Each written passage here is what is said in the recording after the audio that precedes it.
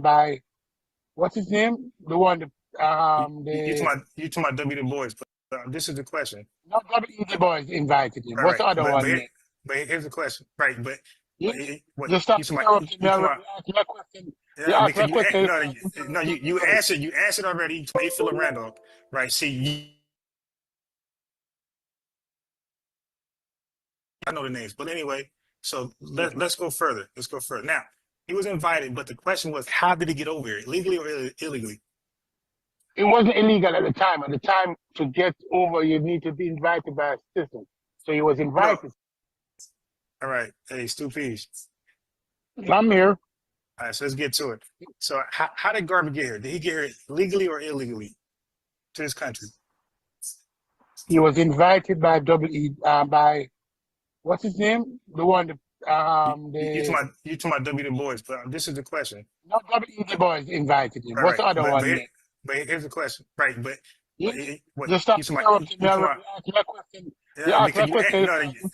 You answered. You answered already. You told Philip Randolph, right? See, I know the names, but anyway. So let's go further. Let's go further. Now he was invited, but the question was, how did he get over here, legally or illegally? It wasn't illegal at the time. At the time, to get over, you need to be invited by a citizen. So he was invited. No.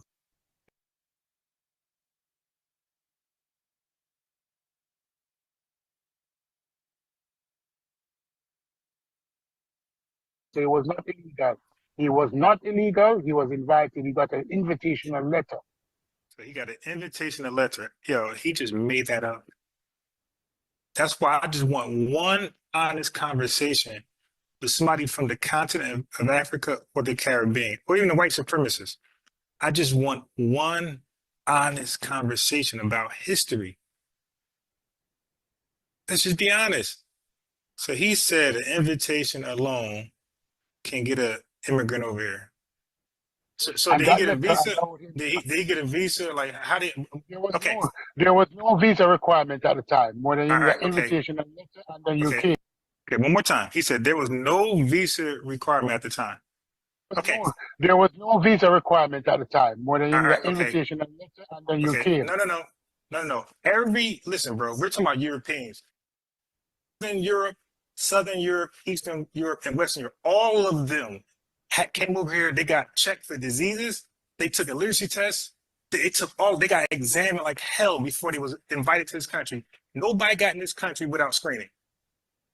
Garvey didn't have permanent residence in the United States. But it doesn't matter. Look, listen, bro. But he was not. He did not come here illegally. He was invited, and at that time you had no limitation on stay. Okay, but listen to what I'm saying, though, because you're talking over me. You're just talking around what I'm saying. I'm saying anybody get in this country, they went through screening. You cannot bring diseases over here. Are you saying that Garvey got in here illegally? That Garvey came illegally? Look, okay, he's put the question back on me. I'm asking a question. Okay. No, you asked the question, and I told you that he was invited. Okay, so you're implying. Okay. Are you saying that Garvey came here illegally? Look, no, don't flip it back on me. Because I said you don't know more Garvey than me. I'm gonna prove it. So I was asking you a question because you said, hold on. The first thing you did is lie. You lie on Garvey that he came here illegally. No. I asked you the question because I know you don't know Garvey. Okay. So just say you don't. So do you? So no, you said he got invited, but he got an invitation. I can. Okay. Wait. How does W. Du Bois? Whoa. How does W. Du Bois? It wasn't W. Du Bois. No. You talking Booker T. You talking Booker T. Washington, right? Yeah, Booker T. Washington. Okay, cool. Okay, now watch this. Okay, so how does Booker T. Washington got pulled to just invite some over here and avoid the screening when the American government, when they invited all these Irish people, these Germans, they all got screened? No. Because the problem with you is that as a person who's a citizen of the United States of America, you do not understand the American immigration system. Back in the day, a president or a citizen of America could write a letter of invitation inviting somebody to come to visit them in the United States. So we know that's a lie. So they can avoid. Okay, so based on the invitation, they can avoid the screening process. because he was not coming here as a refugee as those Okay, who but came in but Ellis still, Island. so He so was they're two able. Okay, different things. cool. No, Okay, still, you do not understand. First, admit that you do not understand okay. immigration. Though Washington encouraged Garvey's visit, he did not sponsor Garvey's immigration, as all immigrants still had to go through formal immigration procedures. Could a black American in the early 1900s invite a black immigrant to the US without immigration procedures? No. A black American in the early 1900s could not bypass immigration laws to invite a black immigrant into the US. All immigrants, including black people, had to pass through US immigration controls. At the time, Ellis Island was the main entry point for many immigrants arriving in the US. Even with an invitation from Booker T. Washington, Garvey would have needed a visa or some type of entry permit. Listen, wealthy Europeans. They call them. That has nothing to do with it. That Okay. has no. No. You're not gonna talk over me. Okay, because once I drop you, you No, can't because come you back talk. to the link. Okay, once I drop you, so Every time I'm trying to you have a can't. conversation. So once I You're not drop you having from a the conversation. conversation, okay. So look, so he's purposely now this is called bowing out because he knows once if he calls in, he can talk as long as he won't even call back. Okay, just one more time. One more time for the road. While an American citizen can't directly invite someone to come to the U.S. without a visa, they can play a role in the immigration process.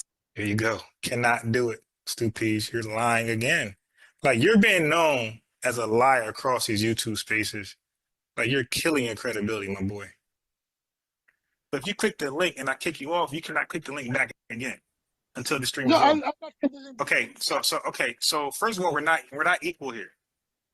All right? It's my show and you're a guest. But you're lying. Okay, so now we didn't get to the line yet. Nobody made a claim yet. You didn't answer the question. So you're telling me because Booker T. Watson wrote a letter for Marcus Garvey that this guy was able to avoid the screening process, which every European high status and everything had to be screened. That whole ship from Europe to here, they had first, second, and third class. The first class was rich as shit.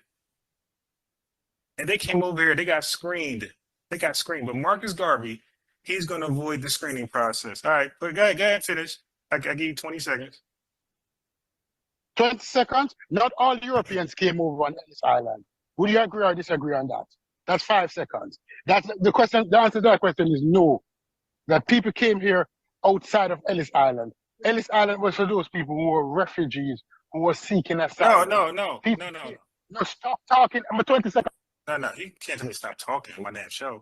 No, everybody come as a refugee. What are you talking about? That's not true. That's not true. I got 20 seconds and you cut me off. Wait, because you're the liar. So you're telling me all those Europeans were refugees? Those who came at Ellis Island. They were all refugees? You're a liar. You don't know history. You're a liar. Okay. You're a liar. You're a liar. How you a refugee coming over here rich as hell? These Europeans came over here rich. Those persons didn't come at Ellis Island. They did. Okay. So if I play a video right now, are you gonna say you're dumb? So if I play a video right now on Ellis Island and who came over here, are you gonna say you're dumb when they say wealthy people? Or are you gonna say you're dumb? No. The question is, if I play a video right now and it says No, not all immigrants who traveled to Ellis Island were refugees. While some were fleeing persecution or hardship, many came to the United States for a variety of reasons, including economic opportunity, family reunification, escape poverty, and personal reasons. Okay, so you had people, look, curiosity, desire, you had people who had money already. So this dude is just lying. No, everybody come as a refugee. What are you talking about? That's not true. That's not true. I got 20 seconds and you cut me off. Wait, because you're the liar.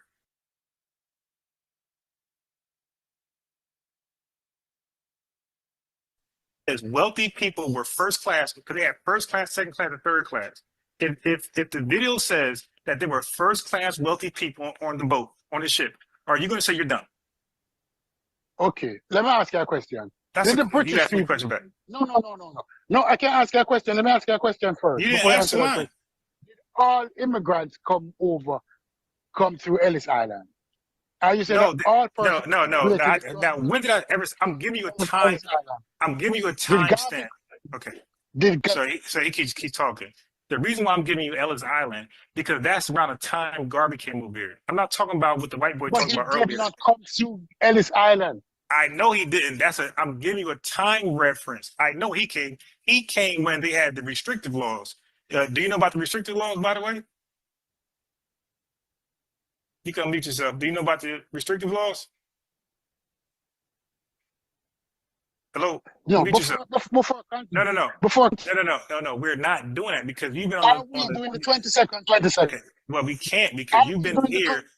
Look, I'm gonna put you in the waiting room in a second are we doing because the you've been here and because we got nothing done you so are far. a I fool thought you was gonna come on here because you've and been okay, we put him in the waiting room. Yeah, I put him in the waiting room. I ain't kick him off. Put him in the waiting room. Okay, I invited him on here to first of all be a guest. You're not a co-host. You're a guest, and he's talking like we're even on my platform. You're a guest. Okay, you're gonna answer my questions, which you didn't do. I asked you simply, did Marcus Garvey get screened? You never answered that because I said you don't know Garvey and you didn't even know it was Booker T. Washington. Okay, you don't know FBA history. So then so now we're like just throwing shit at each other at this point. So now I got questions for you. You're interrupting my show. I got a program here. And you're interrupting me to have a conversation. So let's have a conversation the way I want to do it. Okay, so Marcus Garvey. Did he do you know what A. Philip Randolph is? If you don't, it's okay. Do you know what A. Philip Randolph is? Goofies? no. Okay, so Who's if A. Philip Randolph is his name is just as big as W. Du Bois. Okay, so he was an immigration restrictionist. Okay, he's FBA restrictionist. That means he didn't want any immigrants over here. He didn't want Germans, Italians, West Indies, and he said it by name. Okay, so he was the one that led the campaign, Garvey Must Go. Because when he seen Garvey come over here and meet with the Klan, which was a big no-no in FBA history, you don't meet with the Klan. The Klan was our number one ops. They terrorized the shit out of us. Now, that's like a Jewish person meeting with the Nazi party. Like, you don't meet with the Klan. So when he met with the Klan, that's when FBA started questioning his nationality. Like, yo, where he from? Kind of what we do now. Like, yo, where he from? So he launched the campaign, Garvey Must Go. And they called for his deportation, by the way. But so he had FBA's not rocking with him because of that. Now, let me ask you this. Garvey was locked up for fraudulent stocks, right? No, Garvey was locked up for mail fraud. But did it have something to do with stocks? Garvey was locked up for mail fraud. Okay, let me ask you this thing. Did he sell stocks? Garvey was locked up for mail fraud. No, okay, pass. Okay, let's not do with the locked up. Did he sell stocks to FBAs? Yes or no? Garvey sells stocks to the Black Star Line now. Okay, now, But was his stocks? Okay, cool. He was not locked up for stock. He was locked up for mail fraud. Okay, don't worry. We'll look into that. All right. So now, was his stocks licensed? Was his stocks licensed and registered? Looking. No, I don't want to lie. At that time, I don't remember. I can't answer that question. Okay, no. I don't remember if all stocks were licensed and yes they were. Yes they were. Could a black American in the early 1900s invite a black immigrant to the US without immigration procedures? No. A black American in the early 1900s could not bypass immigration laws to invite a black immigrant into the US. All immigrants, including black people, had to pass through US immigration controls. At the time, Ellis Island was the main entry point for many immigrants arriving in the US. Even with an invitation from Booker T. Washington, Garvey would have needed a visa or some type of entry permit. Stocks were part of the exchange market. Like, the New York Stock Exchange, that was around at that time. Okay, now watch this. Now, people all stocks at that time, can I rebut that? These people were selling shares in gold in gold mines at that time were not licensed and registered. So not all Now, stocks during that time was licensed and okay, registered. now that You you go wasn't get that and provide that. But what I'm gonna look, what I'm gonna tell you is this. Look, Garvey. Did watch this? Did Garvey offer stock certificates? Garvey offered shares in the Black Star Line. I know. And then when you bought the shares, did he give you a stock certificate? He gave you a certificate for the shares that you bought. Right. So okay. When you offer a stock certificate, your stock's got to be licensed and registered. Now watch this. Watch this. Watch this. Watch this. Was his stocks protected by a body of government? Because all money is FDIC, stock market protected by the government. Was his stocks backed by the government, protected? Prior to 1930, when the Great Depression and the Great Crash occurred, most stocks in the United States were never protected by any organization. Go and research stocks and bonds. Okay, cool. And go and Okay, research the Great Crash of the 1930s. okay, cool. Now watch this. Marcus Garvey's $100 fine for violating securities laws. Yes, Marcus Garvey was fined $100 for violating securities laws related to the sale of stock for the Black Star Line, BSL. His legal troubles stemmed from allegations of fraudulent misrepresentation in selling stock for ships that the company did not yet own. In 1923, Garvey was convicted of mail fraud in connection with advertising a ship, the Phyllis Wheatley, that the Black Star Line had not actually acquired, but was promoting for stock sales. He was sentenced to 5 years in prison, fined $1,000, and ordered to pay court costs.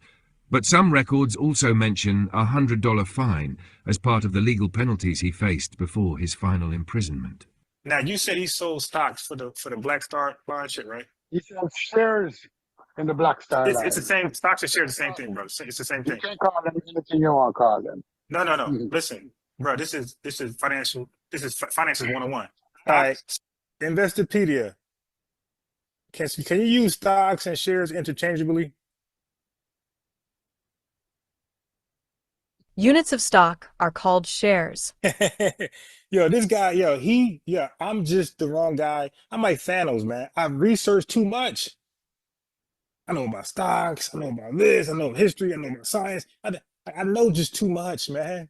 Big Bang, like, you can't really shake me down. Y'all watch that Chinese movie, Shaw Brothers Invincible? They're trying to find his weakness. They're hitting him in all types of parts of his body, trying to find his weakness. They couldn't do it to the end of the movie. That's like me. He's trying to find where I'm weak at, and I'm just killing him. Dude, stocks and shares are used interchangeably, my boy. Security and shares are interchangeable. Okay. No, they are not. Interchangeable. Okay. All Not right. to the question. Okay. So now Not watch to the this. question. Did he sell Mhm. shares? Okay. Let's use your word. Did he sell shares for the Orion ship?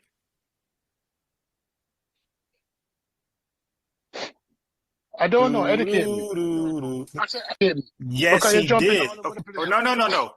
I'm showing No, you that's what something. you do. Okay, no. Okay, what? Okay, relax. Okay, you don't know, so let me fill you in. Anybody can Google this. Google is at everybody's hand right now. Garvey sold stocks to the Orion ship that he did not own. That's called fraud. That's called scamming. He did not own the Orion ship, but he passed out five like he did. He showed beautiful pictures of it. He never owned it. And he sold shares, his word, he sold shares, the FBAs, on the belief that he owned this ship prior. And that's what made J. Edgar Hoover start looking at him. That right there is what got the odds of the FBI on him. Okay. Now, Stupid. So why did he meet with the Klan? Okay, fine. So why did he meet with the Klan? Because Garvey was about separation. Garvey was about Africa for the Africans. Garvey was about people going back to Africa. And the Klan was also about the same thing. So he met with the Klan because they had similar thinking. Okay, so let's read it. Yeah, AI. Why did he meet with the Klan? Though their ideologies were rooted in hate and oppression, both Garvey and the KKK saw segregation as a way to achieve their respective goals. Garvey likely believed that by meeting with the KKK, he could gain support for his Back to Africa movement and further his cause of Black self-determination. Yeah, Garvey but the was Klan, African. but the Klan is known as white.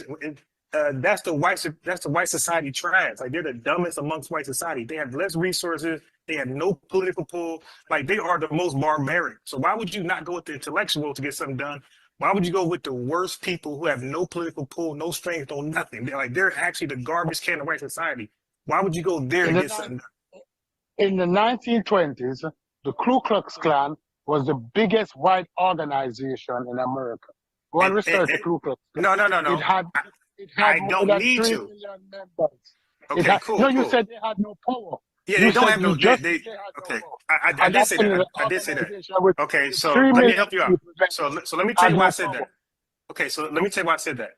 In Monroe, North Carolina, the Klan was 7,500 deep out of a people who were only 12,000 strong. So that means the entire city was 12,000 strong. 7,500 was the Klan. Now, when I say they don't have no power, 7,500 Klans member couldn't defeat Robert F. Williams and 59 other armed Black men. They chased the Klan out. And matter of fact, the city had passed an ordinance to never let the Klan back in without police approval. So Stupid, they had no power. They were kicked out their own city from 60 armed FBA men. Okay. You said the Klan didn't have no power. No but power and no pull. The great Black migration that occurred was primarily due to Klan activities, the lynching activities. They lynched Black people out of the South. Okay, you kind of like missing what I'm saying. What I'm saying is, no, but you're okay. saying that the Klan had no power. No, okay, no, look, deeper than that. What I'm saying is, if you meet with a group, you hope to accomplish something afterwards. I'm saying when he met with the Klan was not able to ever accomplish anything politically like what Garvey wanted. The Klan had no power. White society looked at them as clowns. They were the degenerates of white society. They were hoods. Okay, dude, they were hoods to hide their look. They were so much buffoons. Wait, okay, I got you. Well, first of all, it never got. Okay, so what happened? He met with them, and what happened? Did something get done? Nothing got done, but people meeting people all the while. Nothing got done. Exactly, that's people my point. People all the while. Okay, so no. FBA gonna meet with the Klan. Okay, so watch this. The time he met with the Klan, did he know that FBA is gonna rock with the Klan, or did he not know that?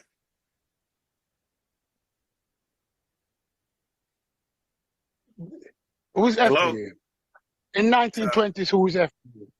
Okay, Foundational Black Americans. No.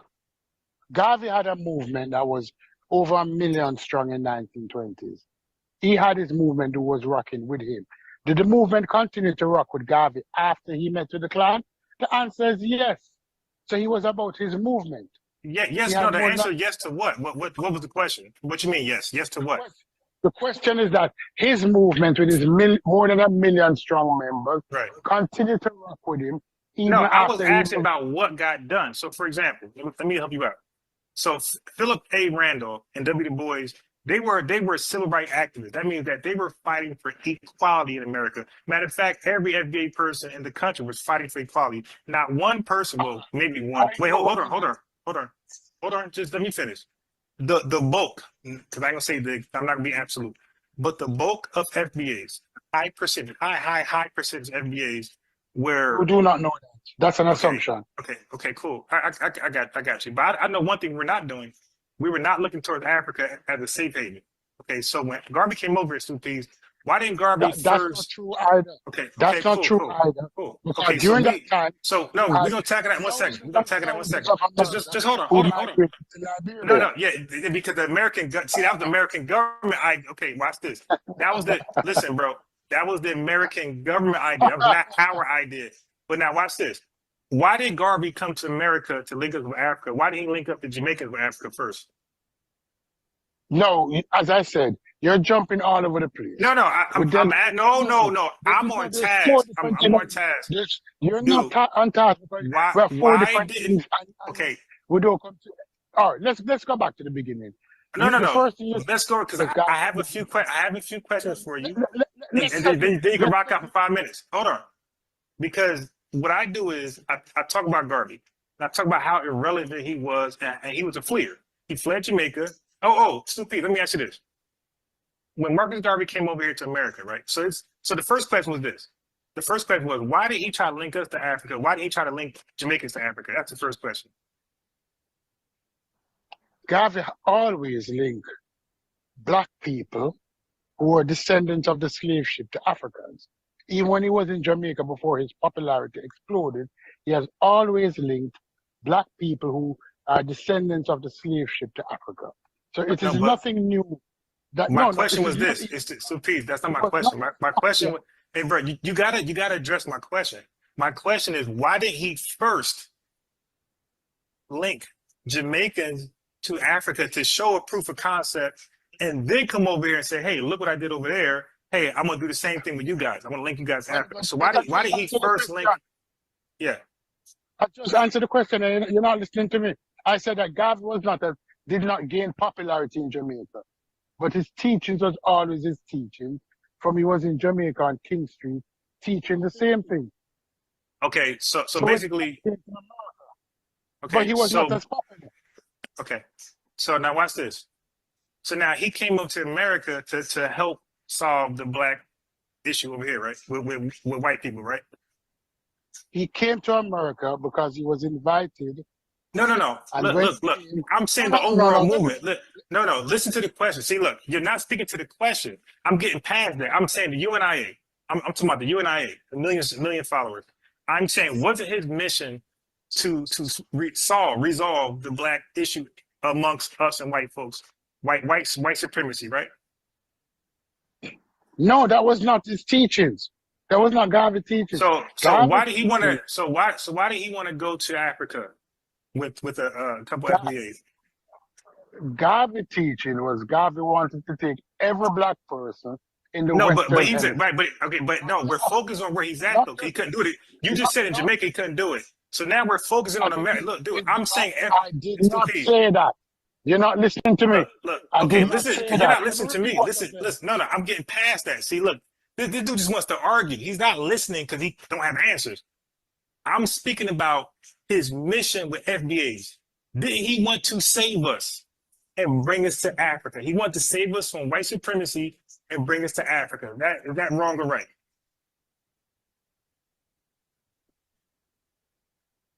Unmute yourself. Is that wrong or right? That's wrong. You're wrong. Okay, so why did he? Okay. So why did he want to bring? Okay, so it's a simple. He making this shit too long. So why did he want to bring FBAs to Africa? Tell us why he wanted to bring FBAs to Africa. In 1930, there was no concept of FBAs. Dude, you know that. Why? Okay. Here's guy. Dude, why did he want to bring FBAs to Africa? Just answer that question. Did FBA exist in 1920? Yes, we're here now. We always been here. Did the concept of what you call FBA exist in the 1920s? Okay, so now this is where he becomes a tether. Why would we accept what white people call us? Like this is some okay. So let me mute him. Why would we accept what white people? Let me mute this guy. Why would we tether? You're sucking Tariq Nasheed dick. You're sucking Tariq. And I only called you tether because you are undermining the conversation. You're trying to make us call ourselves something the white man called us, and I'm calling ourselves something great like FBA. Why we can't self-identify? See, that's some white tether shit right there. That's some white supremacist tether shit where we got to call ourselves Negroes and colored and slaves. I don't want to do that. I want to call ourselves something we agree to today. FBAs. Guess what? Ethiopian. Hey, chat, check it out. How disrespectful it is. How disrespectful would it be if I tell an Eritrean, hey, there were no Eritreans at that time. It was only Ethiopians. How disrespectful would that be? If I'm telling Eritreans they can't call themselves Eritreans because we're talking about a time where no Eritreans were around. Wouldn't that be disrespectful? So you respect them by calling them what they want to be called today. And they're saying, looking back, you say Eritreans. Okay, so back to you. Why did No, Randolph fuck you. Fuck you. Why you calling me a tether?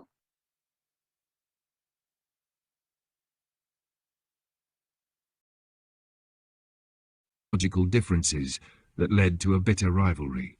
Not one, early relationship between Randolph and Garvey. A. Philip Randolph was a socialist, labor organizer, and civil rights activist, known for leading the Brotherhood of Sleeping Car Porters and advocating for black economic empowerment through labor unions. Marcus Garvey, founder of the Universal Negro Improvement Association, UNEA, believed in black nationalism and economic self-sufficiency, promoting the idea that African Americans should return to Africa. Initially, both men were advocating for black economic progress, but their visions differed dramatically. Y.A. Philip Randolph turned against Marcus Garvey. Randolph and his close associate Chandler Owen, co-founder of the Messenger newspaper, fiercely criticized Garvey for several reasons. A. Garvey's opposition to integration and labor unions. Randolph believed in labor rights and integrating black workers into the American economy. He saw unions as the best way to uplift black people. Garvey rejected integration, arguing that black Americans should not seek equality in the US, but should instead build their own economy and return to Africa. Randolph viewed Garvey's separatism as harmful and unrealistic. B. Garvey's meeting with the Ku Klux Klan, KKK, in 1922. Garvey openly met with KKK leaders in Atlanta to discuss the idea of black Americans returning to Africa. Randolph was outraged that Garvey would legitimize white supremacists. Randolph wrote scathing editorials against Garvey, calling him a charlatan and fraud who was leading black people astray. See Garvey's business failures and fraud allegations. Randolph attacked Garvey for financial mismanagement, particularly in his Black Star Line steamship company, meant to transport black Americans to Africa. Randolph and Owen published articles in the Messenger exposing Garvey's questionable business practices. D. Garvey's authoritarian leadership.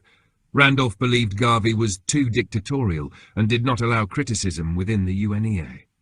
Garvey saw himself as a black Moses and did not tolerate opposition, which made Randolph view him as dangerous and egotistical. Marcus Garvey's business assets and finances. 1. Properties and businesses Garvey owned without donations. Garvey did not own much outright without donations or investments. Most of his projects, including the Black Star Line, were funded by selling stock and seeking donations. He did operate some UNEA grocery stores and factories, but these were also built with investor money. 2. How did Marcus Garvey fund his first ship? Garvey's first ship, the Yarmouth, renamed the Frederick Douglass, was bought using funds raised from stock sales in the Black Star Line. He did not have personal wealth. He raised money through small black investors. Marcus Garvey's fraud allegations and false advertising. 1. How did Garvey defraud investors? Garvey's Black Star Line promised black Americans that they would have a powerful black-owned shipping company. However, several things went wrong. Selling stock in a non-existent company. Garvey began selling stock in the Black Star Line before he had acquired a ship. He advertised powerful steamships that did not yet exist. B. False advertising and over-exaggerated promises. UNEA promotional materials featured fake images of luxurious ships. Garvey claimed the Black Star Line would connect Africa, the Caribbean and the US, but the company was never financially stable. The first ship purchased was not seaworthy, and other ships were mismanaged or never delivered. C. Financial mismanagement and fraudulent deals. Garvey paid inflated prices for ships that were in poor condition, leading to accusations of corruption. He sold stocks that were not registered with the US government, violating securities laws. 3. Was Marcus Garvey convicted for selling unregistered stocks? Yes. In 1923, Garvey was convicted of mail fraud for using the postal system to sell fraudulent stock in the Black Star Line. He was sentenced to 5 years in prison and fined. 4. Did Garvey sell stocks for ships he didn't own? Yes. He raised money by selling stock in ships that had not yet been acquired. Investors thought they were buying shares in an active shipping business, but the ships were either non-functional or never purchased. Marcus Garvey's later years, deportation and problems in London. 1. Deportation to Jamaica, 1927. In 1927, President Calvin Coolidge commuted Garvey's sentence, and he was deported to Jamaica. He tried to rebuild the UNEA in Jamaica, but it never regained its former influence. 2. Did Garvey return to London?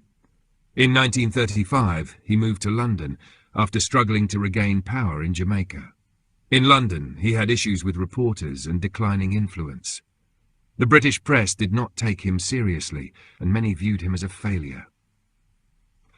Did Marcus Garvey read his own obituary? Yes. In 1940, a British newspaper mistakenly published an obituary of Marcus Garvey before he had died.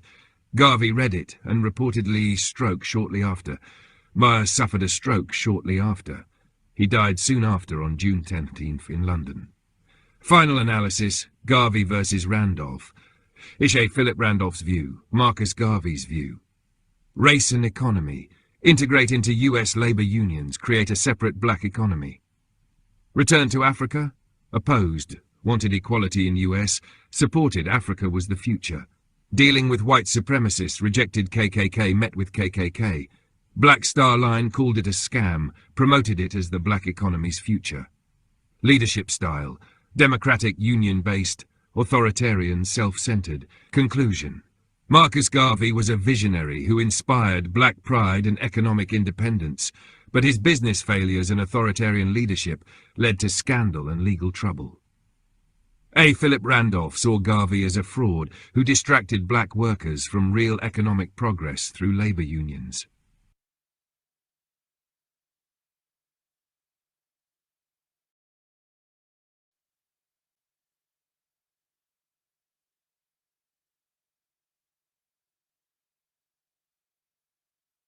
Frederick Douglass, proud American or advocate for returning to Africa. Frederick Douglass was a fierce advocate for racial equality and justice in the United States, and he opposed the idea of black Americans leaving for Africa. Instead, he believed in fighting for equal rights within the US and was proud to be an American despite its injustices. 1. Douglass's views on America. A. Proud to be an American, despite slavery's evils. Douglass condemned slavery, but he also believed in the ideals of America, such as liberty and democracy. He saw the US Constitution as a powerful document that could be used to demand freedom and equality for black people. In his famous 1852 speech, "What to the slave is the 4th of July?" Douglass criticized American hypocrisy, but also expressed hope that the country could fulfill its promises of freedom for all. B. The Civil War and fighting for black citizenship. During the Civil War 1861 to 1865, Douglass strongly supported the Union and encouraged black men to enlist in the fight against the Confederacy. He personally recruited black soldiers for the 54th Massachusetts Regiment, arguing that military service would help black Americans earn full citizenship. He met with President Abraham Lincoln multiple times to advocate for black rights. C. Post-Civil War. Douglass believed in building black opportunities in America. After the war and the abolition of slavery in 1865, Douglass fought for black political and economic rights in America. He supported the Reconstruction Amendments, 13th, 14th, and 15th Amendments, which abolished slavery, granted citizenship, and secured voting rights for black men. He believed black Americans should stay in the US and fight for their rights rather than leave for Africa. 2. Douglass's views on the Back to Africa movement. A. Opposition to the American Colonization Society, ACS. The American Colonization Society, ACS, wanted to send freed black people to Liberia in Africa. Many white Americans, including Abraham Lincoln early in his career, supported colonization because they did not believe black and white people could coexist as equals. However, Douglass strongly opposed this idea, believing it was an attempt to remove black people from the country they had built. B. Rejection of Marcus Garvey's Back to Africa ideology. Decades later, Marcus Garvey, 1887 to 1940, would revive the idea of black migration to Africa. Douglass would rejected Garvey's message as he believed black Americans' future was in the US. See Douglass's belief: America belonged to black people. Douglass viewed that black Americans had built the country through their labor and had just as much right to America as white citizens. In an 1861 speech, he stated, "No people to whom liberty is given can be worthy of liberty. The liberty we prize is not America's gift to us, it is America's debt to us." He saw the United States as the rightful home of black Americans and worked to make it a place of true equality. 3. Frederick Douglass's legacy and patriotism. A. Douglass's role in government. After Reconstruction, Douglass continued to serve in government positions, including U.S. Marshal for the District of Columbia, 1877 to 1881, Recorder of Deeds for Washington, D.C., 1881 to 1886, Minister to Haiti, 1889 to 1891. His government service symbolized his belief that black Americans should claim their rightful place as leaders in the U.S. B. Final message: America must fulfill its promise. Before his death in 1895, Douglass remained committed to the fight for equality. He criticized racial discrimination in the post-Reconstruction South, but never wavered in his belief that black people should demand their rights in the U.S. In his final speeches, he urged black Americans to continue the struggle for justice within the nation, rather than flee to another land. Conclusion: Douglass chose to stay and fight for equality. Frederick Douglass was proud to be an American, not because the country was perfect, but because he believed in its potential for justice. He rejected colonization and the Back to Africa movement, insisting that black Americans had the right to stay in the US and demand equal opportunities. He worked within the American system, fighting for legal rights, education, and political representation. Final answer: Douglass believed in building a future for black Americans in the US, not Africa. Booker T. Washington's views on immigration and black migration. Booker T. Washington was primarily concerned with the economic and social advancement of black Americans within the United States. His stance on immigration was shaped by how it affected black labor, economic opportunities, and civil rights struggles. While he was not a major advocate for black immigration, he did discuss immigration in the broader context of its impact on black Americans. 1. Did Booker T. Washington promote black immigration? No, Booker T. Washington did not actively promote the emigration of black Americans to Africa or elsewhere.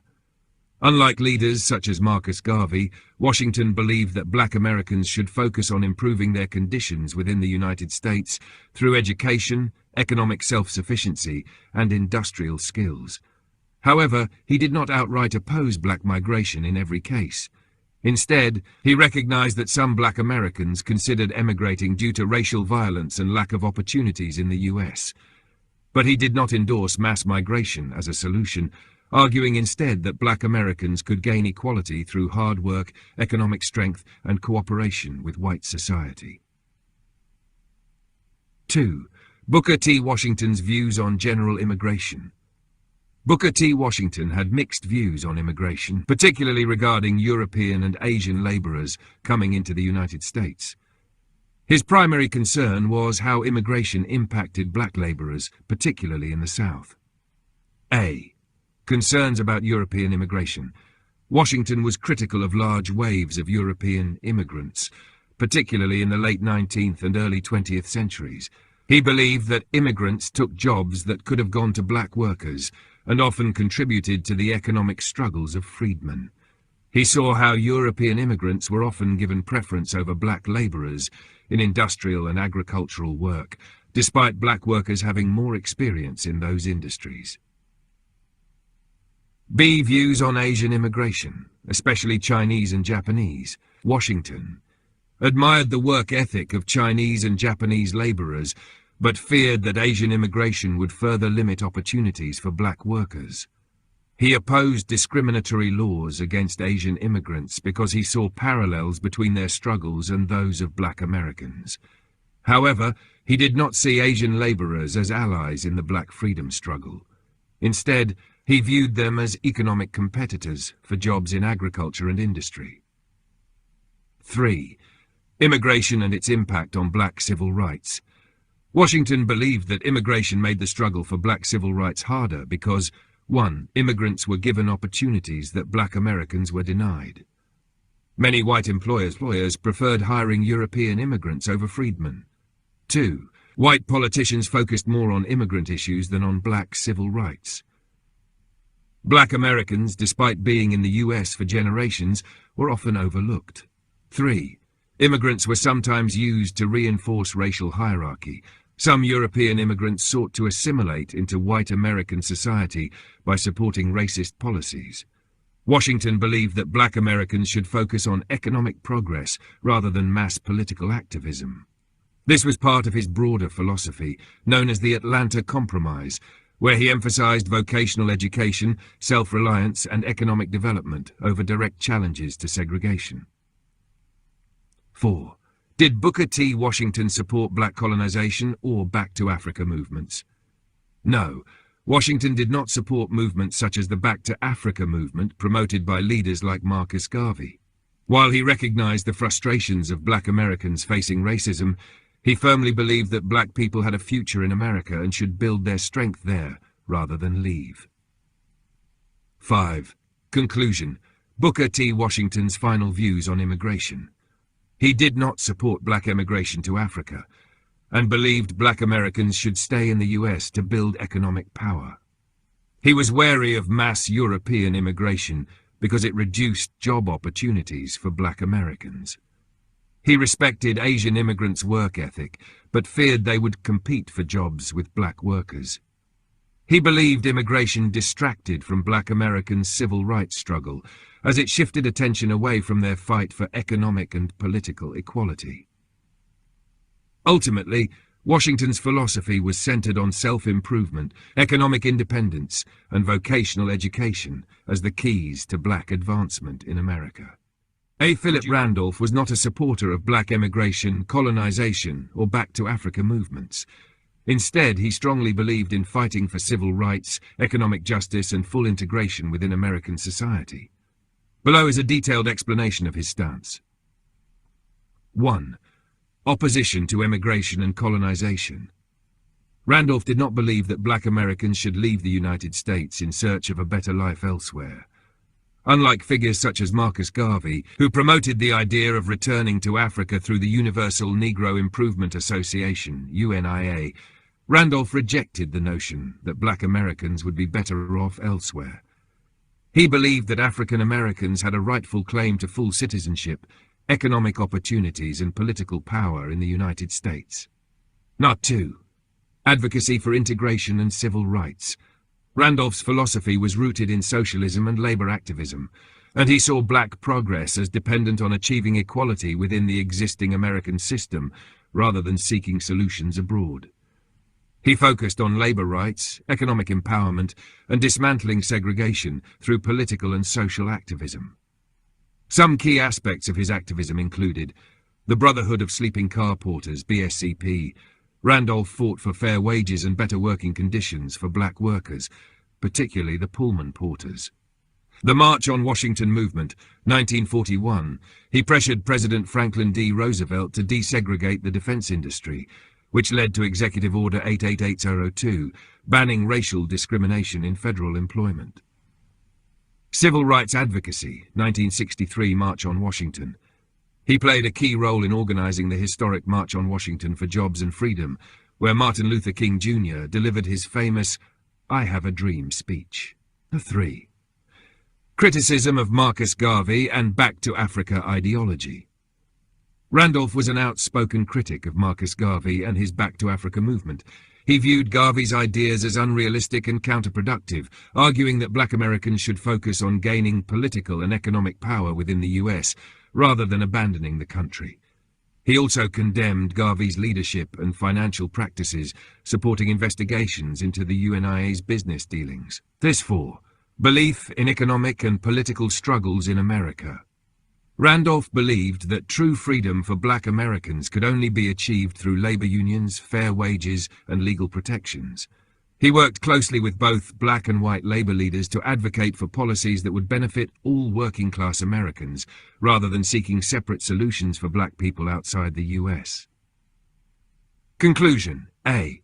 Philip Randolph was firmly against black emigration, colonization, or back to Africa movements.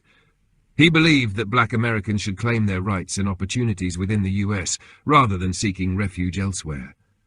His efforts were dedicated to economic justice, civil rights, and labor movements aimed at achieving full equality in America.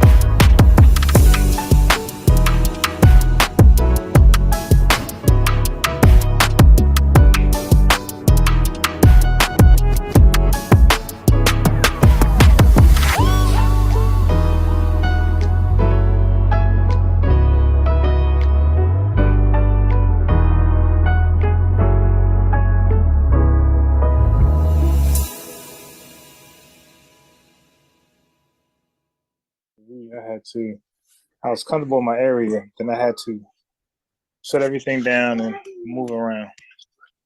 Gotcha. Yeah. Okay, so briefly, right? Because we were talking earlier. Yeah, you gotta mute your go eat it. I'm sorry? Mute your YouTube. You gotta mute your YouTube. Oh, okay. Okay. Yeah, it's like a playback. Okay. Can you hear me now? I can hear you, but you got a playback in the background where it's double. I'll mute my YouTube. I got off the YouTube channel. I don't know what's going on. Yeah, I hear playback, so it's like throwing me off. Is it coming from my microphone? It's like Maybe it's it's coming your speakers or something like that. okay. Is it better now? No, I hear you, but the playback is. Well, it might be me. Hold on, let me see.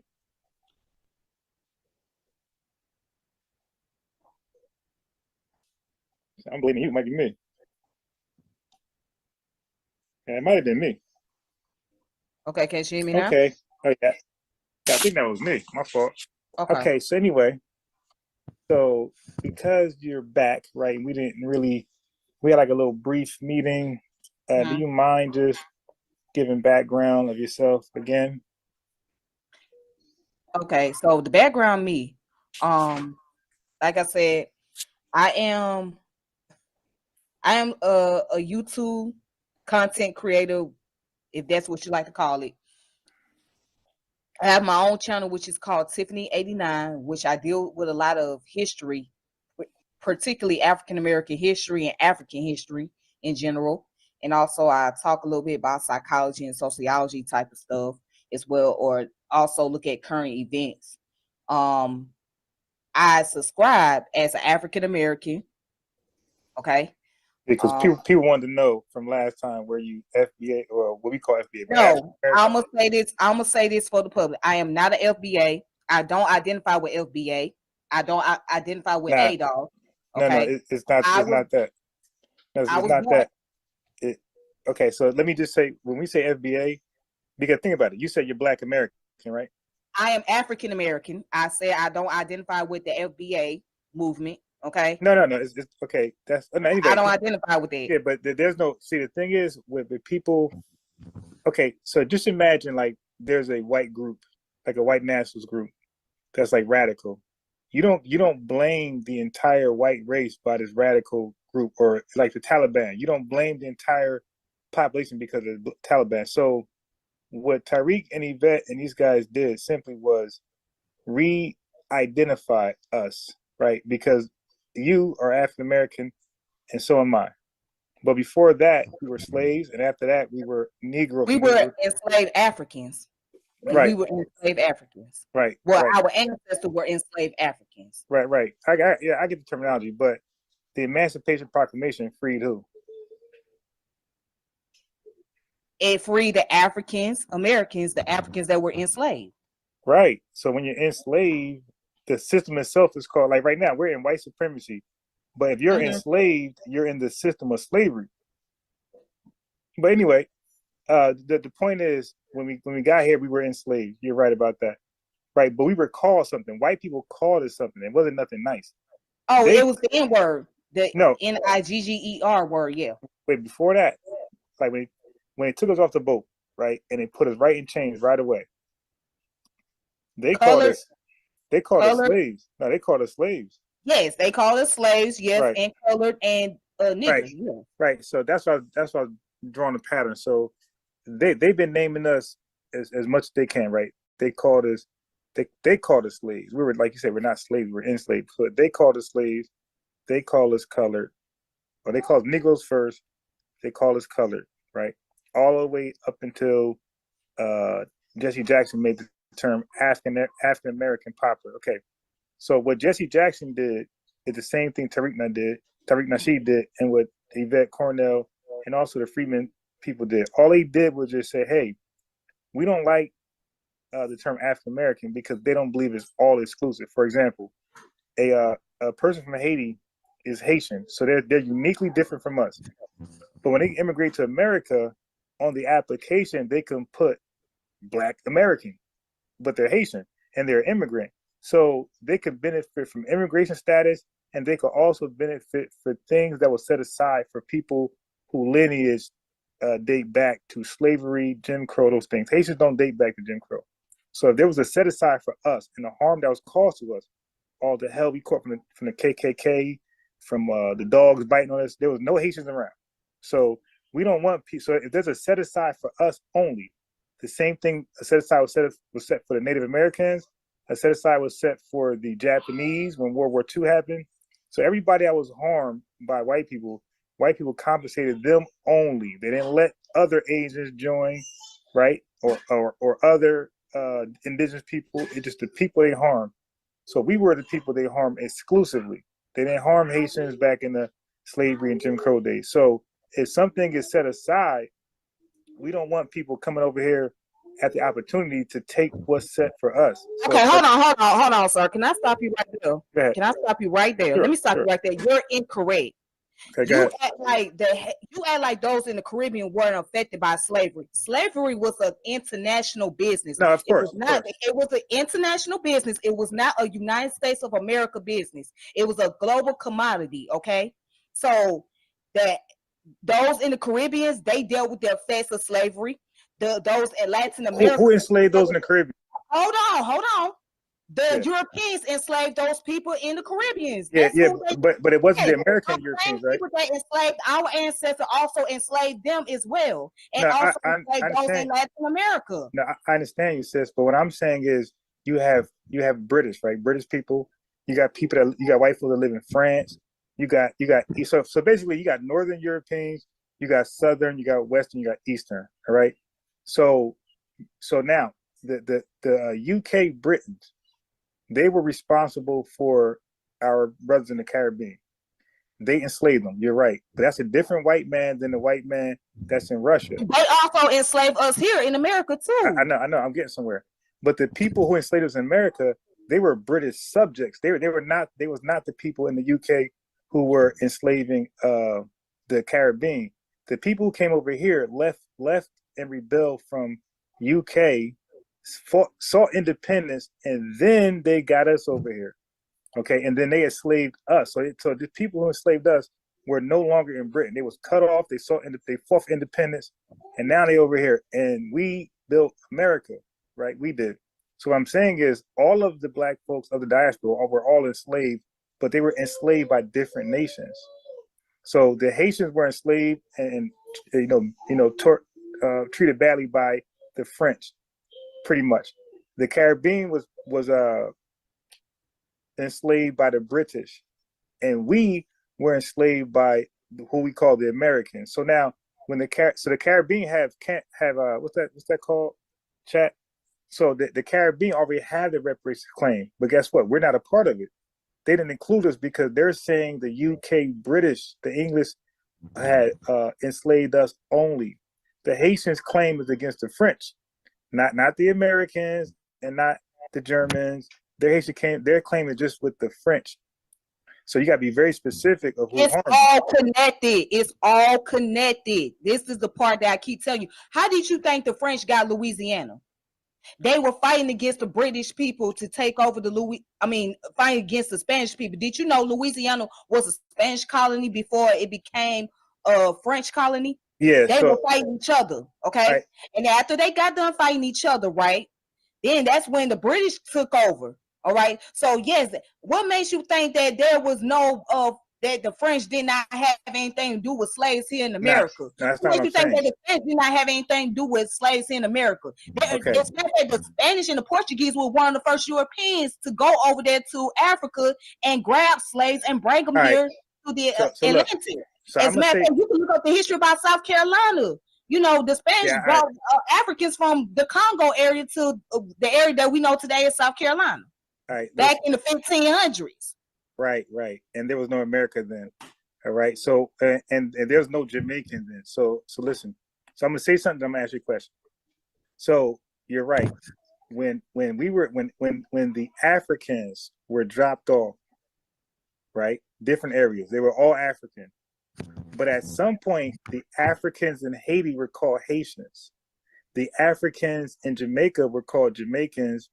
The Africans in America were called Black Americans. At some point, we all went through an ethnogenesis, all of us. Even though we start off as Africans, but we started to develop our own cultures, our own language, our own religion, mores, all that stuff, which made us uniquely different after a while.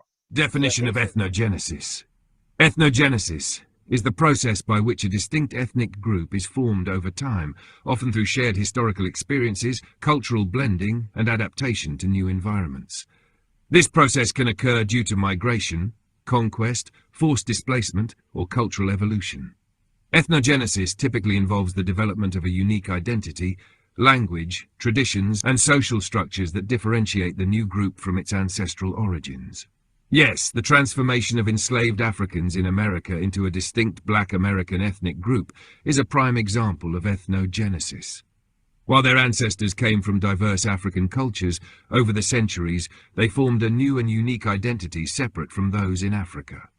How African Americans emerged as a distinct ethnic group. 1. Diverse African origins. Enslaved Africans brought to America came from various ethnic groups, e.g. Yoruba, Igbo, Akof, Wolof, Mande, Congo. They spoke different languages and had different traditions. 2. Cultural blending. Forced to adapt to slavery in American society, these groups merged elements of their diverse African traditions while incorporating new influences. 3. Language and religion. African Americans developed a distinct dialect.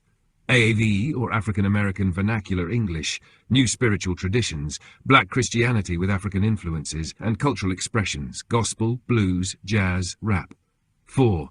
New social and political identity. Over time, African Americans became a self-conscious group with a common history, struggle, and aspirations for freedom and civil rights. 5. Separation from African identity. Unlike recent African immigrants, African Americans are not simply Africans in America. They have a history, culture, and identity shaped by their unique experience of slavery, Jim Crow, civil rights struggles, and American life. Thus, African Americans underwent ethnogenesis, forming a new ethnic identity separate from their African ancestors. So Haitians have a different experience, a different worldview than African Americans, the continental Africans, and also Jamaicans. The Caribbean has a different worldview, separate from the Haitians, people over here in America, and the continent, right? And Americans, we have a different experience than those of the Haitians, those of the Jamaicans, and the continental Africans. So yes, we are all, our race is African, our race is Black, all of us. But then our ethnicity is not the same because we went through different cultural experiences. So Haiti has their language and their food. Jamaicans have their language, their culture, how they dress and their food. And Americans, we have our language, the way we dress, and our food. So we're different culturally, but we're the same racially. So as a result, America is responsible for why America. Can you agree that America is the reason why us Black African Americans have an American culture? Say that one more time. Okay, so America had their own culture. They had their own holidays, customs, and we took on those, right? So America is responsible for our American culture. Will you agree with that? You mean as far as the Western culture? Yes, because we were enslaved here. Yes, we picked up on the Western culture, of course. Point.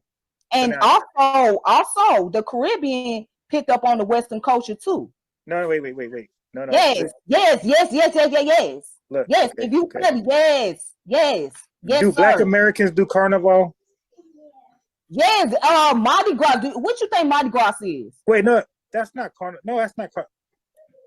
What do you think Mardi Gras is? It's a form of carnival. It's similar to Juve, which is celebrated out in Trinidad. It's very similar. Okay, but all of the carnival came from the Romans, right? So now the Caribbean captives, they used to dress up. So the origins of that are from the Jamaican oppressors, not the American oppressors, because these white people over here wasn't doing that, and the French wasn't doing that. So it was the British who was dressing up and acting a fool, and the Caribbean dressed up mocking them. So when they did it, they dressed up cosplaying, mocking the white folks, the white Romans and those people. But this was only a Caribbean thing. Haitians weren't doing it, and we weren't doing it. It was mainly the Caribbean dressing up, mocking their colonizers. And then when the colonizers left, right, they saw independence, they just made it their own. Like kind of like what we do over here in America. Like we got slang, and same thing with the Haitians. They took French, they remixed and made Creole. So all of us was inspired, or not inspired, but all of us was influenced by our unique white people that colonized us, and we adopted their culture. So the American culture is different from the UK culture. UK culture is different from the Haitian culture. And you can see it from our clothes, our dress, and our languages. Like we had different colonizers. You agree with that? She's on mute. Yeah, I'm here. So do you agree that we all had different colonizers as far as customs? Not 100%. No, not 100%. I mean, yes, you had, because like I said, when we go back to the history about the Atlantic, right? Yes, there were certain ones that went to like various parts of the Atlantic. Like you had the Portuguese that went over there to South America when they brought the Africans over into what is now called Brazil, right? And you had the Spanish also conquer other parts of South America too. But when we talk about United States, you're talking about the Dutch, you're talking about the British people, you're talking about the French people, you know what I'm saying? And even with the Spanish people, so it was a combination of multiple, different European group that, say had their own slaves and brought them here to the Atlantic.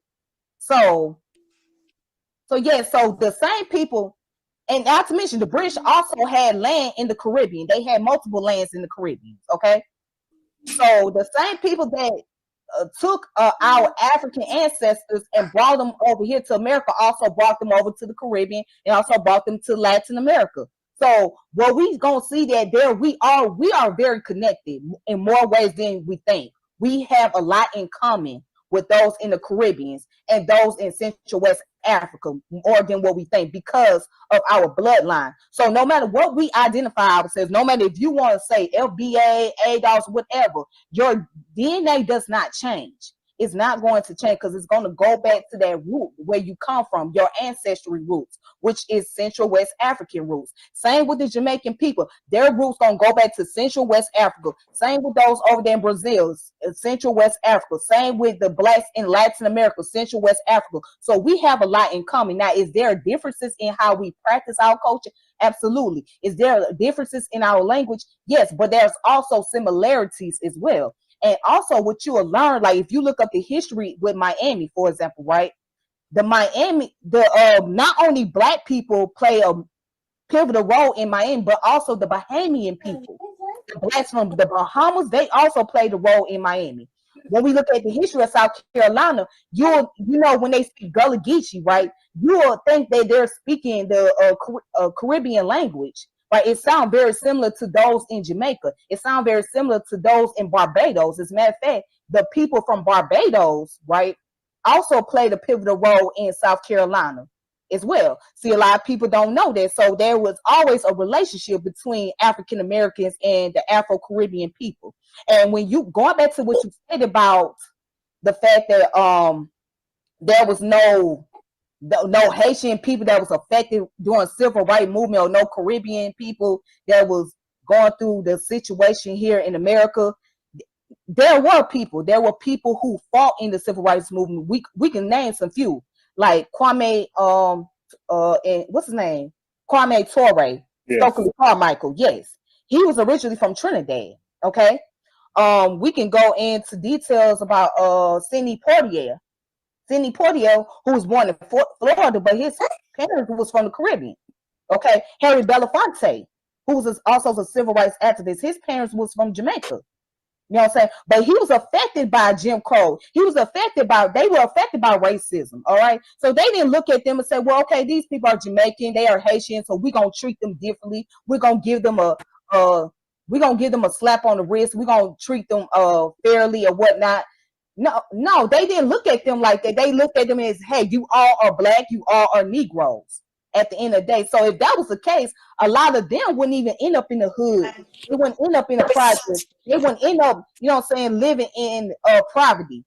I know people personally. Wait, so hold on. I know people personally who have a Caribbean background, okay, who's coming from Africa, but guess what? They grew up in the hood. Let's take Biggie Small, for example. Biggie Small, mama is from Jamaica, but Biggie grew up in the projects in Brooklyn, New York. His mama couldn't afford to live in no mansion. She couldn't afford to live in no middle-class community. He had to live in the projects. All right, so let me step in. So you just said we, mean black people globally, have different cultures, different history, and different languages. Right. And those very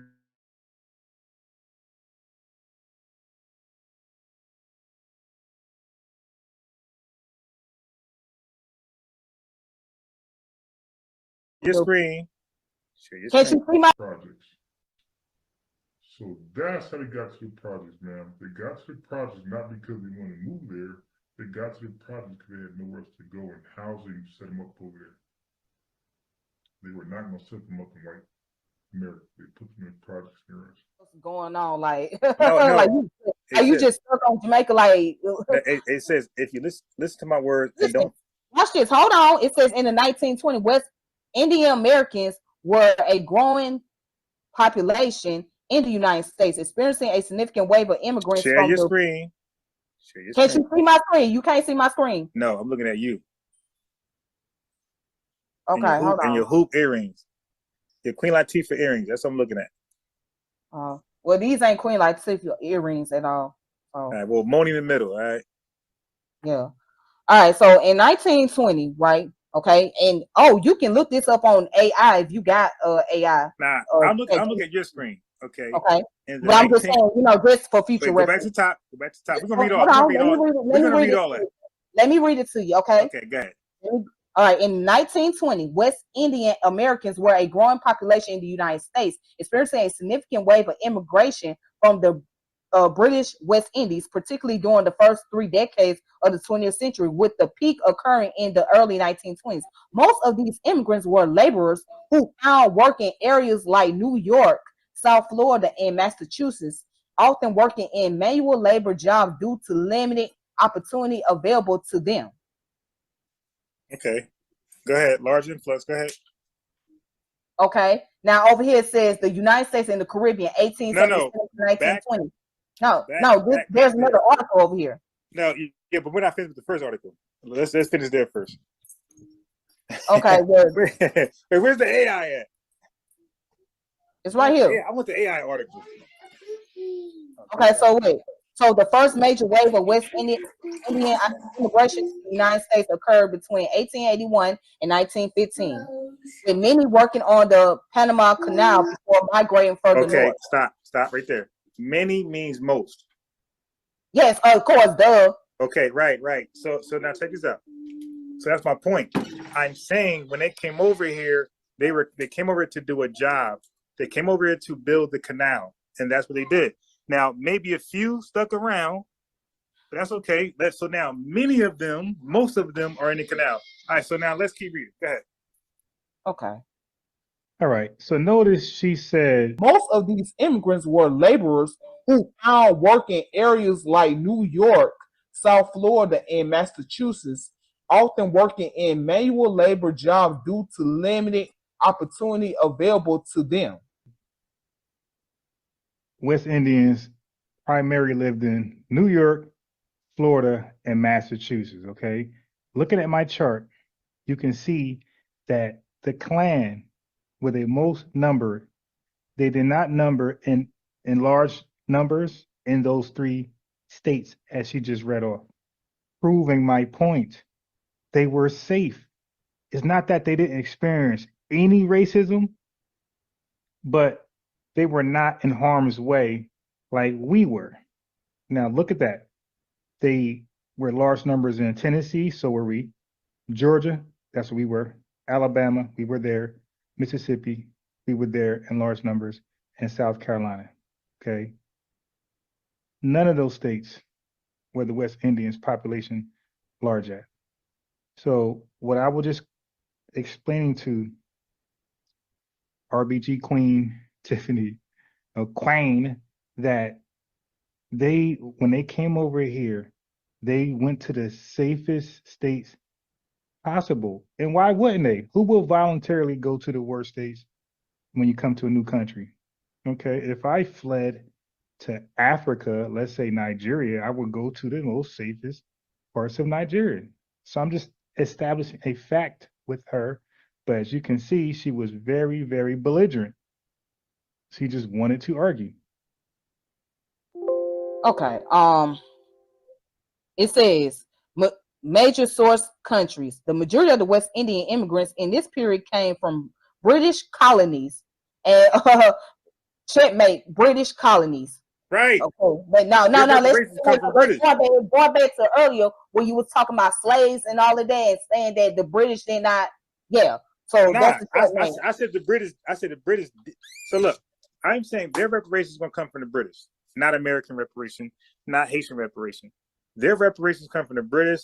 Haitian reparations come there was no reparation for them. These people had to fight for independence. They didn't get no money till they come. No. Hold on. You know that Haiti still owe money to France. Right.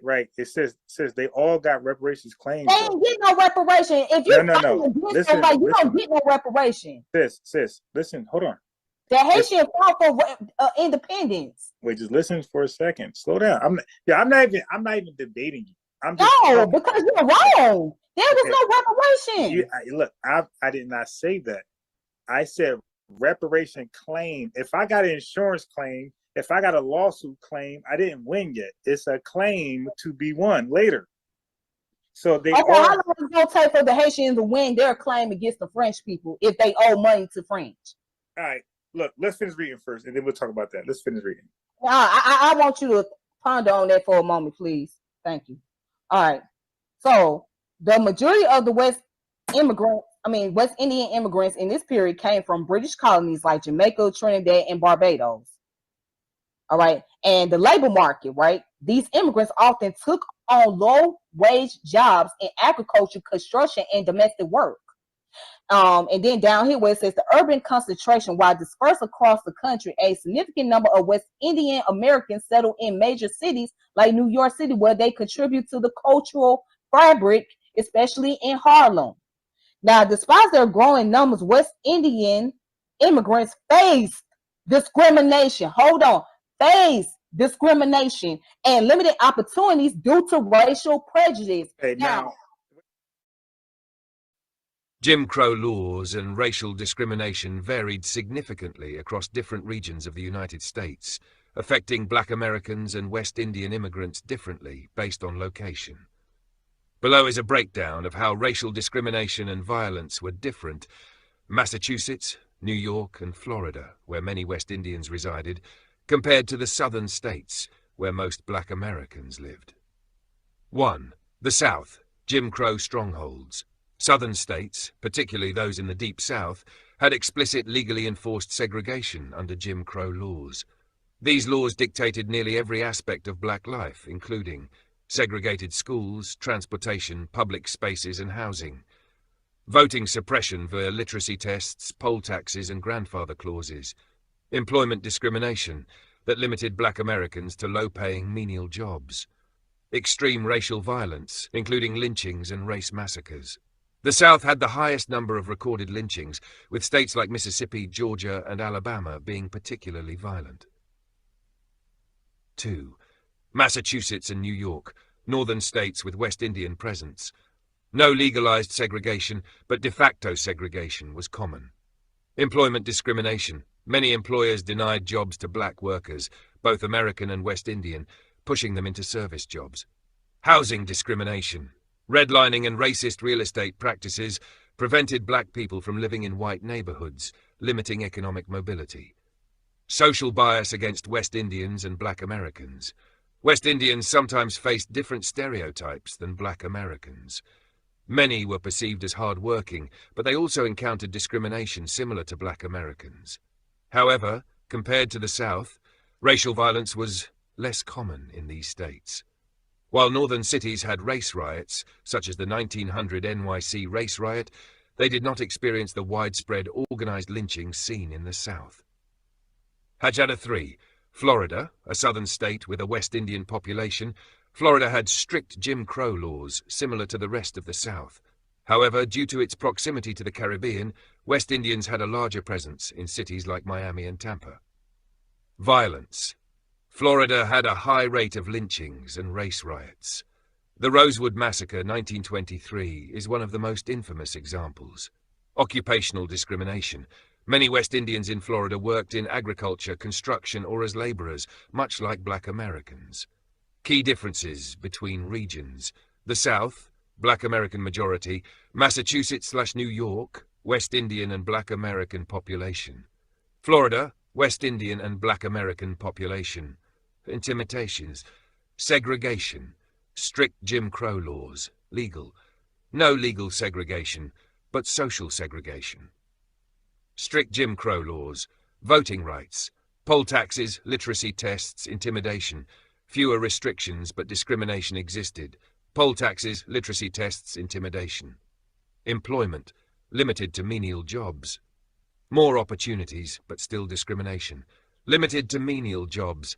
Lynching, racial violence. Very high rates, low, but riots occurred. High rates, including massacres.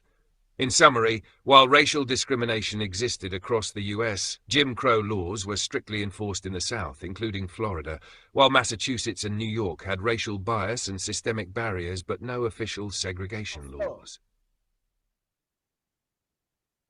Can you see my screen? Bruh. I can't believe it. I can see your screen. Okay, but so you let me can't. read. I'm not letting you off the hook on this one. I'm not letting you off the hook.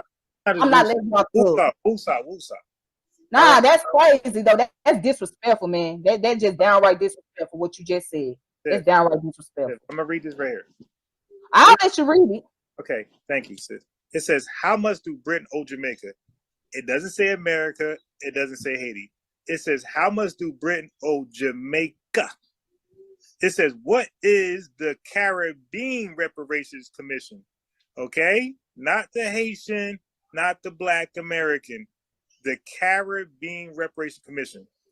The CARICOM Reparations Commission is a regional body created to establish the moral, ethical, and legal case for the legal case for the payment of reparations by the governments of all the former colonial powers and the relevant institutions of those countries to the nations and people of the Caribbean community, not Black African Americans, not Haitians, for the crime against it. So again, every Black country in the diaspora, we have our own country to sue, and that's the people who colonize us.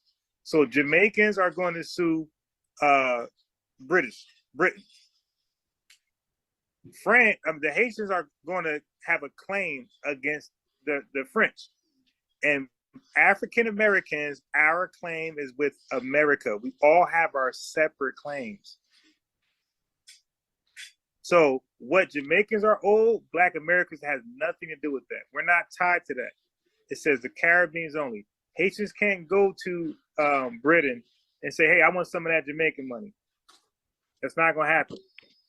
Just like Jamaicans and Haitians can't come over here and say, hey, I want some of that reparation money y'all about to get. And we can't go to Haiti and say, hey, I want some of that. That can't happen. If you're not from the West Indies, you're not part of the CARICOM Reparations Commission. If you're not from America, you're not part of the ADOS and whatever stuff we got over here. And if you're not Haitian, you're not part of what they got going over there. Okay, so I just want to show that. So I was, the reason I'm showing this, because I was explaining why we have these terms like ADOS, freedmen, American freedmen, and we have FBA, because that's our way, how Jamaicans say to Jamaican, Haitians say to Haitians, this is our way of saying we are this and nobody else Black is. You're still our family, we still love you, we're also from Africa, but we are this, you're Haitian. I'm gonna tell you what it is. Let me tell you what it is. It's identity crisis. That's what it is. It's identity crisis because we don't want to accept our lineage here.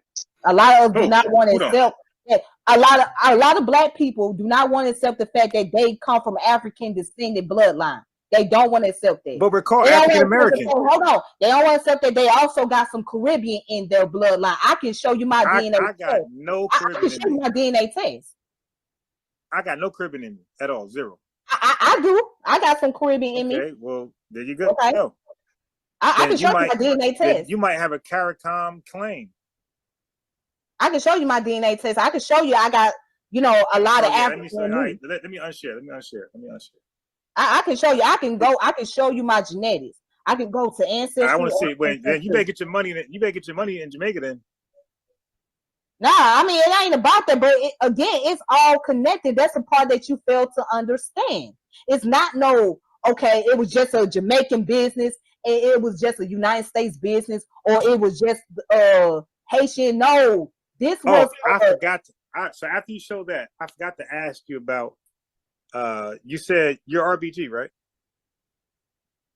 I don't claim myself to be RBG, but I'm somebody. I'm an African American that identifies with the Pan-African ideology. Okay, there you go. We want to know about that.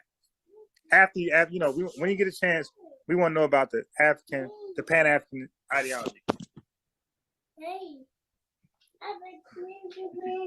Well, let me post up my DNA information. Daddy, my ancestry. I'm trying to pull it up. Oh goodness. Okay, hold on.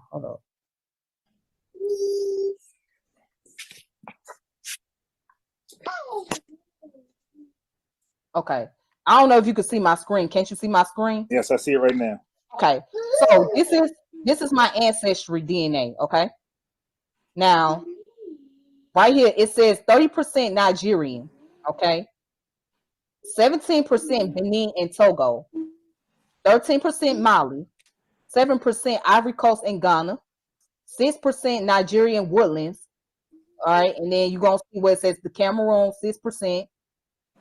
All right, 5% Western Bantu peoples, 4% Yoruba land. All right. And then it shows the ethnic group. Okay, you see all the ethnic groups on here?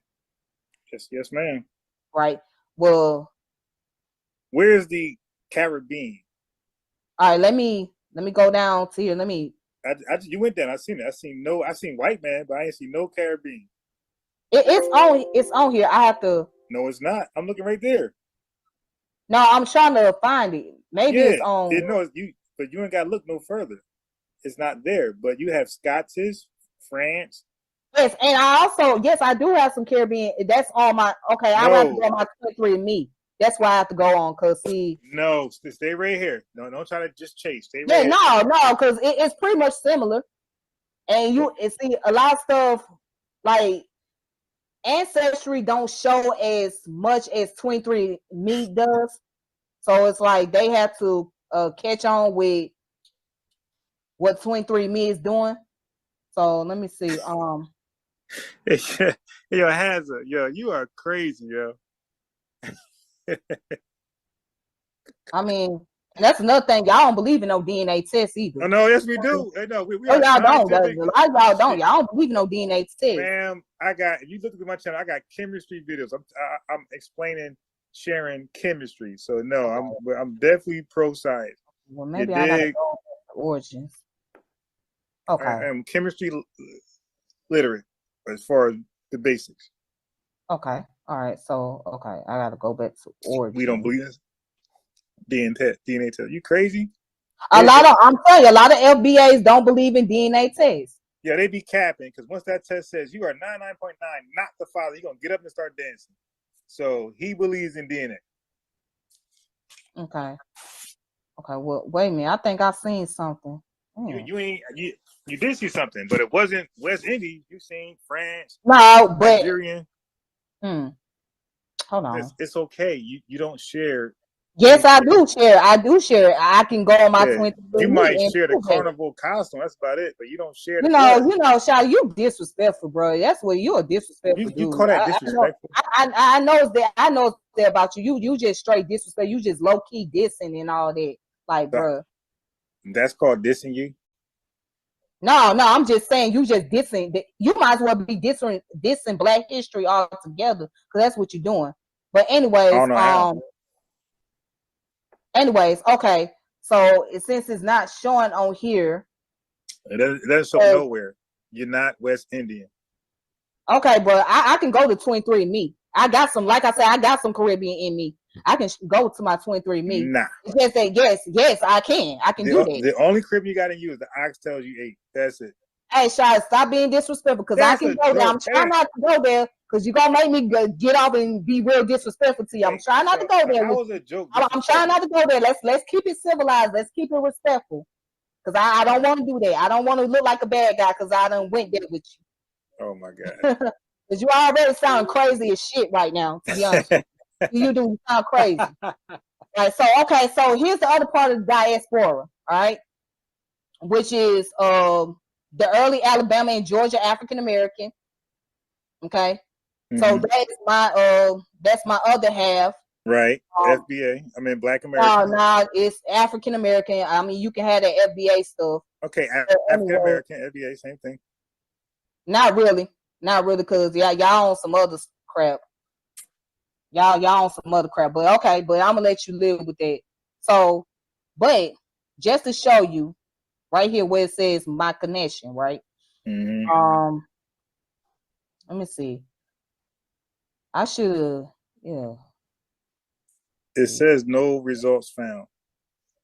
What you mean? Like, you know, you look for something on Google and it's not there. They'll say no results found. Okay, well, it probably ain't, because it's supposed to explain the details, the origin behind it. Oh, it did. It said you are no. African. Where? Remember earlier it said Nigeria. That's No, West no, no, no. Africa. It explains like for the diaspora. It's supposed to explain. Nah. It's supposed to explain, the origin of, the African Americans and how, etc. Like it goes. Let me see. Maybe I have to go into journey. Now you can stop sharing. We could talk about something else. No. I got something else to share with you because I'm about to.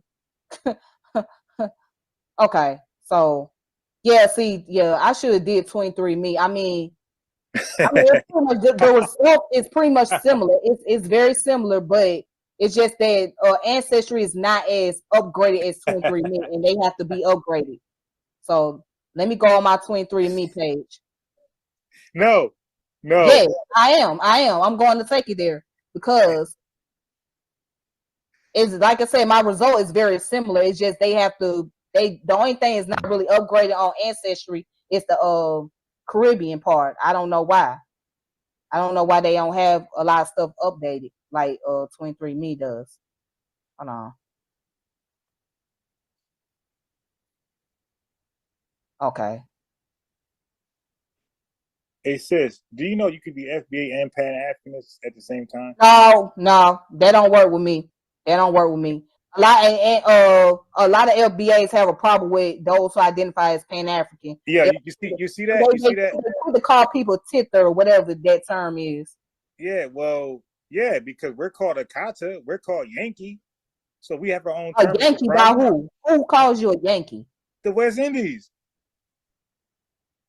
Well, I'm not. Yeah, I'm not gonna play those semantics with you. Right. 23andMe. This is how they lay it out. Now some people on their results, they have the ethnic group shown on their 23andMe. For some reason, my ethnic group is not shown on here.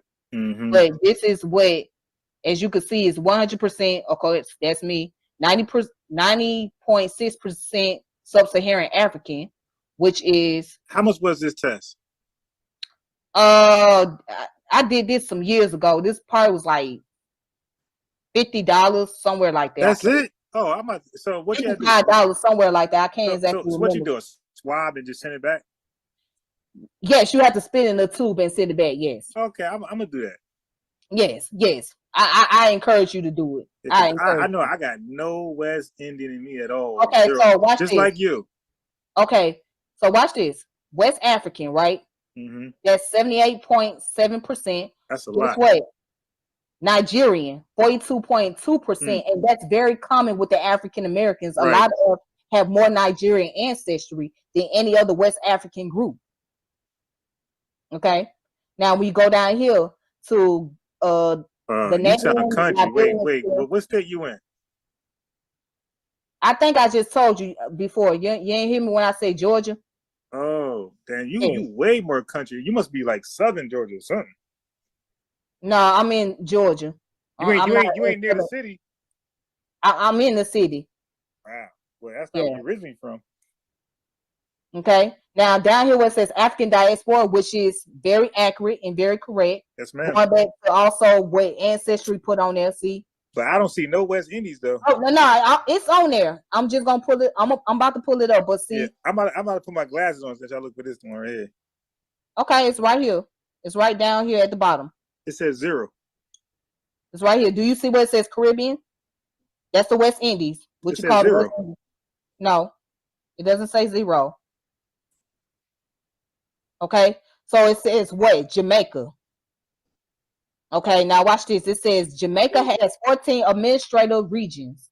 You share DNA with 23andMe participants who mostly frequently report their ancestors are from the following 2 regions: St. Andrews Parish. Yeah, but I don't see a percentage. That is West Indies, Jamaica. No, I don't see a percentage. No, of course it's not a percentage per se. It just showed the region where where my ancestors came from as far as the Caribbean. So more than likely they were from St. Andrews Parish and Westmoreland Parish. So they don't give a percentage of how many Okay? They only give a percentage when it comes to the African and Also, like European descent. So for my European descent, it's 8.7%. Okay. So I only got 7 likes, and we got the glorious Tiffany on here. I got 7 likes.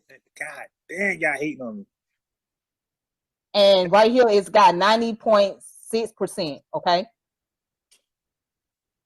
Okay, so yeah, everybody sent Tiffany $100. It's it. I want my cut. I want 30%. nah, I want 30%. they ain't finna send me no $100. I want 30%. Can I get 30? If they do, can I get 30%? What? You get 2,600. I can't get 30% of that. I don't know, bro. You hop on tomorrow, it might be 100 folks on here. You know what I mean? You fuck around and yeah, they probably ain't coming on here because they don't want to hear my voice. I don't care. No, because it's Friday and you got other. See, what happens is when you go online, it's all about timing. Like I don't care, I just go live. But other people on live, it's Friday, so everybody's off. So everybody's like into like the bigger platform. But like a Tuesday, a Wednesday night, the numbers go crazy. Oh, okay. Yeah, but right now we're competing with larger platforms. Oh, well. Okay, but anyways, yeah, that's my information. That's my DNA test. So I'm saying to say that I have no reason to be no FBA, no nothing. You do. No, I don't. I don't have no reason, and I wish you would stop doing that. Okay, can you just take out 2 minutes for me to explain? Wait. Now you're trying to use coercion. No. I'm saying I'm trying to use patience. I said, can you just give me 2 minutes to explain? Is that okay? You can go ahead and explain, but I'm gonna dispute it. No, I'm saying no. You don't have to accept it. I'm just saying, can you just listen? I'm gonna listen to it. Thank you. Okay, so like I said before, if Black immigrants come over here, they're Haitian. They got their own flag, their own country, but they are able to select Black African American on the application, and now they're classified as one of us. But if we go to Haiti, nothing we do will be classified as a Haitian, right? So America, like that's America disrespecting Black Americans by letting anybody come over here. Well, not anybody, but Black immigrants come over here and identify exactly with us. Meaning that when you say you're Black American, you're basically saying that your lineage goes back to slavery in America, okay? And that's not true. They had their own slaveries in their own native countries. So we feel like white folks are disrespecting us because they don't want to repair the damage they did to us. So instead of doing that, they would rather just bring other folks over here and try to replace us. They try to ignore the problem rather than solving it. So we like, all right, listen, we're done with the word game. You say Negro, you say color, you say African American. So we're the whole continent in a country. There's nobody in Africa called African Nigerian, African Lebanon, African Haiti. These terms, no, I'm saying officially, like no Jamaican say I'm African Jamaican. Like, yeah. Okay. Look, okay. I just went there, man. It says if you go to a map, if you look, listen. If you go to a map, it's going to say Jamaica. It's not going to say African Jamaica. I'm saying so like you don't think there's Jamaican people that identify with being Black or being African? Hey, Tiffany, I'm not saying that. I'm saying Haiti is spelled H-A-I. It's not spelled A-F-R-I-C-A-N. Jamaica. So you don't think the Haitians identify themselves? No. I'm not, Tiffany. I'm not saying what they identify with. I'm saying in their name, their country is called Haiti. Their country is not called African Haiti. I'm saying that. I'm saying Trinidad and Tobago is not called African Trinidad and Tobago. Of course it's not. It's not called that. Right. Nobody has, as the identifier, nobody has in the diaspora or even the continent. It's not called African Nigeria. It's not called African. No, but they identify as being African. Tiff, I'm not speaking about identifiers right now. It's called Africa. Tiffany, you gotta listen to me. You're not listening.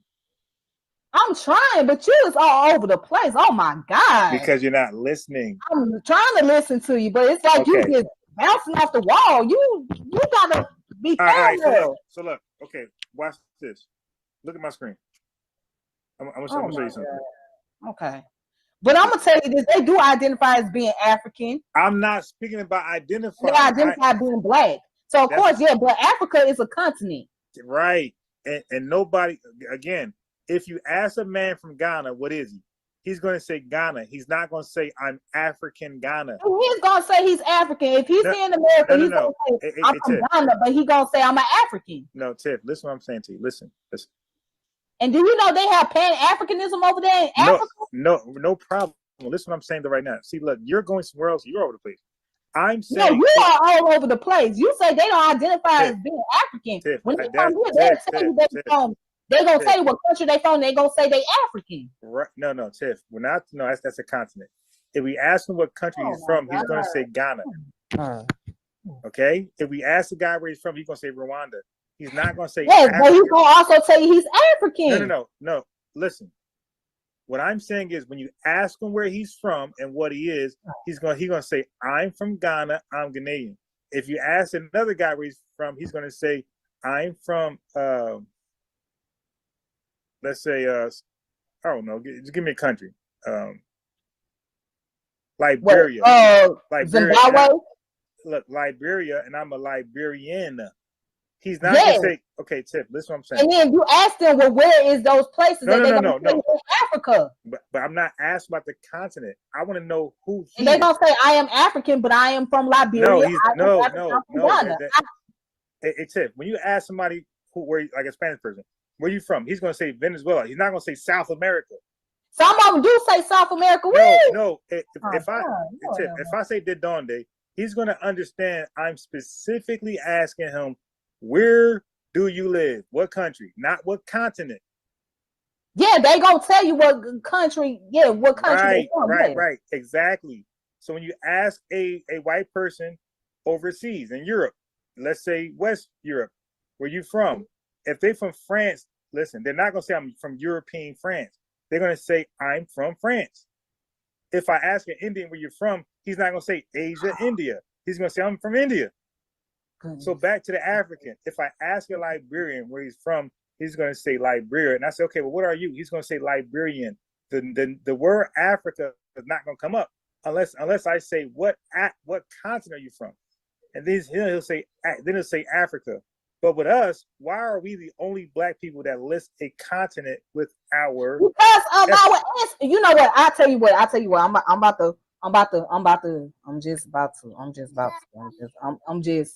I'm just gonna leave this alone, but I'm gonna say this, and I'm about to just go, okay? Because you gonna mention Cash App, though. Okay. All right. So I'm gonna post my Cash App up on Unbiased channel. Okay, I'm gonna post this Cash App up, but I'm going to say this to you guys out there that's listening, okay? The reason why we identify as being African because of our African ancestry that we carry, okay? And I meant to say this earlier, speaking of that, you were saying that Jesse Jackson came up with the term African American. No, he didn't come up with it. He no, that term African American being used. I know. I said for a long time, okay? And then before and after that, there was a term called Afro American, which we hate. Okay? We hate that one because I don't have an Afro. Okay, Afro basically just goes back to being African descended. That's all it means. I don't like the word Afro. I find okay, that's fine. You know, you don't have to like the word, but I'm just telling you that's what our people also identify themselves as. Okay, but I just want to make a correction because people tend to think that Jesse Jackson was the one that came up with the term. Yeah, no, but you never explain what Pan-Africanism is. You never explain that. No, I'm not, because at this point I don't know, because it's like it's like I don't know, man. It's like you just all over the place at the moment. I can't even. We're getting to know each other. Yeah, it's gonna be like that. I don't think I could continue on because it's like it just baffles me at the things that you're saying. You asking the question why we the only people saying the word African or using African American when I just basically said because of our African ancestry. It's like, oh my So God, I don't even know. how come Jamaicans don't say, know. hey, okay, so when Hussein Bolt broke the records, I don't recall a news article saying African Jamaican. The word Africa is No. never. Oh my goodness. The word Africa is never mentioned when it comes to Hussein Bolt. Not one time. When it comes When to it Bob comes to Marley, who? Jamaicans. When it comes to Bob Marley, right? Any article on Bob Marley, it never says, "Hey, the African Jamaican singer," but it never says the word Africa. You never heard of Afro Jamaican, Afro Ghanaian? No, I'm saying. I tell you what. I'm saying Thank when. you for having me on. Oh my God. Thank you for having me on. But I'm gonna go ahead and just end it from here. Okay. I'm just gonna end it here. But I do appreciate this because Okay. we're not getting anywhere. We're really not getting anywhere. Okay. It's really you're starting to drive me crazy. So I'm just gonna be straight up honest. And I'm surprised I lasted this long. I'm really surprised I lasted this long. So that's because I'm good. That's what you like to do. I'm good no, today. no. It ain't about you being good because you just all over the place. I'm surprised I had this much patience. I'm really surprised. You had little patience from the beginning. I had this much patience to tolerate to listen to all of this. I had so much patience for this. But okay. Anyways, you have a good night. Okay. And you just have a good night. Hey, Kwame, you there? Okay. All right, goodbye, peace. Goodbye. Thank you. Take care. Thank you for having me on, peace. Yes, ma'am. You hear me calling? Hey, you can hear me? Yeah, I can hear you good. I'm so. Whenever I can't hear you through, can you hear me? Yeah, I can hear you. I hear the music playing. I can't really hear you clearly. Okay. All right. Hold on. Let me stop that. Yeah, I'm wondering why I can't get you through. Oh, wait. Hold on. Let me. Why I can't hear you through my. All right. Say something now. Can you hear me? Oh shit. Yeah, I can hear you, but it's Can you hear not me? coming through my. Yeah, I can hear you. Hold on. I'm trying to get it through. It's coming through computer instead of my headset. That's weird. Okay. All right. Say something now. You can hear me now? Yeah, I get it. Good. I got through my headset. Yeah. So, what's your Wait, let me ask you this. Wait, let me turn my volume up first. So you said you are from Jamaica? Yeah, correct. Okay. So let me just ask you this first. Do you have an issue with Black Americans, who we say foundational Black Americans, or ADOS, or even American freedmen? Do you have an issue with us wanting to delineate so we can have a unique identity apart from everybody else, just like everybody else? No, I don't got a problem. I got a problem with the delineation part because But how that's do you part of it. define that? Are you Okay, cool. defining So that? Are you wait, defining let that me including just tell you. the illegal slave trade after 1808? Are you Let me defining just that including the? let me just tell you. Oh, Yeah, you don't need to give me all these multiple choices. Let me just give you one answer. Okay. So I believe we are the only ethnic group on Earth that do not have an exclusive identifier. So you just said you're from Jamaica. So you and I will agree that both of us are where we at because of the African diaspora, right? But you are Jamaican, yeah, so that correct. means that you. So okay, so you have an exclusive identifier that separates delineate. So that means is to draw a line to separate. So you have a unique delineate, right? A delineation that separate you from every other Black person from the diaspora. So there's a Jamaican, there's a Trinidad person. So you're separate from that person because you're Jamaican, they're Trinidad. But we all come from the same origins.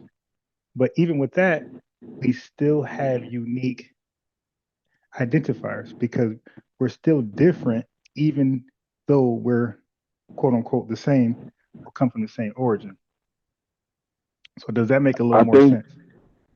I think what make it ambiguous because we have our own country, opposed to Black Americans or African Americans or FBA, whatever No, label that's your you, no. whatever Wait, title. that Huh? all right? Well, that would be your that would completely be your opinion. We are citizens to this country. We have our own country as well. I mean, you didn't sign any Black Americans didn't sign any treaties with the white government or anything. So, and up Hold until on. the 14th Amendment, you wasn't Wait. considered a citizen. Right. Okay, hold on. Slow down. Well, it wasn't until 1962 before Well, you became independent. until Dred versus Scott, you wasn't considered Okay, a citizen hold on. in this country. Okay, brother, you got it. Your name Kwame? Yeah. Okay, so you got to listen to me as well. You're Jamaican. You were Um, not independent until 1962.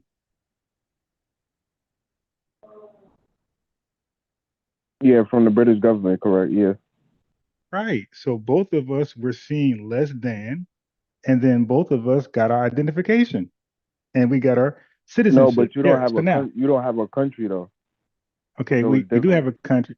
Actually, we do have a country. It's called America. It's called the United States of America. Now, your opinion is not going to change that, but I'm living No, I'm in going off the a state. Constitution. You wasn't considered a citizen until the 14th Amendment. Well, up until Dred versus Okay, Scott, you wasn't considered a citizen. okay, I got it. So what happened? So how did we gain citizenship? Wait. Before you start, it- let me say to the chat, it's amazing how people from another country believe that they know more about me and more about my country than myself. Now watch this, brother. How do we become a citizen? Can I ask you a question first? I answer the question. Go ahead. Was Yeah. black people or Negroes or descendant of slaves considered a citizen? No, not originally, but we became citizens. So now I answered your question. So now answer mine. Did we become citizens eventually? Yeah, eventually. Okay. Okay, cool. All right. So it's our country. Now watch this. How did we become citizens? Because you So said you we didn't had sign the some same peace. the Wait, hold black on. Hey, brother, Americans I in the gotta country ask, had the bro. same I gotta rights ask the as an question. Look, immigrant or dude, anybody else that wasn't a citizen. slow down, slow down. 'Cause now you're talking over me, right? When you talk, I'm I'm not. quiet. You're still doing it. My man, I'm trying to have an honest discussion with you, right? But we can't do that if you keep talking over me, right? You said, I asked you a question. You said, let me ask you a question first. I said, okay. So you asked me a question first. I answered in Hussein Bolt quickness. Now I'm asking you a question. You said we didn't sign a peace treaty. That's a lie. That's what I'm asking you. How did we get our citizenship? The Industrial Revolution, and Are you still, the dude? You just saying shit, hey, brother. Do you know who Frederick Douglass is? of course I know who Frederick Douglass is. Okay. What role did he have in FBA is getting our citizenship? I mean, he played a big pivotal role as far as the abolition movement. But I'm talking about as far as the Civil War. Right. These things wasn't for it was brother. Stop. Slow down. See, I'm asking a question and you're now you going cut to me off. no, because you're brother. This was my question. See, when I ask a question, you give an answer and then I will respond to your answer. That's kind of how it goes. But you didn't really answer, and now you want to teach. So I'm just asking you. I asked you. I said you asked me what led to the end of the slavery. I said the I Industrial didn't ask that Revolution. question. I said no. I mean, brother, that I don't even know why you even said that. I said because I don't think you know about that either. But I said, what role did Frederick Douglass play in FBA DOS, which is just foundational Black American descendants of slaves getting their citizenship? I said, what role did he play? That's all I asked. What role did he play? I'm not 100% sure. Okay, right. Nobody that's not from this country is going to know more than me about myself in my country. Okay, so he was recruiting black men to fight in the Civil War. He was in Abraham Lincoln's ear. He was in his ear negotiating not just citizenship, but land. This we get the whole 40 acres and a mule thing. So he's in his ear negotiating things. Okay, if we fight and help you win this war, this is what we want. We definitely want citizenship. That was one of his main argument points. Okay, and then the land thing as well. So you got to slow down. So that was an agreement between enslaved FBAs. As a matter of fact, he was, I think at that time he was free. So hey chat, this is for the chat. The chat. So you Are got you saying that freed. the Civil War was a treaty between black people getting free and white people? Repeat your question. Are you saying that the Civil War, the American Civil War, was a treaty for black people? Our helping win the war, we use that as leverage to gain citizenship. That's what I'm saying. You do know, like, a treaty is something like a document that's signed. So when you say Brother, a treaty, I know like what I what know what a treaty is. No. I'm saying some. Of course, we didn't do a Native American treaty. What I'm saying is that we arranged, just like a treaty, how you two sides agree on something. So similar to a treaty, we arranged something where we got something and we participated in something. So it was a deal. It wasn't like a contract.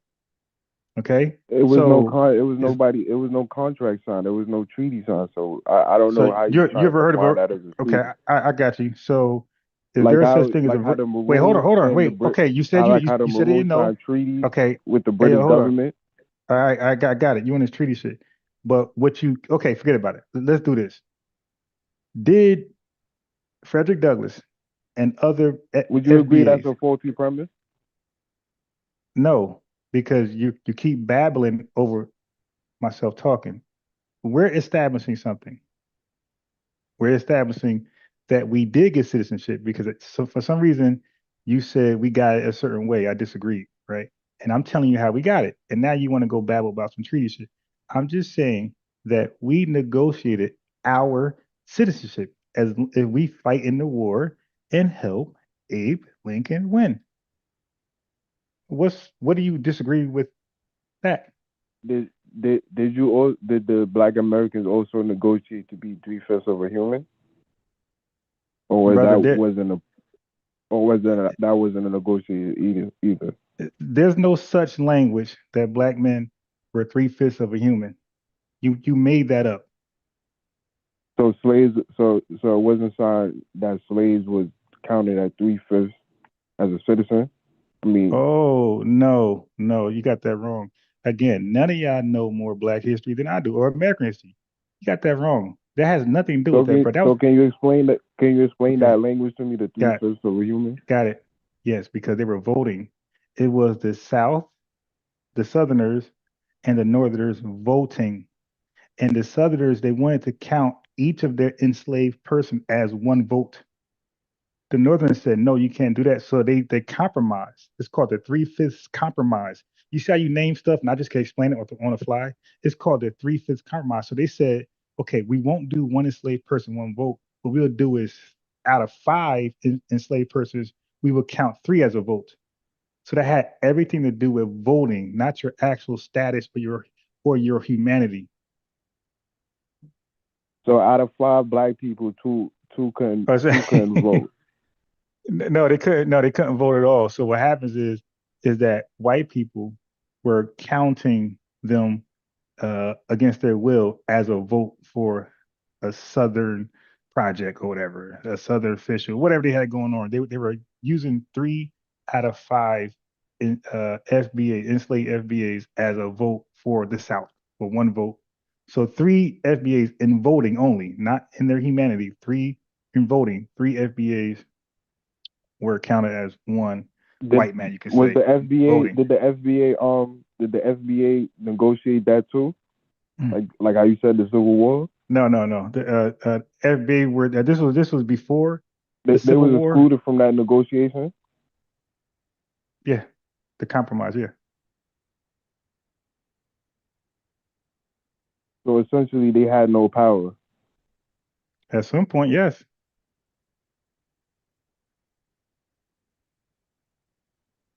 In the early stages, And, yeah. and this is after 1776, correct? Yeah.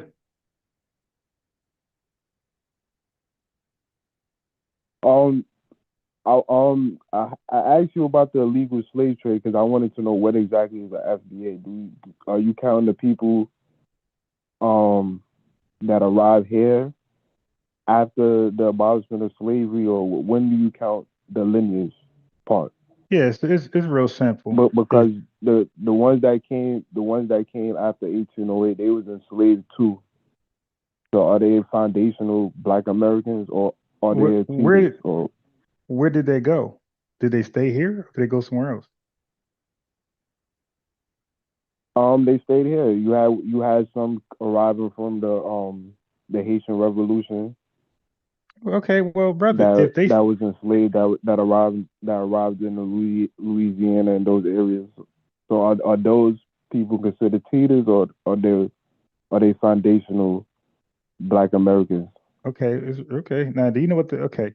So I'm not going to ask you, but foundational means something. So if they played a part in the foundation of this country, and they could trace their lineage back to 1870, yeah, So it's kind of like an ambiguous term. So the people that the Haitians, the Jamaicans, the people that arrive here from the Caribbean, they would be considered FBA, correct? Even though they have lineage going back to the Caribbean. it wouldn't matter because of the ethnogenesis. So the ethnogenesis takes place. It overrides anything you're speaking about. So the ethnogenesis is what makes you FBA. It separates. So for example, let's say if you said Haitian or Jamaican, right? That came in the early 1800s. If they stayed here, so that means they went through slavery, right? And that means they were emancipated from slavery, and they stayed here from the early 1900s. They went through sharecropping, they went through the peonage system, they went through convict leasing, and then they went through Jim Crow, and they made it through all the way through, the Civil Rights Act, and they're still here. Yeah, that's a foundational Black American.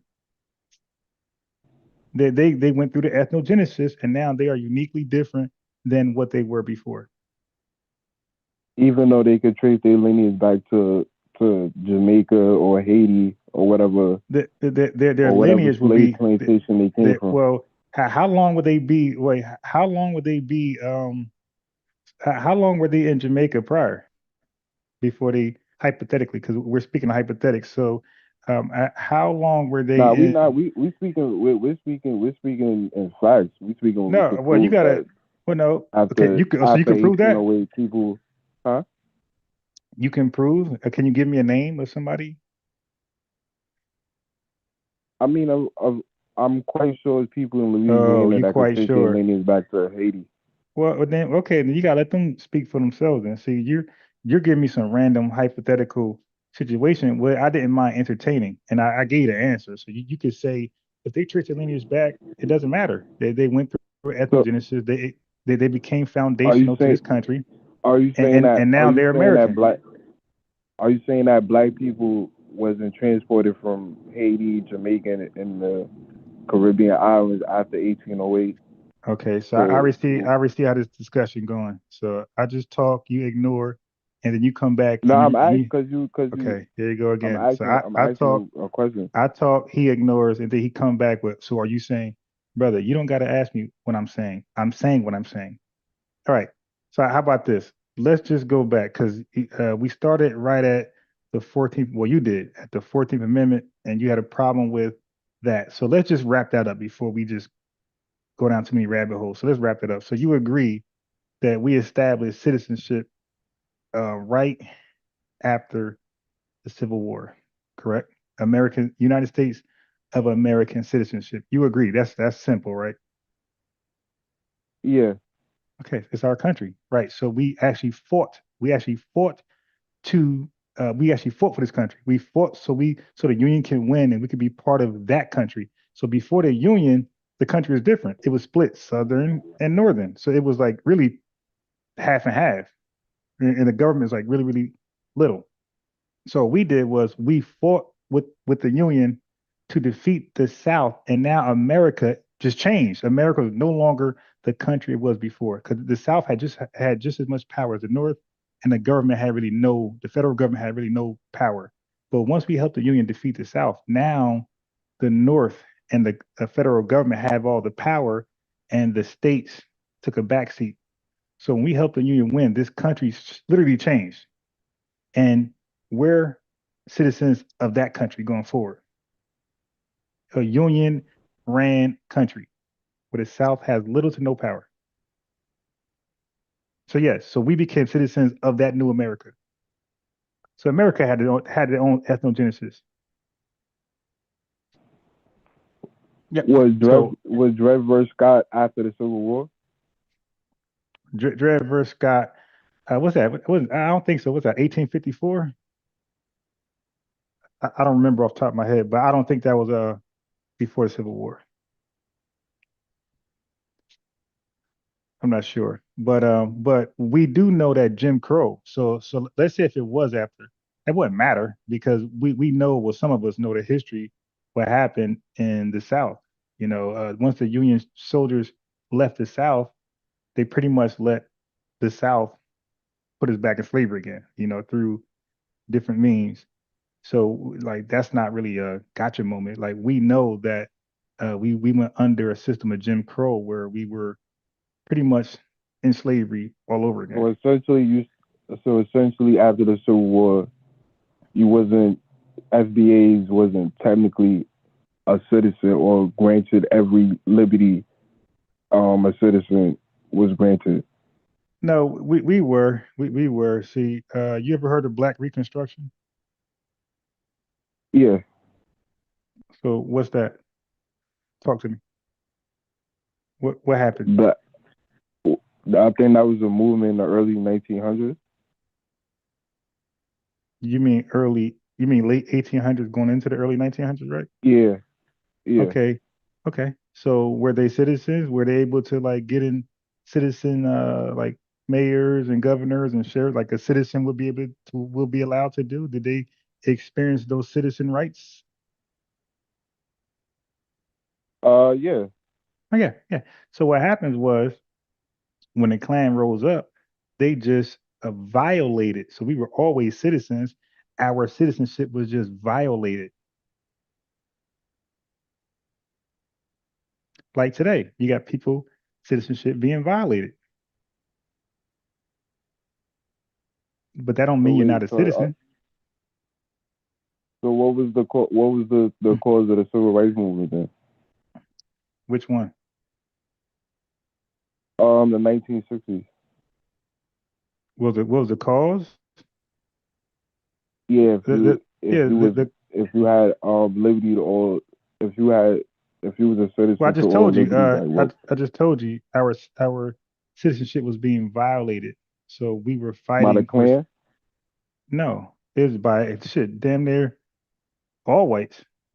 But by the definitely in the federal South, government or what? Like what? everybody. Yeah, you could say everybody. So the federal government didn't consider black people, FBA citizens. No, granted no. So you keep, bro, just listen to my words. We already established citizenship and with the 14th Amendment. Our rights were just being violated, and nobody was coming to our defense. So they were illegally. So they were being illegal, not legal. We were legal. They were being illegal. They were illegally violating our rights as citizens like them. So we're both citizens, but our rights are being violated illegally by everybody who you just named, the government, the KKK, just random white folks, vigilantes, and whoever you want to name. But if this is your country, how could they violate your rights? If this is your country. So in Haiti right now, any rights being violated? I mean, yeah, by the people, yeah. Okay, It's war going on in China, The history of China. I mean, bro, I don't gotta do this. Like we know many. What about Sudan? What about Nigeria, bro? With Shell, do you know Nigeria and the Shell BP history with the Agani Nah, not people? necessarily. Right, right. So no, you don't have to. I'm not trying to like get you. I'm just saying, bro, that happens in every country. People rights get violated right where they live at. And they had, guess what? They had civil wars, they had coups, they have things that they overthrow the government or somebody come to their aid. Shit, the Jews in Germany, they were citizens and their rights got violated by Nuremberg laws. So that doesn't. So what you're trying to do is not going to work because what happened to us, It's not a got. people, It's not a got you. It's not right, a. I right, didn't come over here to but you know, argue. I, To no, I'm argue. not I saying just came up here. that. I'm saying like what you're trying to establish is not strong because I'm showing you that other people rights get violated right in their country, and that don't make them less than a citizen. That just means their rights are being violated. And you got violators in this world, probably in every country. But let me ask you this let me ask you this question because I've been answering, and I love answering questions. But let me ask, okay? You ever heard of the West Indies Federation? The West Indian Federation. No, I think no, I'm not familiar with Indian. that. No, not Indian. West Indies Federation. The West Indies Federation. Right. No. What does that pertain to? Okay. Yeah. See, now this is your history. All right. You have to know this. So this is how the term West Indian came about. So before this West Indies Federation, you were Jamaican. This person was Trinidad. This person was Barbados or Belize. I mean, different countries. They were just that. So this was an attempt to do some like pan Caribbean thing where they was going to Are come you talking together. like CARICOM or something like that? Well, CARICOM came as a result of this. Because this failed miserably, CARICOM came as a result. But this was going to be bigger than CARICOM because you guys were going to come together as one person. Nobody's Jamaican, nobody's Haitian, nobody's this. Everybody is West Indian. But it Okay. didn't happen. Do you know why it failed? Wow. Tribalism within the countries. Y'all didn't trust each other. The Jamaica didn't want to agree to any terms to share the power. The little countries they violated the little countries' uh, rights in this West Indies Federation. So they were behaving like the white man, and Trinidad was following along. So like they were trying to pull rank because they had more influence in this thing. But it took only 4 years. Like they didn't even give it 10, 12, 15 years. So the unity thing, even amongst yourselves, that thing flopped within 4 years. And that's when Jamaica got their independence and Trinidad got theirs and Are everybody started are black scrambling to get their own. are Black Americans a unified group in this country? We all say we're Black American. So that's unified. You all didn't want to say you're West Indian. So the Jamaicans would say I'm I'm Jamaican. talking politically. Like, Well, do I'm not every talking Black politically. American agree on No, reparations right, but or hold on, different hold on, or different hold on. civil rights or I got you, but hold on. Okay, so my line of questioning is you can't just do that. We're still talking about this. You can't just jump over here when we're not done over here. So I'm still this was we still talking about CALCOM. Yeah, I'm trying to get to your okay. point that I we got it. all are tribal that don't. That what? I mean, I don't really get the like. Okay, with You don't get the tribalism everywhere punchline? we are. Okay, no. Well, I'm, it's no try.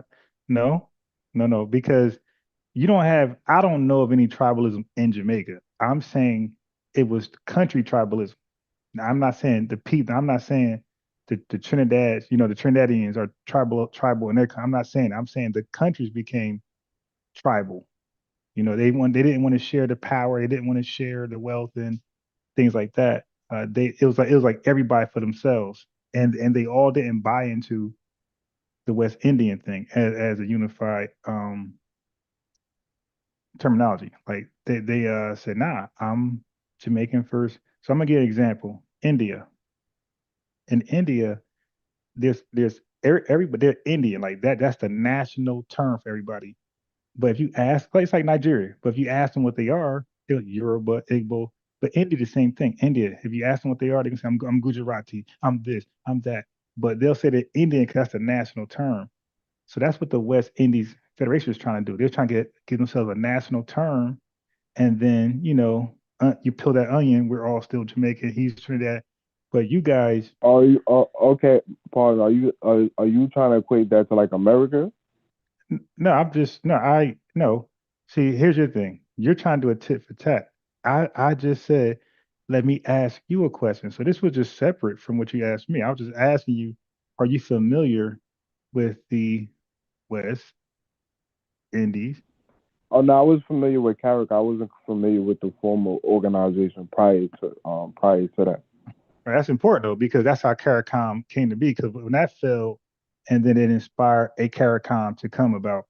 But like I said, but this was like more deeper because this was like trying to build, like trying to unite the Caribbean basically Like under a one. united, Yes. like a united Caribbean states kind of. Yeah. But I found it, it's funny because a lot of folks don't really know about this. That's from those countries. It's kind of weird. Yeah. Are the So that people was just from Liberia FBA too? Would you consider them FBA? no. They're Liberian, like you said. I mean, they went through chattel slavery in America and was transported to Liberia. So how they not What FBA year did they go to? Okay, they, so what year if did they they go got to Liberia? lineage? I got it. What year did they go to Liberia? I'm not 100% sure. Google it real fast. Liberia. Because I thought it was the 1800s. I'm not sure. Okay, like 1880, 18, somewhere around there.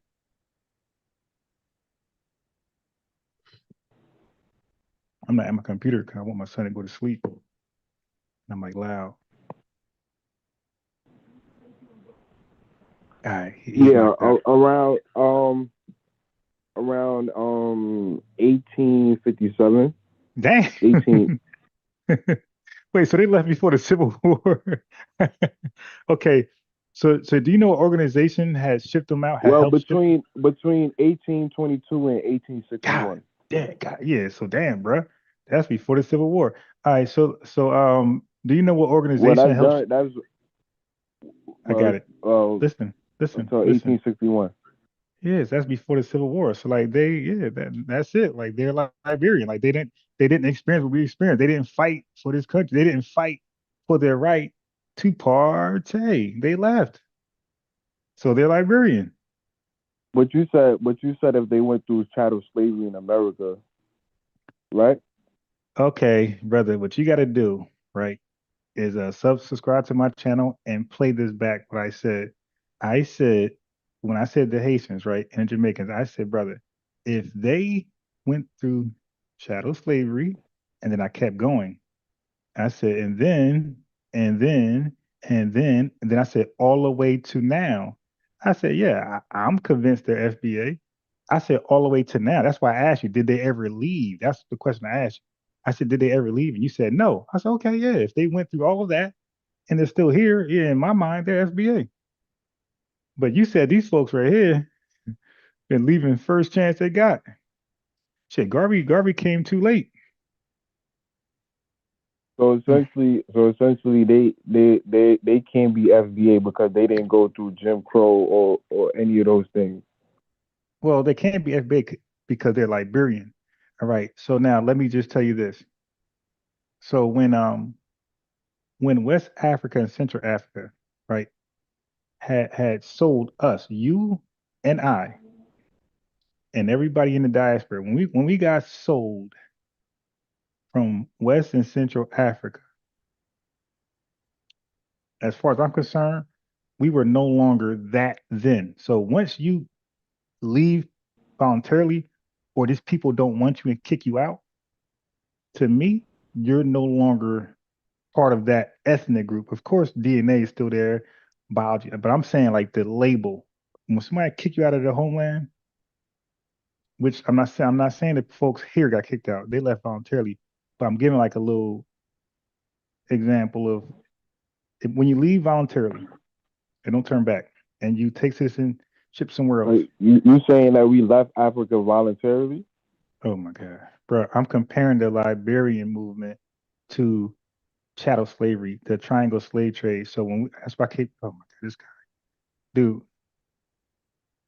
Listen, I don't know who you're used to talking to, and maybe you're debating people, and they got nefarious ideas. They want to. I'm not that person. I actually like to talk, like have a civil talk, right? So I'm not debating you. I'm not trying to make you look dumb. I'm just having a regular conversation with you. So whoever you dealt with before, please don't separate me from that person. Okay, so stop, being too trigger happy. I'm just saying two ways. When you leave a country voluntarily and you go somewhere else, that's like 200 years now. So they got their own ethnogenesis in Liberia. I bet you what they eat, the way they dress. If they come back over here, we have nothing in common. So in my mind and in their mind, they're like they're not. Wait, let me ask you this: are they calling themselves FBA? You're speaking for them.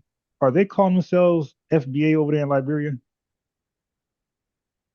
Based off your knowledge. I wouldn't say they calling themselves FBA, but there's Are they some calling themselves Liberian black? that's definitely. No. Hey, bro, this is a question. Based on your knowledge, are they calling themselves Black Americans, African American? Just give me the term, any term. And are they saying the USA owes them reparations? Are those their talking points in Liberia? Some are, yeah. You could YouTube it. Okay. Okay. He says some. Is that like a large, or that's like 2, 3, 4? I don't know the consensus. All right. So you said YouTube, right? All right. Well, look, put the link in the chat. We'll look at it. Okay. But even still, good luck with that, right? And I'm not in their way. Guess what? I'm not in their way. If they want to make a claim, so you're asking me about them. I don't know, and I don't know, but they're by themselves, right? So they could do their Liberian claim, and maybe they will get compensated, bro. I don't know, but I know I'm not going to be helping. Like that's your separate argument from ours. We got a different case. Our case is different than theirs. So their class, act, good luck. Ours is different. We're a separate client. So I don't know much about how strong or weak their case is. I don't know. All I could do is speak on us in this country who never left. All right. And they didn't fight. So just keep in mind, according to what you read to me, they didn't fight for their citizenship because it was all about citizenship earlier. You was like, hey man, and now all of a sudden citizenship doesn't care. It don't count anymore since now the Liberians never had. So now, what's your take on that? Well, earlier, wait. Well, the U.S. government gave the freely slaves from America a choice to either repatriate to Africa, and some took the opportunity to do that, which created Liberia. Right. So they left. Like that, to me, I'm just saying, to me, that's it. Like you here you go. And do you know that group was called the ACS? Okay, and they're just a bunch of racists, like really just got the get out of here, Negroes, and that's what they're trying to do. Send you, but look, thank you, goodbye, and they fell for that. And I wish them the best over there, but I don't think they were done right. As a result, Liberia is like one of the worst countries in the world. It's like literally a trash can. Like it's literally a trash can. Stuff they got going over there, like the trash is piled up. It's bad. You gotta blame the descent of the slaves. Well, we could blame, racism. We could blame white supremacy. We could blame stuff like that. Why all black it's people? not the white man in Liberia, it's the descent of the slaves. No, I'm of saying America. oh, here we go. Now that's that Myron Gaines argument, brother. The white man is the reason why they had to repatriate. Again, that's the ACS. The ACS that came up with some bullshit, and they kind of painted a better picture for them, by the way. To get them over there, they was lying about how Liberian was like how it was growing. Oh, this is a growing economy. This, oh my God, it's brand new. You're gonna love it over there. That's what they did. They sold them like a lemon car. But but um, how do you feel? I have to ask you this. It's like a little. So I'm gonna jump. I'm gonna jump some years ahead. I gotta ask you. So because we're talking about repatriation, right? So now that happened at that time, and then about 50 years later, 60 years later, uh, Mosiah's Marcus Garvey came to the country, and he wanted to do this. He wanted to do that all over again. So, and then he wanted to go to Liberia.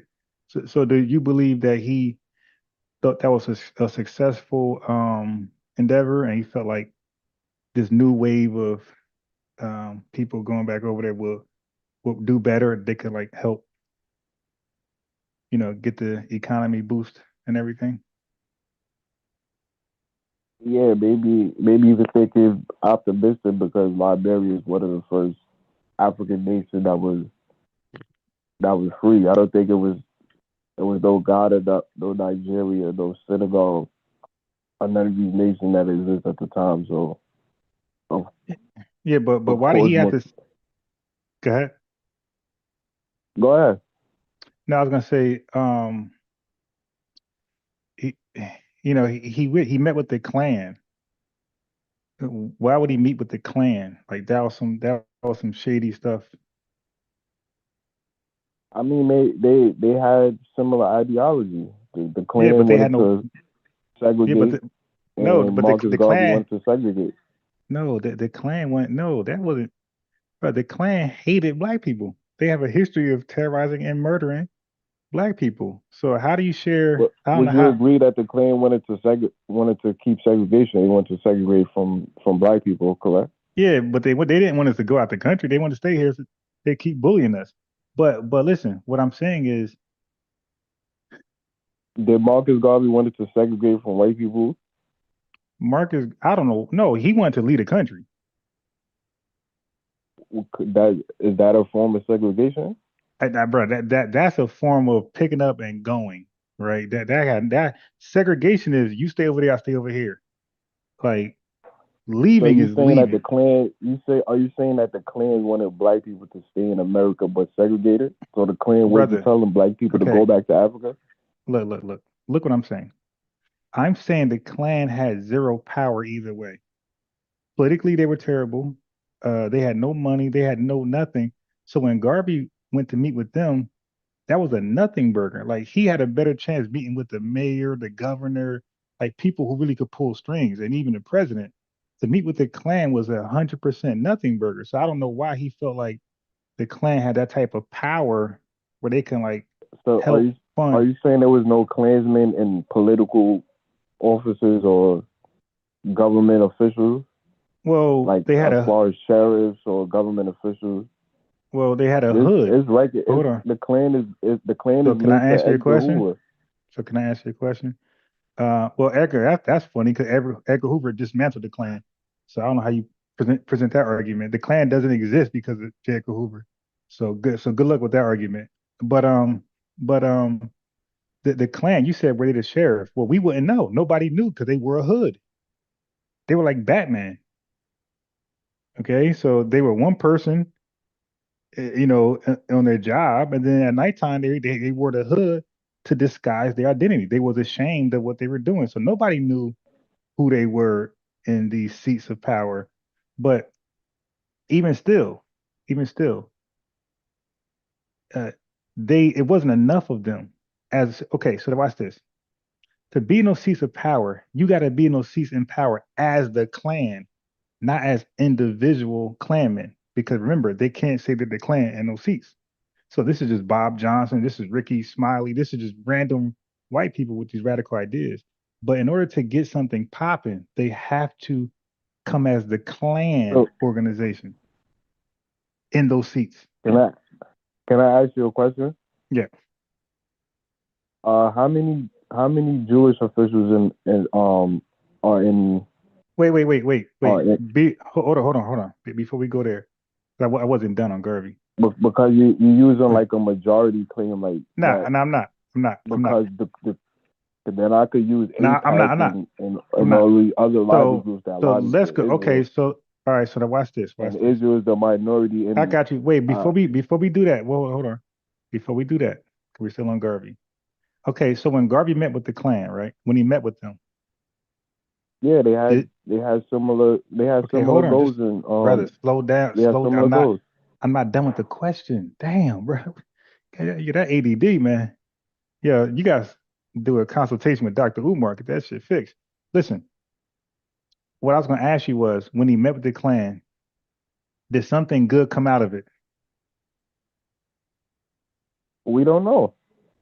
No, well, it's hindsight now. Did black folks, because he went with them to go to Africa. Did we go to Africa? Did we go to Africa? No, Right. not a lot of us. Right. So no, I'm talking about through Garvey, the UNIA. Did we go to Africa? Yeah, some people No, went back off the basis of Garvey. No. I'm saying through Garvey. Okay, bro. Garvey UNIA mission was to get us to Africa. I can't even say back, but get us to Africa. I'm saying through the UNIA efforts, did we go to Africa through Garvey, through the UNIA? I would not initially through Garvey, but right. Well, no, I'm saying listen. I'm not talking about inspired. I'm talking about directly. Okay, so now I got to talk over you now. You've been silly. I'm saying directly through Garvey's leadership, while he's in the country, did anybody go back to Africa after he met with the Klan while he's still in the country? Through him, through his leadership. I don't know. Do you have evidence that every black person didn't go to Africa? Yes, I do. Yes, I do. Nobody went. All right, now watch this. And how this do you is know why nobody from Harlem went to Africa? No, because I know nobody went. I'll tell you in a second. Nobody went. But and that's why he was called a scammer. Because he was I'll tell you. Because the president of Liberia made a public speak, right? You could Google this. Like you could Google the Liberians that want reparations. You can Google the president's speech. He said, "Don't bring your black asses over here." Okay, he didn't want anybody because one of his main reasons was he knew that we come over there in masses that we will compete for power, and we will compete for jobs and things like that. Nobody likes immigration. Nobody likes mass immigration. So that's obvious. He said, "No, don't y'all come over here." So we know nobody went over there through Garvey. We know for a fact, and we know when people did get to the shores, they got arrested and sent back. You don't know that. I know that. Okay, so a couple FBAs did touch shore, and they got arrested and deported back to America. And that's when he made that speech. Hey, don't come over here. This ain't Wakanda. You just said nobody. You didn't say nobody. Nobody got arrested and was deported back. That's two totally different things. Okay, whatever. All right, now Garvey, why was he committing fraud? Are you saying regarding to the stocks? Yeah.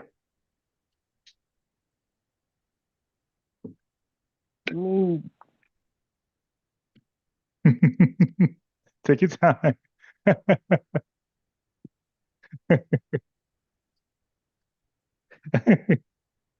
Take your time, brother. I mean, I can't really defend that. Right. So every black leader got their fault. Every black leader. No. Hold on. Slow down. No, some black leaders, you're right about that. Some black leaders do have some dirt, okay, and they got flaws. But what I'm saying is, I don't know a black leader whose whole idea was based off scamming. So to get us back to Africa, he had to scam us first. I wouldn't mean, say I wouldn't say I wouldn't say scamming. yeah. How did he raise money to buy the ships, I would just say the brother? ship wasn't No, no. I wasn't said advertised. no. I said okay. No, no, no, no, no, no, brother. Let me help you out. He advertised for ships he did not own, and he had pictures of ships he did not own. So I'm gonna do you one better. So, and false advertisement is scamming, and then to advertise something you don't have is also scamming. So, for example, if I'm showing you, hey man, buy this Bentley, it's 10 grand, man, low miles, 2020. You can be like, hell yeah, but you get to my house, it's a old Volkswagen, like a punch buggy. It's like a 1990 or 1989, 1980 punch. No, that's scamming. You can't do that. So, but anyway, how about he sold stocks to a ship he never owned? That's scamming. So this back to Africa dream was based on scamming to try to get it done. So he couldn't just honestly say, hey everybody, I need the money. I don't have it, but listen, here's the blueprint. If you give me this much money, that much money, this much money, I'm gonna buy this, I'm gonna buy that. You can do that. There's nothing wrong with that. You can do that. People, that's like a GoFundMe, type of thing. You can, but he did not do it. That's the honest way. That's the transparent, full disclosure way. He didn't do that. He said, listen, I own this stuff already. You can buy stock in it and you'll be rewarded a dividend every so often. And he got arrested for not registering, his stocks, his quote unquote stocks, because he never had like legitimate stocks. So he got arrested, by the way, and had to pay $100 fine. And $100 fine at that time was like $10,000, like right now. So they didn't take that lightly that he was printing out fake stock certificates and passing it to folks acting like they own a share in a ship. Would you say who would you say a bigger scammer to FBA, Marcus Garvey or the federal government? Marcus Garvey. Really? Mm-hmm. Because the federal government, although they got they actually delivered on some things that they said they would do for us. Like what? Like the 40 acres and a mule, like the Freedmen Bank. What was that confiscated? But they delivered. And it was back, yeah, right? but it was confiscated by a different person in power. So Abraham Lincoln initiated it and he got assassinated. And then the next person sat in the seat and took it back. So that's not the same person, reneging. Garvey, so Abraham Lincoln, he didn't renege. Are you differentiating Are you differentiating the federal government based on the president? Yeah, because because you asked me between those two. So you got one person in power saying, I'm gonna deliver the goods, and he did. And then the next person sat in the seat, and that same seat said, "Now I'll take it back." Okay, that is better than a guy not delivering anything.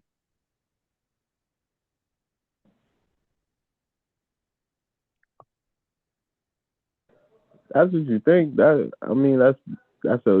your argument. Yeah, I well, can't argue with that. now look, well, the federal government was never a friend of black people, and they never pretended to be. Garvey pretended to be a friend of us and scammed us. So to me, I don't know about you, but to me, it hurts more when the person is a loved one to scam me than a complete stranger or a complete op. So the government that you pledge to and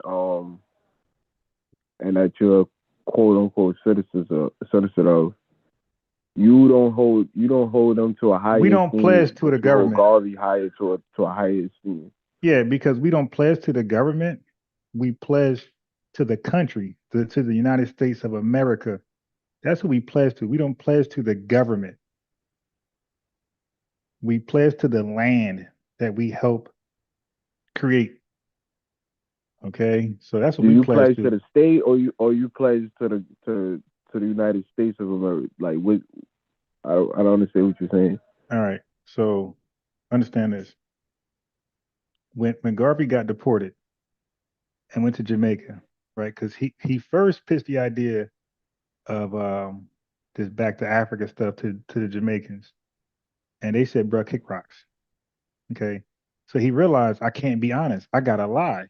So he came over here and he didn't be honest anymore. He started to lie about these ships. So when he got deported for scamming and defrauding FBA does, he got deported back to Jamaica, and they said, "Oh hell no, you got to go." And he went to London. Okay, and when he went to London, do you know how he went out? Because nobody talks about how he went out. This guy read his own obituary, bro. Writers and news journalists, right? They wrote that he was dead before he was dead. So he was laying in the bed, right, sickly, and he read his own obituary. It said Garvey died on whatever date, and he's alive reading it. So the dude just went out bad, and then afterwards he had a stroke, whatever, and died. So the dude, so I don't know why people praise the guy when he failed in Jamaica, he failed in America, he went back to Jamaica, failed again, went to London and failed, and then read his own obituary and failed again. So this is not somebody who I would champion as a black leader or somebody worthy of honor. That dude is no better than Bernie Madoff. You said Marcus Garvey's no better than Bernie Madoff? Yeah. Shit, Bernie might be better because some folks actually got paid in that pyramid scheme, that Ponzi scheme. And the Ponzi scheme, people do get paid. It's the last people who don't get paid, and that's how they get caught. So with Garvey, nobody got paid. They own shares, but they couldn't liquidate. They try to liquidate their share to get some money, and Garvey said, "No, sir." So now you're reducing Marcus Garvey to a scammer, basically. No, I'm not reducing him. He was a scammer, and he died of a 5-time failure. He was a scammer. We just admit that he did false advertisement. How was he a failure? Marcus Garvey was a millionaire. No, that brother. Wait, okay, you're right. You're right. But so was Bernie Madoff. Okay. So to say a black man, a black immigrant, black, white, a black Hispanic. immigrant at that, a black immigrant, probably 50 years removed from slavery, that was a millionaire, was a complete failure. Yes, that's a reach. Hey, brother, It's black people today that's not millionaires. Brother, was Bernie Madoff traveled to the country that Marcus Garvey traveled to? I got today. You. I got to you. say Marcus Garvey's a failure, hold on. And he was in the 1920s. Wait, hold on. Just relax. Was Bernie Madoff a millionaire before he got locked up? Yeah. Okay. Was he a criminal? Like, did he defraud people? Yeah, but you're comparing Marcus. No, Marcus Garvey to I'm not. Yeah. I'm comparing fraud, bro. I'm not comparing the men. I'm comparing fraud is fraud. And sometimes, if you're good enough with your fraud, you will be a millionaire. Now, brother, have you ever heard of a show called American Greed? Yeah. Right. Aren't a lot of those folks millionaires? But they go to jail. So just because Garvey had this money, a lot of them people are not millionaires. They defraud a lot of people. But they get a lot of money because they won't be on that show. All right, hey chat, listen, chat. I am a diehard watcher of American Greed. I even bought the shit. I got paid YouTube shit, right? American Greed. You're not on that show unless you did a massive scam. So if you were not a millionaire, you got hundreds of $1,000. Because you're not on that show with $10,000. You're on that show because you did something remarkable. Like your scam was a big deal. All right. So I don't know what he's talking about. Bias. What's your main problem with Pan Africanism? Okay.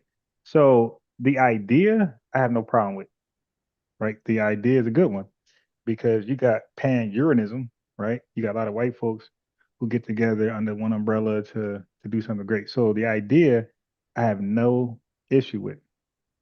Okay. I don't believe is first and foremost. I feel like everybody need to tighten up. I feel like Nigerians need to tighten up. I feel like Black Americans and America need to tighten. FBA's got to tighten up. I feel like we got to tighten up amongst ourselves, clean house, then come together on some more Pan African bullshit. But I do not believe in leaving the country going to Africa. I don't believe that. What do you mean? What do you mean by clean the house? Yeah. Well, everybody. Okay. So for example, you're from Jamaica. How many jackets you got? How many jackets you got? How many what? Jackets. Like coats? You know what I mean, bro. How many jackets you got? I would probably How many over jacket like kids? 10 jackets. How many jacket kids you got, man? Kids, you talking kids? I don't have no kids. So you don't know jackets means kids? No, I never heard that. I never heard that term, or I never heard that term before. Wow. Well, I might question you being Jamaican then. Okay. Jackets, well, like we say pitney, and like I never heard anybody say jacket. Yeah, you wildin'. All right, but anyway, so let's go here. Let's go here. You ever heard the term paternity fraud? Paternity fraud? Yeah. I'm familiar with the two terms, but I'm not familiar with the compound word. No. I got you. So let me explain what it is, and let me explain how Jamaica is related to it. All right. So paternity fraud is when a mother lies deliberately on another guy and say this is your baby for like financial gain. So she's lying. Right. It's pretty straight criminal. So now, what I mean by clean house, Jamaica leads the world with that at like 34%. So Jamaica got the most highest cases of paternity fraud in the world. Got a clean house. Got a clean house. And Nigeria's number 2. Now Jamaica. Do you know? Okay, let's go America. America, we have Chicago, right? That city is very violent. It's like very, it's violent, right? Can we agree? Mm-hmm. Yeah, so I would say we got a clean house. A certain portion of Chicago is very violent. Yeah. I mean, well, shit, that is more than in most cities, but we Black Americans need to clean house. Like we can't let that happen like that. Okay, that's what I mean. I mean, like everybody got something in their country that's like a wrinkle, a big wrinkle, and we need to like fix our internal issues before we can externally do something with each other because it's too much. Those things is a distraction for this global unity thing. Like everybody got to clean their house up first. Like for example, over here in America, you just said a lot of Black people don't even like is on reparations. That's a problem. So how we gonna unite with somebody else overseas when a lot of us don't even see the value in reparations? It's like, yeah, so that's a problem. So we got this internal fight amongst ourselves that we got to get this message out. Not just that. Look at voting wise, Democrat, Republican, we're all over the place. So we got this internal. Are you saying every Black person has to be on the same political, view? Brother, it's not. I'm giving you different examples where we're all over the place. I just talked about violent crime. I just talked about the need for reparations, and I gave you voting, the political system. I'm giving you different aspects of where we're like just all over the place. So I'm saying like we need to no, it's never every, but we got to close that gap. The gap got to be closed. It got to be closed more. So every country has to deal with something. Now Jamaica is the Chicago of the world. So Jamaica's violent murders. Jamaica leads the world in murders. Jamaica had been leading the world murders for like the last like 10, 15 years. So we have a city Chicago that's bad in our country, and we got to fix that. And Jamaica got to like, it's the murderous country in the world. Right. So Jamaica's the Chicago of the world. Nigeria is the scam country of the world. Nobody scammed more than Nigeria. So, but I'm saying every black country or every black populated area, we got some dirt, and we need to focus on that, because that thing right there is going to be has been the reason why there can be no true unity amongst ourselves, or even reaching out our hand to other countries overseas. So I do know that Bahamian people see Haitians a certain way. Like they see them as disgusting people. Okay, so this is coming from Bahamians' mouths. Like they got this prejudice against Haitians. That prejudice can't happen for this global unity stuff. So that's what I mean. Like there's so much dirt in amongst ourselves that we got to clean house first, because it's a dream to believe you can have that much dirt and still be unified with somebody else. And that's why these attempts don't work. We try it fails miserably. We try it fails miserably. It don't work. We got to clean house. So essentially, for you to unite with other black people in America have to fix their internal problems first before there any unity That don't with make other sense to black you? people. So let me bring it to a smaller sample size. Let's go unity in the neighborhood. Before this house can have genuine unity with the next house and be neighborly, they got to fix their household. They can't have domestic abuse going on. They can't have child abuse going on. They can't have adultery and secret affairs going on. That you cannot be neighborly and build a relationship with a household like that. So they got to first clean house. They got to straighten the house up first, and then they're able to be neighborly with the next house. So yes, it starts with you first. Can I ask you a question? When you Yes. say delineate, Mhm. is this also coincide with allegiance to white America? No, so I'm so glad you brought it back there, because our minds was in sync for the first time this late night, because I was going to go back there. So you went there. That's amazing. So now all that means, brother, has nothing to do with white people, has nothing to do with the diaspora or Africa or whoever. It's all with what FBA does. All we're saying is this is who we want to be called or identify as going further. That's all it means.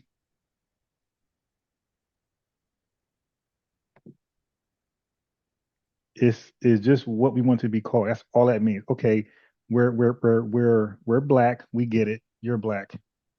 We are. You can call us African. We get it. You're African. I'm talking about biologically. Okay, but it's time for us to be something more unique than generic black and generic African. Because black, where's that? Where's the land of black? And Africa is a continent. So which country?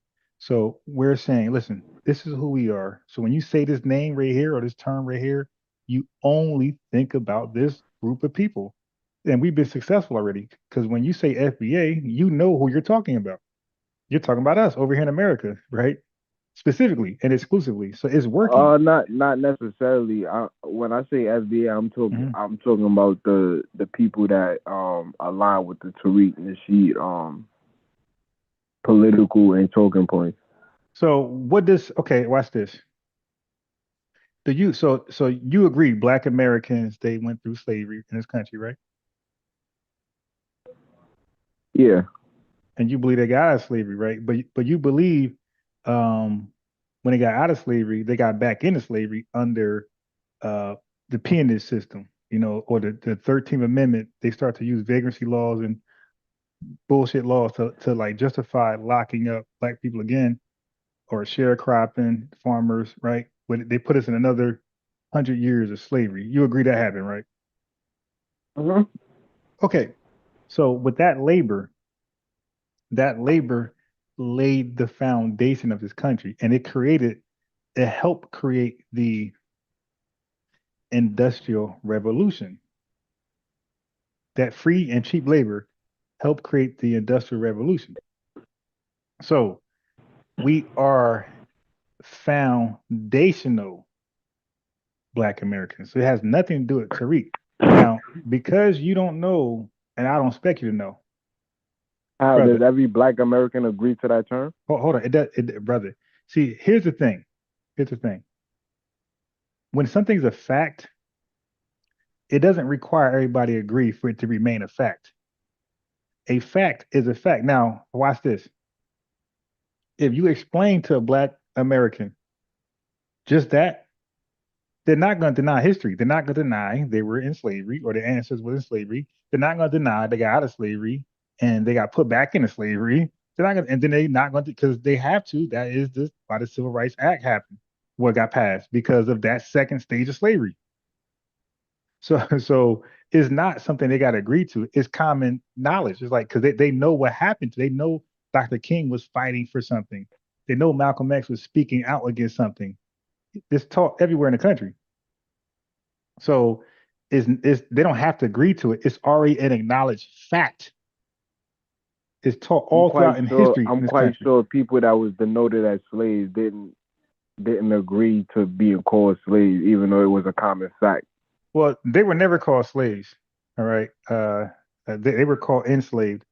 They were called Negroes and colored and things like that, but they were never called slaves. So are you saying that people didn't call themselves African in America? No. So how do you explain the AME Church and good different I got you. organization that I got you. Identify themselves as African? I got you. So let me help you out. So I got a video that people can look at on my channel. It's called Frederick Douglass, an African American. So brother, leaders of the AME Church start to second guess that term Africa for them. And by the way, bro, there was a tiny percentage of Black Americans at that time calling themselves African. They used to debate on what they should be called, and that debate was normally Negro and colored. So or they call themselves American. So Frederick Douglass never called himself African. He said, "I'm American." And most Black people at that time, they like Negro, they like colored. 5%, about 5% of Black folks consider something other than colored and Negro.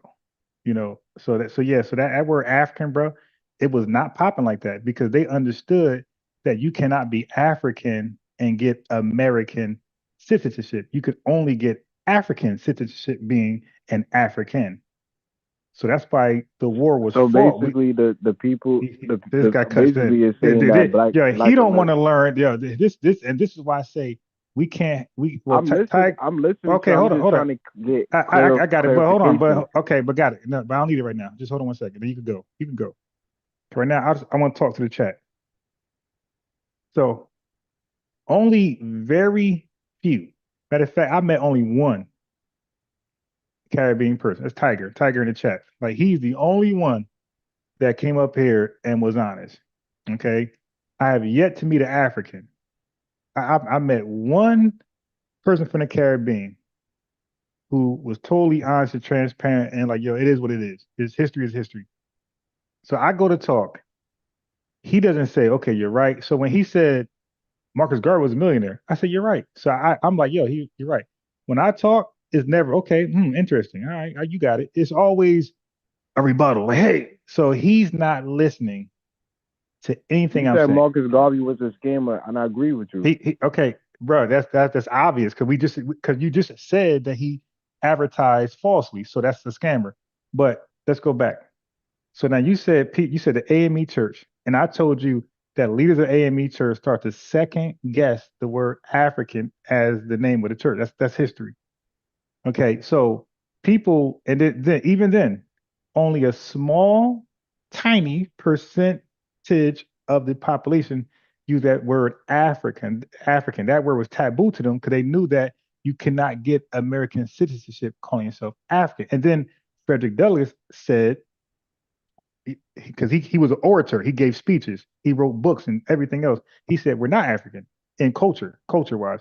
Nothing about us is African other than our DNA, the obvious stuff, and some phenotypes. But the way we talk, the way we dress, the way we speak, our history in this country, everything about us, we're uniquely different now. Okay, so he basically said everything but ethnogenesis, and not just him. I can easily go to my computer and share clips of just But prominent black. you just said that There we go. nobody identified themselves as African.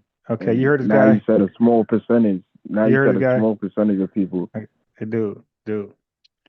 Just know this. Just know that Frederick Douglass said, "I'm American, not African. I'm American, not African American. I'm American." We understood we were American because we were Americanized. We understood that there was no confusion amongst the populace of us after the Civil War, Emancipation Proclamation, all those things. We knew what we were and what we were not, and we were not lying to ourselves. And today, the average black person is going to say we're black. They're going to say I'm African, I'm black. And when they say black, that's just black American. And that's why it's so easy. It's so easy to talk to a black person who doesn't know about FBA. It's so easy for somebody to say, "Hey, you're a freedman," and explain it. American freedman. It's so easy to say, "Hey, you're ADOS," and explain it. It depends who gets to them first. If Yvette gets to them first, they're gonna say I'm ADOS because it just makes so much sense. If Laura Albright gets to them first, they're gonna say I'm American freedman because it just makes so much sense. And if we get to them first, they're gonna say I'm FBA because it just makes so many sense. Now, and I give the story. I text my aunt. My aunt like 70. I text my aunt, or she close. I text my aunt. I said, Auntie, you ever heard the term Foundation Black American? She said, no, what is it? She explained it. And I'm texting her. I'm not even calling. I'm just texting. I said, yeah, Foundation Black American just means that, that you're able to, I gave it a short, simple version. I said, you're able to trace your lineage in this country back to at least 1870. She said, she called me Ronnie. She said, yeah, Ronnie, in the text. She said, oh, we're absolutely Foundation Black America then, because I personally traced our lineage before, like 1850s. I said, really? I said, yo, put me on. And my aunt sent me the ancestry.com, whatever it was, where it showed our whole family lineage going up to like 1850s. And I got my receipts. So when people say paperwork, I got mine.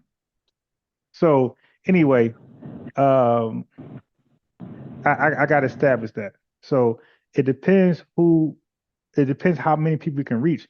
Now, thanks to these large platforms that keep talking about it, even though they negatively talking about it, it got black Americans asking about it now. So, brother, just like everything, it's going to gain momentum. Just like African American. That was when it was reintroduced, because again, it wasn't popular during 1790 when it was introduced at all. Hardly nobody called themselves that. But when Jesse Jackson reintroduced it, it was new, but it slowly gained steam. But FBA, this is way faster than African American, because we still don't say we're African American today. We say Black American. So we still don't use that one. So FBA, like this is, and by the way, I'm gonna be honest. When African American came to the scene, it was not cool to say you're African American. But when James Brown said I'm black and I'm proud, and Elijah Muhammad said a black man is God, they made it cool. So that's why those black went crazy. we took that fast. Well, FBA is cool. Is marketed as cool. That's why it's catching fire so fast. So it's really how it's marketed. African American was not marketed. Jesse Jackson had no, he was dry. I solemnly swear that my people, from this day forward, you should be called African American. Hey, what's so cool about that? So That's why essentially, essentially, Black American identity is a rolling definition. It's a rolling term. nah, it has a complete definition and it never changed. You just said Frederick Douglass identified as colored, Negro, and American. No. You didn't say anything about foundation or freedmen. This guy, of course. Well, first of all, he never said those three. Okay. So it's a rolling definition. It's not a. This guy is crazy. This guy really got some. But you back there, I hear you smoking. Your brain cells ain't there. This dude, he asks a question, give me the answer, and then adds to the answer that he gave me. Dude, I didn't say Frederick Douglass said. I didn't say he said you were Negro. I said during his time, people debated. Black Americans debated whether to call themselves Negro, colored, or American or something else. That's what I said. They debated that. FBA wasn't a term. FBA wasn't a term back then, right? Nah. Call yourself, but he did call him. Some people did call himself black citizen. Okay, because they understood the importance to be a citizen of the country. That's why they dodged the word Africa or African. So that's for the chat. What does that have to do with FBA though? Nothing. Actually something, because I'm establishing that they call black citizen could be anybody really. Could be a Kenyan, a Nigerian. No. A 99%. No, 99% of black people at that time was us. Ain't nobody else in this country. It was us. So it couldn't have been nobody else. Okay, because immigration came. Did we just speak about the illegal slave trade after 1808? Hey, brother. The Louis. Okay. So it wasn't just. Wait, hold it. So now, I won't do that rabbit hole. But no, it couldn't have been a Kenyan person, because I don't think Kenyan even existed. It couldn't have been a Nigerian person. Well, it could have been, because Nigeria is 1801, so it could have been. But that was nothing. It was Nigerians are just a bunch of different tribal men. That's not nothing. But I'm not that rabbit hole. I decline. I just want to establish to the chat that the word black was introduced during Frederick, like the late 1880s. They some people said I'm a black citizen, but the whole point is, chat, is that they knew to stay away, and I'm not joking. This is 100% fact. They knew to stay away from the term African. They knew that. They knew African was synonymous with deportation. Okay, so they knew to stay away from the word African. That's all I'm established. So they'll take colored, they'll take Negro, and some said black citizen. Frederick Douglass said American, but they all of them knew to stay away from the term Africa, because they knew that you were not going to get citizenship under that terminology. If they knew that, then why the oldest black church is called the AME then? Okay, yeah. So I already established that. So they said African, right? Okay. So a church said African. Okay. So it wasn't. It's a couple more organizations that has African in it. Hey, brother. So okay. So now this is for you then. Then how come that term didn't stick with the people? How come it was rejected? How come? Okay. So this person had a thought. This person said, "Hey, African Methodist Epistle, whatever." How come it didn't stick? Yeah. How come the masses didn't call themselves African? No. Not people. I said the mass. I said, how come it didn't stick? That for something to stick. For example, the white man was calling Chinese people yellow. Okay, it didn't stick. They called themselves Chinese instead. So for something to stick, it has to be adopted. Negro stuck, color stuck. African American wasn't adopted as a term for identity in this country. When? What year?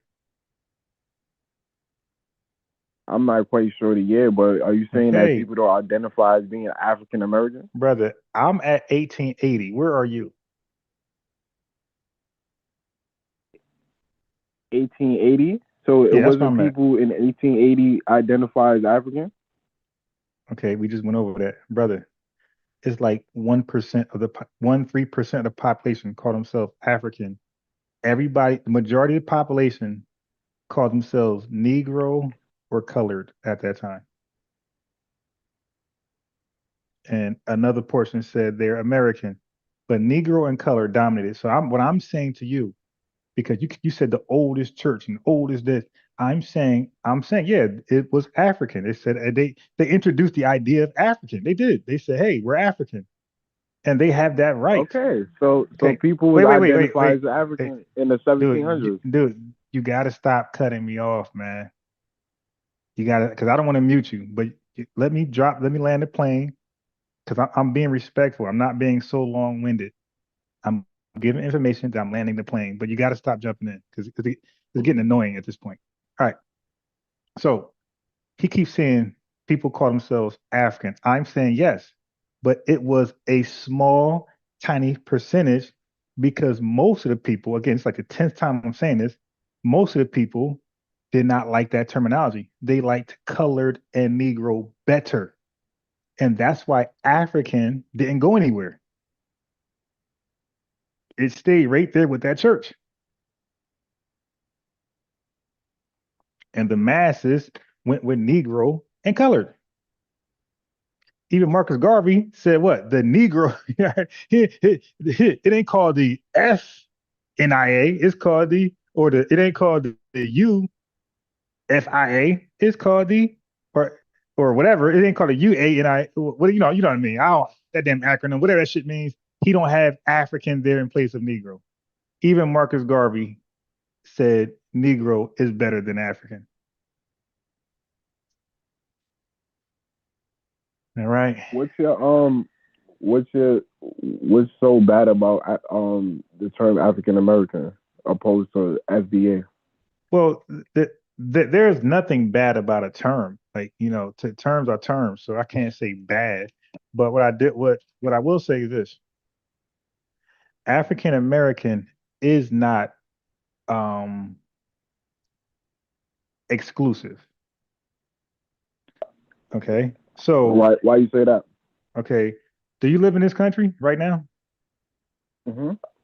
When you apply for something and it asks you your ethnicity, does it say African American there?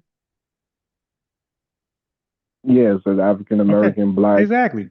Right. But you're Jamaican, right? Yeah, Am I Jamaican? no, but they don't Right. have exclusive term for Right. Oh, Europeans or. no. Stop. It ain't about Europeans because the Europeans that you're talking about, it does. It says other. And brother, um, Europeans in this country, the Irish, the Italians, bro, they assimilated. I don't know, you probably know what that means, but they assimilated. Like they call themselves white. Okay, they rather be called white. But you got some Italians who will put other and put Italian. So it depends. Some people like So some. if both terms are ambiguous, No, what's no, really wait, yeah, about? I stop, don't stop, see you fighting stop. Okay, fighting for stop. white No, American. let me first answer your question, brother. So, well, let me finish the point. You answered the question. So you said you answered the question. I said the term African American is not exclusive. You objected, but then you said you fill that out while you're Jamaican. That's my point. It's not exclusive because if it was exclusive as a Jamaican man, you couldn't fill that out. So it's all inclusive.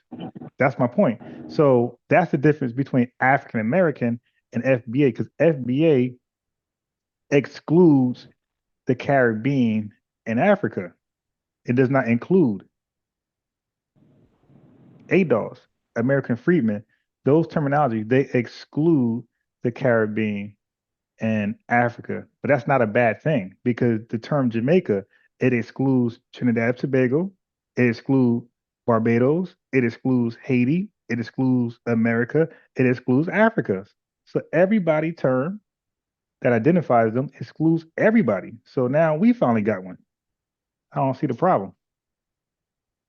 Well, I do see the problem, but it shouldn't be a problem.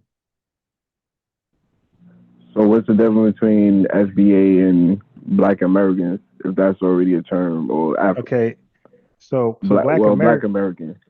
right? So Black America has become interchangeable with African American.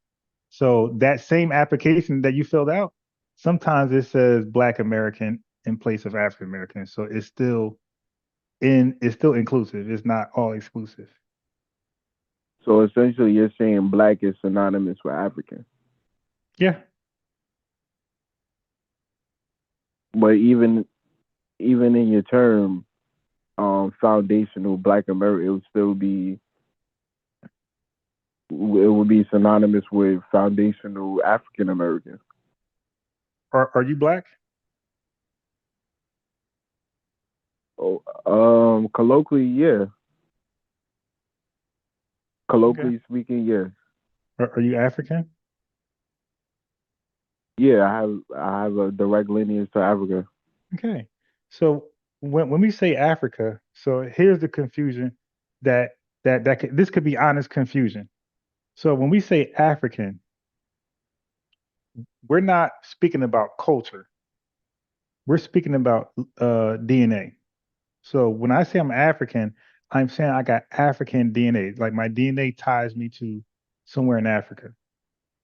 But when other folks say Africa, there's no culture? So this guy cuts in again. Hey, dude, will you just shut up? Let me finish so you can see what I'm saying. Bro, let me finish. Every time I make a point, you cut me off. I don't say nothing. You actually were done with your point. Hold up. You say hold up, and you cut me off. I don't say nothing. All right. So I'm gonna finish my point. Okay, I'm gonna finish with you or without you. All right, because this is getting annoying now. All right. So this is for the chat. I'm not even speaking to you right now. And I'm the host. Like I can say hold up. That's what the host can do on his show. And you gotta hold up or you get muted. And guess what? You're still being held up anyway. So let's do it the right way. So chat, this could be honest confusion. When some people say Africa or African, they are speaking of culture and ancestry or DNA, or sometimes they're speaking about culture alone.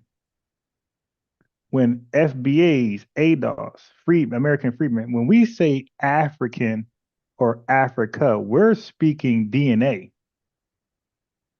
So, and then culture sometimes. So when we say we're not African, we're talking about culturally. And when we say we are African, we're saying DNA wise. So it could get a little bit of confused there, but that's why I'm saying this now. When we say we're not, we're talking about culture. And we say we are, we're talking about our DNA goes back to Africa.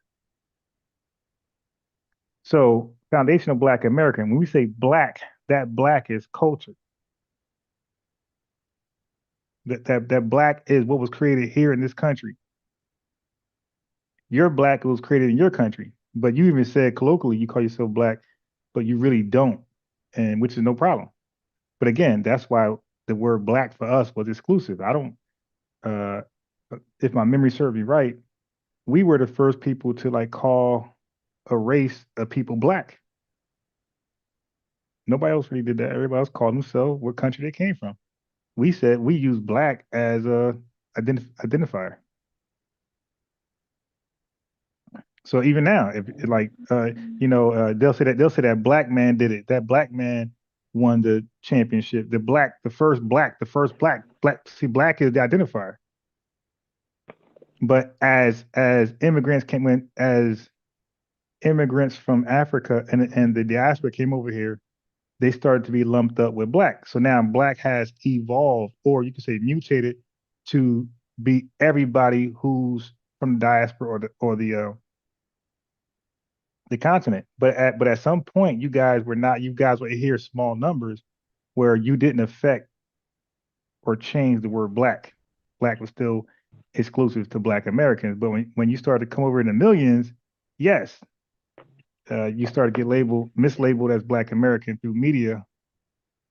probably purposely, but nevertheless, you guys were started being called Black Americans too, or Black too, and that's why we have Cobra and ADOS and FBA and American Freedmen for that reason.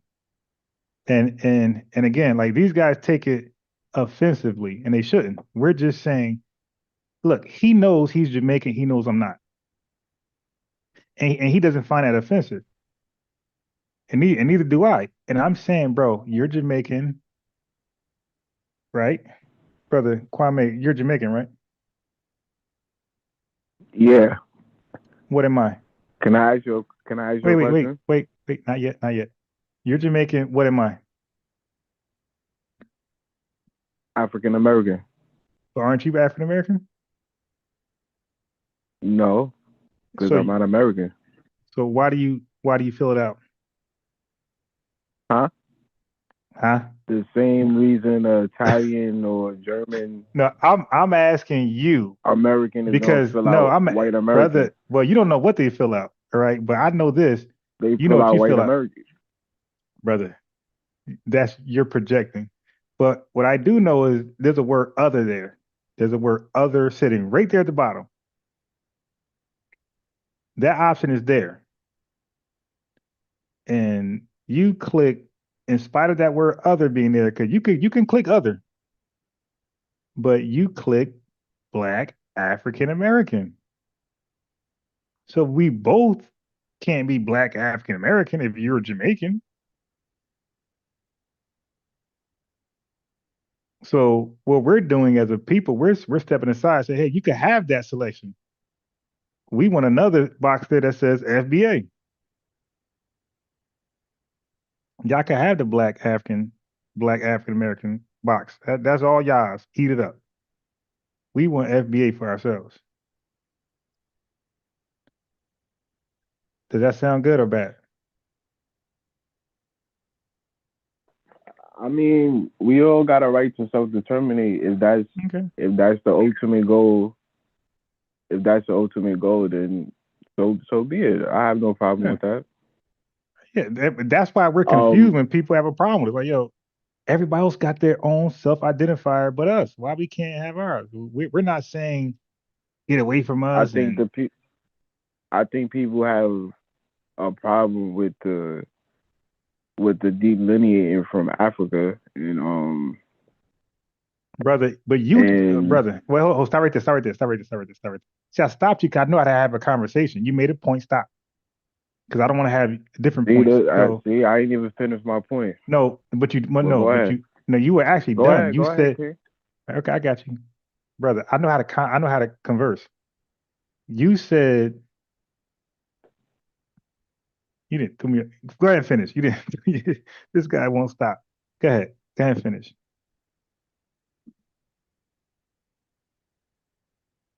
Stop smoking and go ahead and finish.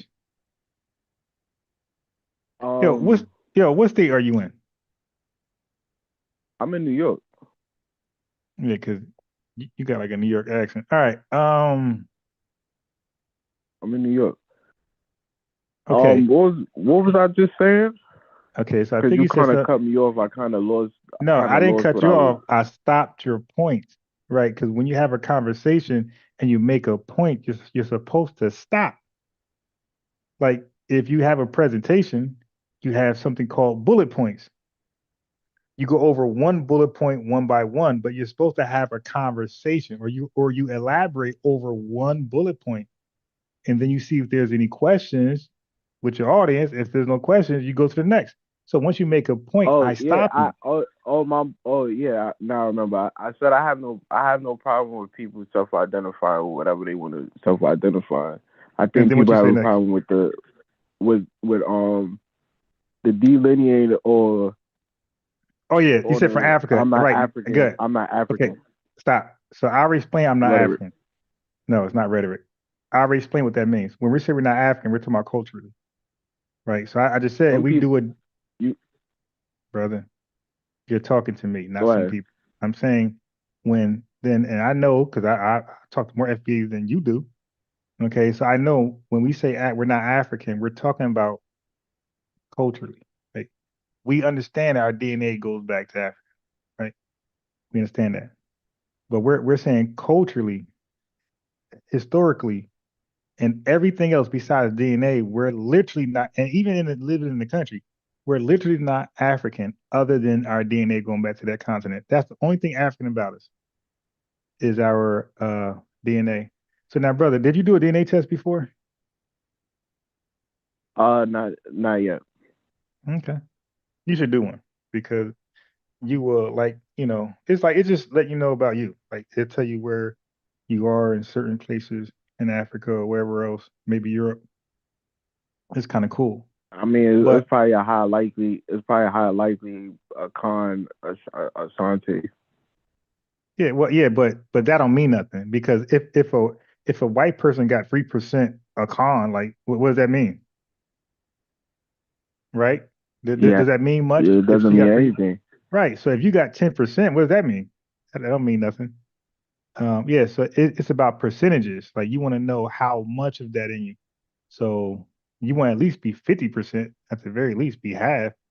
But like if it says 10%, that's not much to brag about. Like you definitely can't join their tribe with No, 10% of I'm con. talking. I'm just talking as far as the whole of Jamaica is primarily linked to the Asante and the Khan tribe. Okay. All right. Yeah, I don't know nothing about that. Yeah, but it will still matter. Your percentage will still matter. Your percentage will still matter. Oh my thing was, how do you? What are your thoughts on what is a white American then?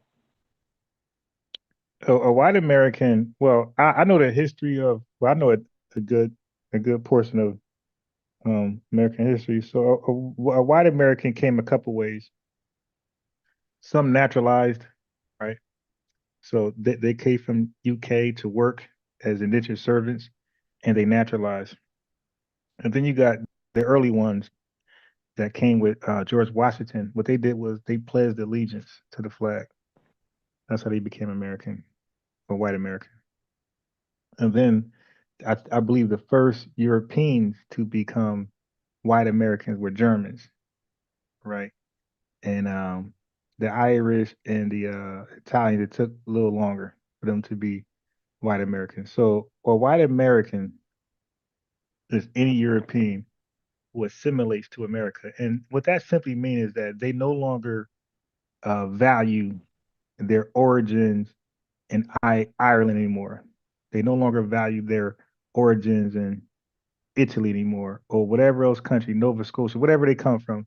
They no longer value that. They instead adopt their American culture, their American genesis in this country.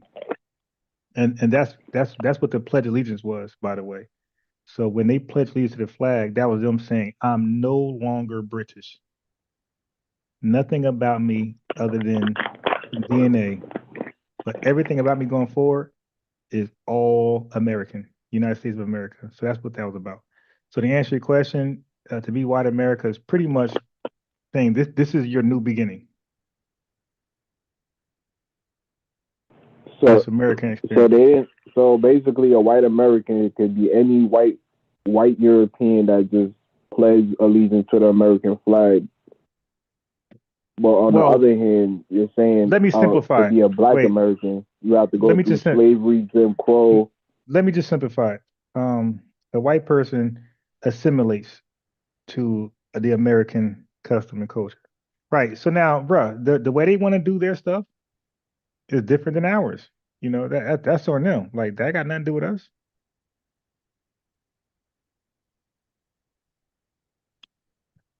But what makes you Jamaican?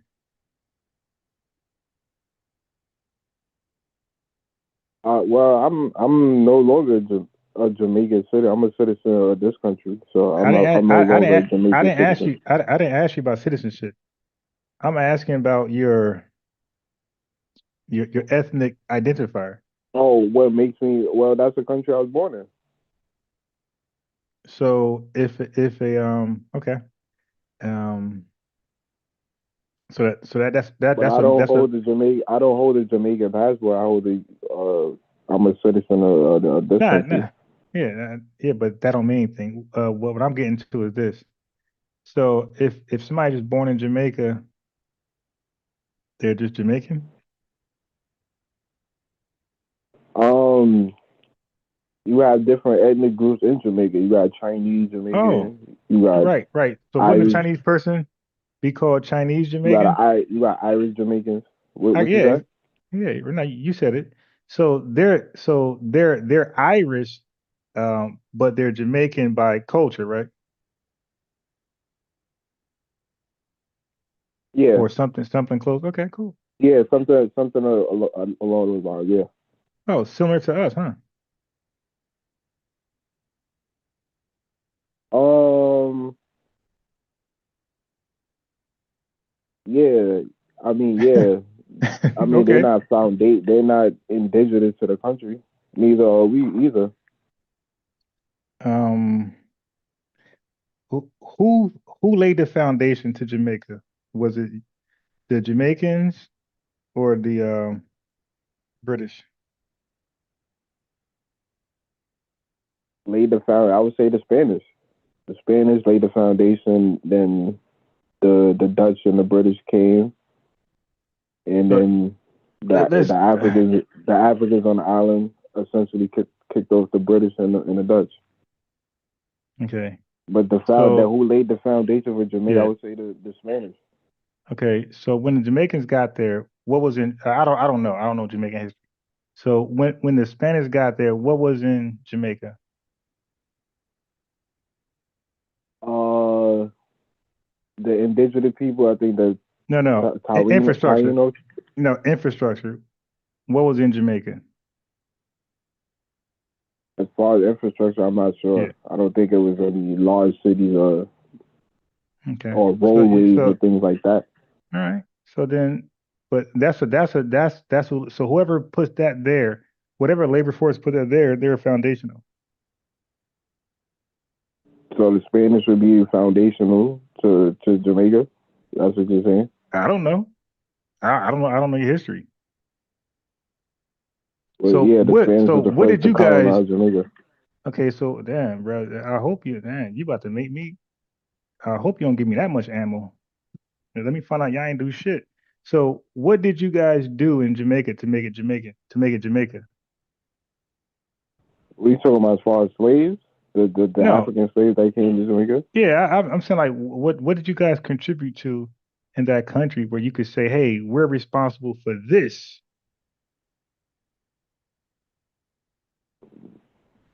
The island itself. We took the island. And then what with it? You cultivated like what'd you do to it?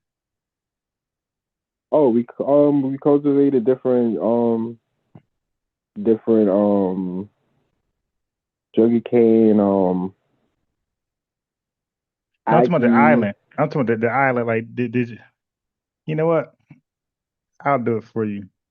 You got me You saying interested. cultivate as far as what, like plant fruits? Like Like, like, are you talking trade economically? like, for example, let me tell you what we did. Well, a little bit what we did. We this country had a lot of trees and a lot of stuff like that going on. Like we cut it all down. Like pretty much just us, just black Americans, cut all that terrain down and made like just a large, landmass of just grass. So like that's like laying down a foundation because you can't put railroad tracks over trees. So in swamps. So like we cleared all that stuff out, and that's what makes it foundational. We were responsible for much of the economy in this country by our forced labor and cheap labor. So like we were foundational to the economy. We were foundational. So the banks in New York got established through our free labor and cheap labor. So our labor indirectly and directly, like pretty much laid the foundation to this country to be a wealthy superpower in years to come. So I didn't know if that was you guys' contribution to Jamaica or it wasn't. So the way you're making it seem like you guys were just there, but ain't really contribute to. That's interesting. I mean, to say that, I mean,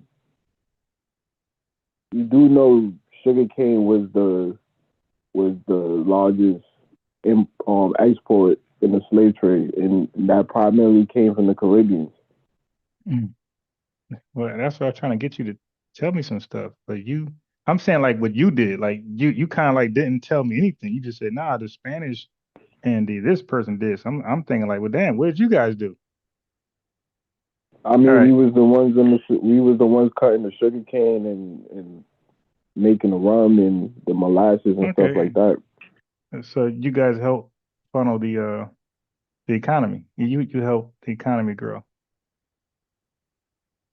Yeah, which was the whole slave trade. It wasn't just Jamaica. It was the Americas and South America. Now we did much more than just some sugarcane stuff. What the hell is this? Yeah, you said in the Americas? Yeah, we did much more than sugarcane.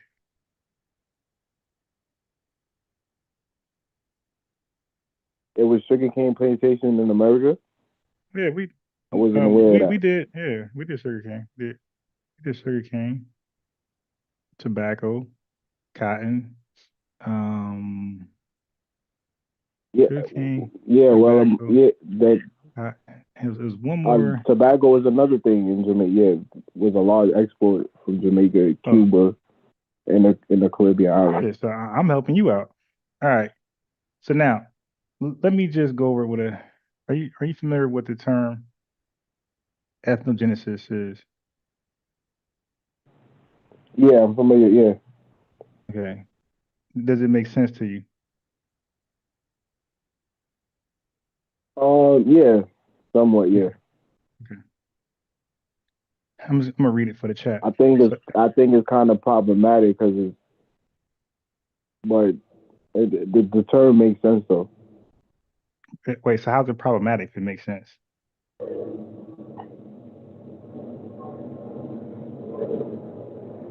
I think my definition of ethnogenesis, I would be thinking of like a new haplogroup or a certain genetic marker that I specifically identifies a specific group or something like that. But okay, so that's I understand the term ethnogenesis. Now that's literally it's kind of like a self-identify. Huh? Yeah, but what you just said was when you say projection, you just did that. You said, I know what it means. I know there's an official definition, but I got my own definition, and I want to project it on whoever. Yeah, yo, bro, No, that was horrible. Certain terms was ambiguous. No, a definition, brother. Listen. A definition is definitive. It's the opposite of ambiguous. Okay, a definition defines, is very specific. There's no way to interpret a definition. So let me read. Ethnogenesis is the process by which a distinct ethnic group is formed over time, even often through shared historical experiences, cultural blending, and adaptation to new environments. That's speaking about us. It said this process can occur due to migration, conquest, forced displacement, or cultural evolution. Ethnogenesis typically involves the development of a unique identity. See, we don't have a unique identity because you're selecting Black American also. That makes it inclusive, not unique. It says unique identity, language, and traditions and social structures that differentiate the new group from its ancestral origin. You see? So ethnogenesis, it separates us from our ancestral origins. We're no longer like them in anything but biology. Okay, watch this. Example of ethnogenesis, African Americans. Yes, the transformation of enslaved Africans in America into a distinct Black American ethnic group is a prime example of ethnogenesis. So we are the prime not the, we are a prime example of ethnogenesis. While their ancestors came from diverse African cultures, over the centuries, they formed a new and unique identity separate from those in Africa. Okay, so that's it. Separate from those in Africa, and also the African diaspora. So you two and everybody else. So that's why Wouldn't that include the Jamaicans, the Barbadians, the Trinidad, and the people that it would experienced include slavery? it would include you guys Well, experiencing your own. they share similar experiences. African Americans too. No, you didn't. What you guys did though, Jamaicans shared similar experiences with themselves. People from Well, we went Barbados. through slavery. Okay, so brother, did you not read some of the? Okay, so let me keep reading then. I got you. See, I was gonna stop reading, but damn, I gotta keep going. Okay, so how African Americans emerged as a distinct ethnic group. So brother, you have to know what words mean. Distinct means not like you. It says African Americans. It don't say African Americans and the Caribbean. It says how African Americans emerged as a distinct ethnic group. Watch this. Diverse African origins. Enslaved Africans brought to America, this is not you, came from various ethnic groups, e.g., Yoruba, Igbo, Akan, Wolof, Mande, Congo. They spoke different languages and had different traditions. It says cultural blending, forced to adapt to slavery and American society, not Jamaican society, not British society.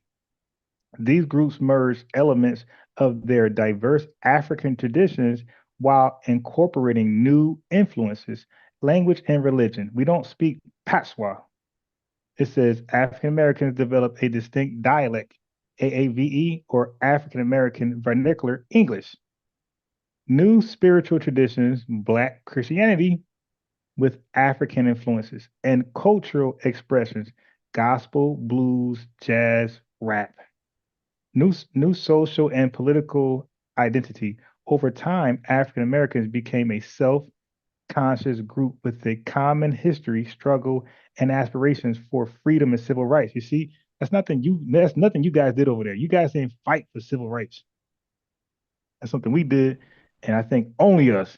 Okay. Separation from African identity. Unlike recent African immigrants like yourself, African Americans were not simply Africans in America. They have a history, culture, and identity shaped by their unique means different, experience, it means exclusivity, not inclusivity.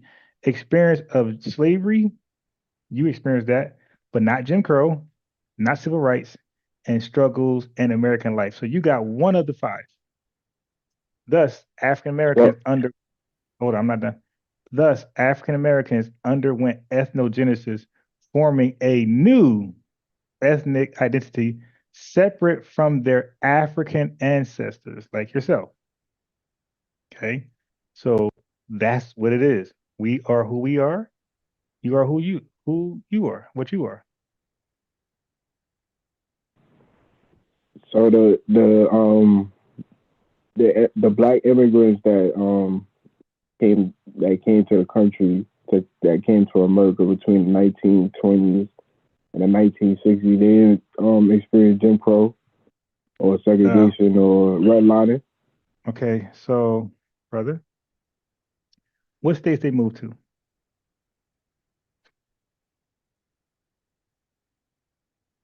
I'd say a vast majority probably went to the East Coast and possibly to the South. No.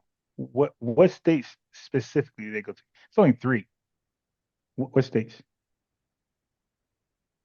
Inform me. Okay. Massachusetts, New York, and Florida. Now, they were most numbered in New York at 100,000, 20,000 in Florida, and probably less in Massachusetts. So, brother, in New York, no. To answer your question, the majority of guys were in New York, so the answer is no. New York, So Jim essentially, Crow. the black people from the East Coast, they're not FBAs either, by your definition. Brother, there were no black. Okay, oh, here we go. There were no. They are because they're in America. Okay, so they were always in America, and they served as slaves before they got their citizenship. You just Did said they go 19, through Jim Crow? a form of it, yes. But listen, there's two different Jim Crows. Now I wouldn't expect you to know that. He's laughing like, wow. Yo, the stupidity with these guys. There's literally two Jim Crows. There's called North Jim Crow. Dude, you do know there was a North and South Civil War. Now you got the North and South, the Republicans and Democrats. Yes, you have a North Jim Crow and you have a South Jim Crow. You're laughing like I just made that up. You could Google that. Google the difference between Northern Jim Crow and Southern and watch that an answer come up there. He laughed Did like the I made black it up. immigrants go through Jim Crow? Did the black immigrants in New York go through Northern Jim Crow? Northern, yes, but Northern Jim Crow was nowhere near Southern Jim Crow. Okay, so and that's where I'm getting to. But to answer your question about FBAs in New York, they came to New York as slaves. They didn't come to New York as on a damn ferry boat to Ellis Island like you guys did. So Okay, it wasn't freemen in New York, in Massachusetts, in these places. It wasn't free black people, black men in these places. At what time? What year?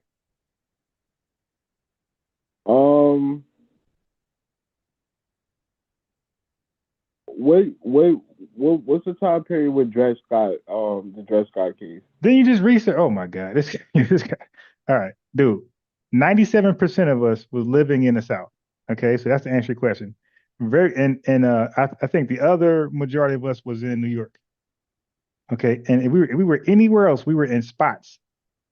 But the majority of us were in the South. Okay, because the South is where most of the slave labor was. That just makes the most sense. So, but New York had slavery as well, but it was different than obviously Southern slavery. Okay, but let me just share my screen. If we go back to your bulletin point, with the FBA, you said they had to go through the transatlantic slave trade. Yeah. They had to go through Jim Crow. Wait. No. Segregation. Okay, I got it. Stop right there. Because you smoke. Your memory, I never smoked a day in my life, so my memory is crisp, yours isn't. All right. So brother, it's steps. You gotta meet all the steps. So the first one is you got to go through slavery in America. Okay? And then you got to be emancipated while you're still living in America. We all check that box. You don't. And all those immigrants who came, well, the few immigrants who came through Ellis Island, none of them checked that box. Okay. And then they went to the safest state in the entire country. They went where all the Union soldiers were. They went to New York, the most safest, secure state in the country. So I'm sharing my screen. So my screen shows you the estimated KK membership by state. 1920s peak. So he said 1920s. I'm saying 1920s. They said they peaked to 4 to 5 million deep, the KKK. So Jim Crow was mandated largely by the KKK. All right. Now, I color coded where the KKK were and who also lived there. So they were most populous in Indiana. Black Americans and West Indians, we were there, probably tiny numbers that don't make a chart. Same thing with Ohio, same thing with Illinois, the same thing with Texas. But Tennessee is where they originated from. Tennessee had 120,000 KKKs. Now that's a lot of racist white folks. Okay, guess what? We were there in Tennessee. You weren't. They were 100,000 in Georgia. Guess what? We were there. You weren't. They were 100,000 in Alabama. We were there. You weren't. They were 80,000 in North Carolina. Both of us weren't there in large numbers. They were 70,000. That's a lot of goddamn people. That's like Wembley Stadium. 70,000 people, KKKs in Mississippi. We were there. You were not. 60,000 in Louisiana. Neither one of us there in large numbers. And South Carolina at 50,000. We were there. You're not. You literally were in the safest states in the 1920s you can possibly be in. And even though Florida was not safe, you were there in tiny numbers. You barely existed at 20,000. And Massachusetts, you had 10,000. So, but where you guys came lying by large, you came in New York, Harlem and Brooklyn, where Jim Crow was not even mandated. That means you could drink out of a water fountain that says white only and possibly nothing happens to you because it's not enforced. Just like jaywalking is not enforced. Or throwing, like, let's say a piece of chocolate out your car, like that's not enforced in a lot of states. Or even tinted windows not enforced everywhere. But mandate means they have to act on the crime. All right. So Jim Crow was not mandated in New York for sure. So this is how you cook on people. So, brother, try again.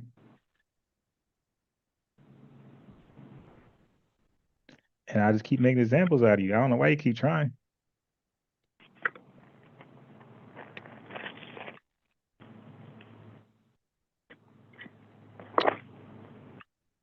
Now, let me ask you this. You asked me questions. Let me ask you. Hold up. No, Yeah, it's my go turn. ahead. My turn. Be down. All right. So Marcus Garvey came to the United States. Now we back on Marcus Garvey. Why not? Shit, you back on Black Americans. Why can't be back on Marcus Garvey? I mean, I thought that was the topic. I thought Marcus African Garvey, American yeah, was the topic. Right. Marcus Garvey was involved with Black Americans. So and you mentioned white people too. You mentioned white people. Okay, so why I can't mention Yeah, Marcus so I was Garvey? trying to get your defined term of what a white American Right, and is. I'm trying to get you to define something You right now. basically said, Okay, wait, no. what- This ain't time to teach. This is my question now. So Marcus Garvey, when he came here in 1914, right? Documented 1914.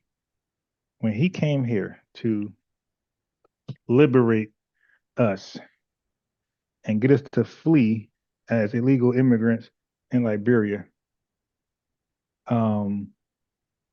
was Jamaica free at that time? Or was Jamaica being colonized? Jamaica was under the British Crown. Yeah. So when Marcus Garvey had this aha moment to liberate us, Jamaica wasn't liberated at that time, right? Not completely liberated, but definitely more liberated than Black Americans. No, you had no independence. You were 100% colonized. Now, but I'm trying to get somewhere. And he does this. He asks questions, and he could tell me to stop. Like I tell him to stop. He could say stop and ask a question about what I said. No, that's fair game. But he likes to not answer a question and start telling stories. Typical. All right. Okay. So now watch this. Let's move past that. Can we both agree that Marcus Garvey wanted Black Americans to go to Africa, right? Somewhere in Africa, right? Yeah, he wanted black people from around the world to repatriate back to Africa. No, not around the world. He came to the United States. Okay. He didn't go around the world pitching the idea. He came here with that idea. So let's just focus where he did most of his work. So he was over here trying to get Black Americans to go to Africa, right? Yeah. Okay. Agree? Would you agree Booker T. Washington was his hero, so he wanted to meet Booker T. Washington. So Booker T. Washington was America. Yeah, but Marcus Garvey was a Pan-African. Harlem was like the black capital of the world. See, look, Again, yeah, these guys be so insecure, they just start talking. It's my question time. He started to talk. Okay, so you mentioned Booker T. Washington. Was Booker T. Washington a Pan-Americanist or a Pan-Africanist?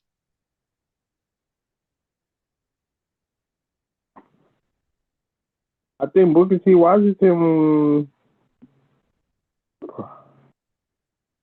probably more to a Pan-African. No. See, now you're lying like Brother Reggie. Booker T. Washington did not believe that no Black American should go back to go to Africa. He said we are American and we're going to fight for civil rights in America and we're going to fight for equality in America. Most Black leaders, damn near all of them, did not support a Africa idea. So I'm gonna stop you right there. So if I ask that question again, even Elijah Muhammad didn't even talk some more back to Africa bullshit. So most Black influential leaders, they all, the most of them, all talked about making America more comfortable for themselves. So, but bro, Garvey lived in America. I'm sorry, he lived in Jamaica. He lived in America. Did he ever live in Africa? No. Okay. So to me, it'll make more sense for him to build some type of alliance with Black Americans and Jamaicans because he knows both people. He's from Jamaica and he lived in America for some time. So to me, it'll make more sense to try to get Black Americans and Jamaicans some type of elite alliance rather than Africa that neither one of us know anything about. We knew nothing about Africa and he knew nothing about Africa. So that idea seemed like wild in itself. That idea right there was just wow. It was like some fantasy island type of stuff. Again, he's from Jamaica. He lived in Jamaica. He knows Jamaican people. He knows us a little bit. You would think that he would have us come together and then maybe do something with these two powerful forces together. But somehow he said, "The hell with with that." All right, yeah, I found that. You don't find that interesting? Yeah. Are you saying that Marcus Garvey was the first Black person to want to repatriate back to Africa? It was no African American that came up with similar concepts. See, I don't like those type of questions where he keeps saying, "Are you trying to say?" And I did not try to say that, but he keeps. I don't like that. When I talk to this guy, I ask him a question like a man. I just ask him right out, "Hey, what do you think about this?" I'm not gonna say, "Are you trying to say?"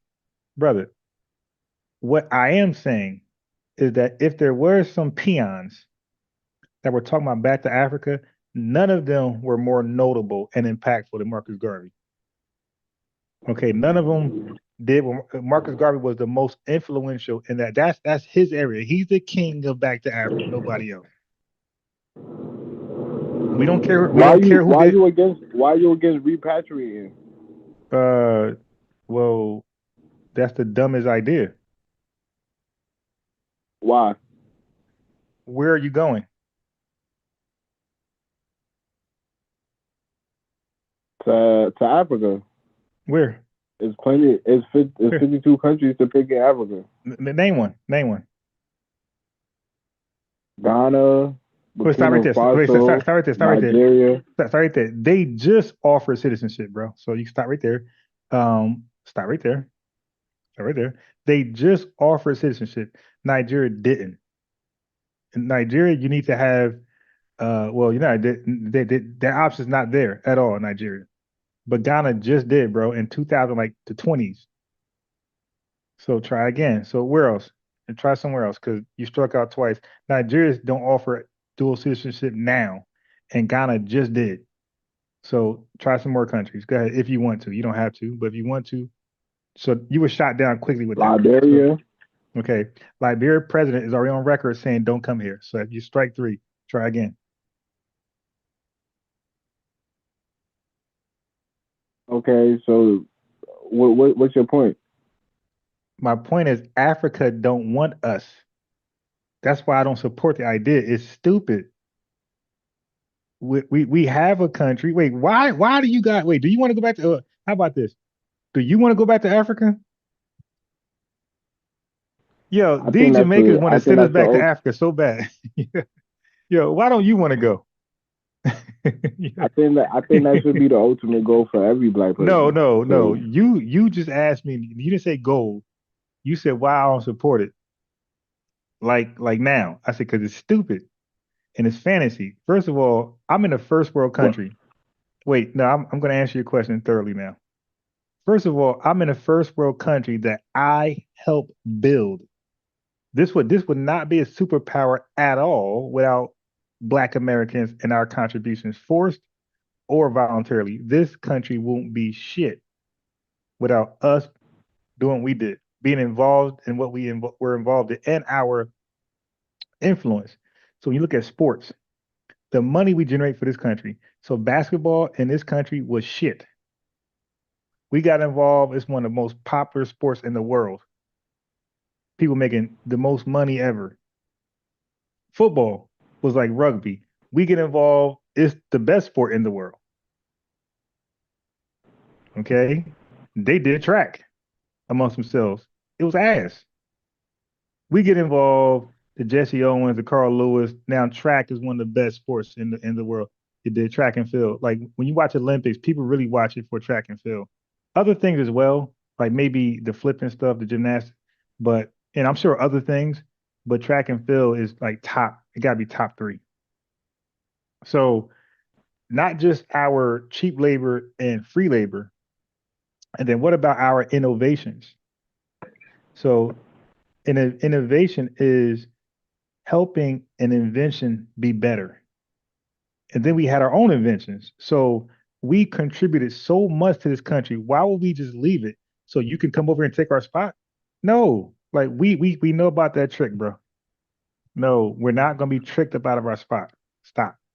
I'm not. You're not Lisa Lauren or whatever her name is, and I'm not just hilarious, dude. You're not gonna trick me out of my spot. This country is only great because of our contributions, and we're proud of that. Whether you like it or not, we're proud Americans, my boy. And we ain't going nowhere. And not to no goddamn third world I country. never said specifically you. I'm just saying what's your problem with repatriating back to Africa? Okay, so I answered that. Why would we leave a first world superpower, one of the richest countries in the world, to go to a country less unfortunate? I mean, you have countries in Africa that's building up to be a first world country. You Right, have and Nigeria. that's great. That's great. But why would we build this? Why would we help build this country to a superpower and just leave it and don't benefit from our creation, our labor? But yeah, but hey, chat, listen, what is the chat, benefit? What is the benefit you what is the benefit you talking about? chat. Be careful, Are you man. talking like as far as reparations or ownership? Like what are you talking about? Like as far as Okay, I'm talking about this. Chat, be careful. These guys talk all this, holding hands and uniting, and look what they want to do. They want us to get out like that movie. Yeah, yeah. These guys, man. Yeah, they can't be trusted. I'm sorry, man. Listen, man, you got to hold your own nuts for right now. Maybe we'll revisit this conversation 30, 40, 50 years from now through our ancestors, through our kids. But right now, dude, y'all got to hold your own nuts.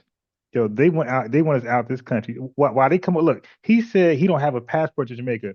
This dude is in America for the long run, but he want us out, bro. Dude, we're not falling for that shit, bro, boy. I never said. Are you? Were you trying Yeah, to say that you saying that we want to replace African of American in course this you country? do. Of course you do. That's why you want us out so bad, Hell no! I don't think anybody would be in America much more. dude. Well, you better hope. You better take advantage of what you got so far, cause the way Trump talking, you gonna be back cutting sugar canes in Jamaica. I hope that don't happen, but Well, are you a Trump supporter? I don't vote, man. So that answers that question. I don't vote. So we can move What's your on from thoughts there. on? I don't What's your have thoughts thoughts. on? I don't have thoughts. It is what it is. I don't have thoughts. I don't vote, so that means that the outcome is the outcome. All right. I don't vote. So I'll say it again. I don't vote. So that means the outcome is the outcome. I don't have thoughts on the outcome. If Kamala Harris wins, that's the outcome. If Joe Biden wins, it's the outcome. Okay. I don't vote, so I can't say shit. The outcome is the outcome, and I just got to deal with it. Do you So support Trump? why even bring up Trump in immigration? Is Well, because I have a problem with immigration.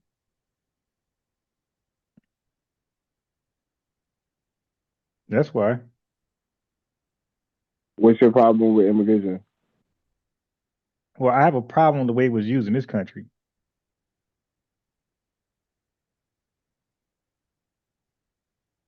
Like what? Immigration was always used to undermine Black Americans. FBA DOS. So is that the immigrant fault or the government fault? Now, I never said, okay, again, dude, you gotta have some security, man. I said how it was used. How the hell would an immigrant use it? I said the way it's used. The way it's used to undermine FBA DOS. So that means the immigrants are just pawns. The king is the the government, and whoever else, Congress, whoever else is, because you can't just everybody involved. Okay, so the way immigration now, chat. By the way, I've been studying for a while now the history of immigration in America. So that's why I can make such a conclusion, right? A summation of my issue with immigration. When we look at it, every time, like for example, when Northerner FBA does got their freedom in New York, we start to populate New York. We went from 5% to like 15%. And once we started growing numbers, guess what? Here comes Ellis Island to smother our numbers to make us, and that brought us back down to 5%. So they have always used immigration to undermine us. Always. Every time we got some steam going, some things our way, here come mass immigration. And this is why our leaders, our early Black leaders were always against immigration, from Frederick Douglass all the way to Booker T. Washington to A. Philip Randolph to Tariq Nasheed, Yvette Carnell, Dr. Clark Anderson, right now. So now, just to correct you real fast, so chat, I'm gonna play a small video real quick because I want these guys to stop pinning delineation to Tariq Nasheed. Like this is his idea, and we're all just cult members. Dude, this idea has been. I'm gonna show a video. 1989. Now, brother, I challenge you to show me Tariq Nasheed in 1989 explaining how Black Americans are different from Africans. Okay, I want you to try to find that video, and I'm gonna help you out. It does not exist. So this idea is long before Tariq Nasheed. All right. So I'm gonna share this video. It's not that long. In the chat. I'm gonna show you clips in two. So I'm gonna show you 1989. I'm gonna show you guys in the 2000s, like 2000, around Barack Obama when he first declared he was gonna run for presidency. Okay, so I'm gonna take you back. All right, so let's just go here real quick. So yeah, so Tone got the numbers and I like that. Tone got the numbers, I got the clips. I got the clips. That's why like these guys really can't do nothing with me because they just talk. I talk and pull up. So they Tariq Nasheed, the quote FBA. Whoa, wait a minute. Wait a minute. There were people 20, 30, 40 years before Tariq saying the same thing. They just didn't have a term for us. They were trying to come up with a term, but they didn't. It was not there. They kept saying, it was funny because they'll say us African Americans, and then they'll say, but those African Americans, then they'll like try to, because they didn't know what to call y'all. So that's why it was very clever to say ADOS. All right, so just give me a second to just pull. It's a small clip. It's like 8 minutes, but you'll like it. Okay.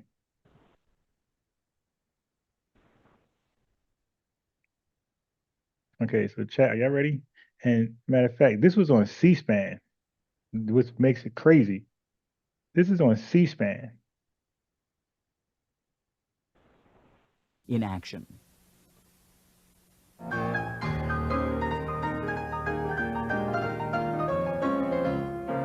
Coming up next, a forum titled The New Black Voice of the 90s. 3 panelists debate the topic, Staying Black or Becoming African American. Presenting the pro-black point of view will be Ali Muhammad, a spokesperson for the Nation of Islam. It is with the... Okay, so see that title?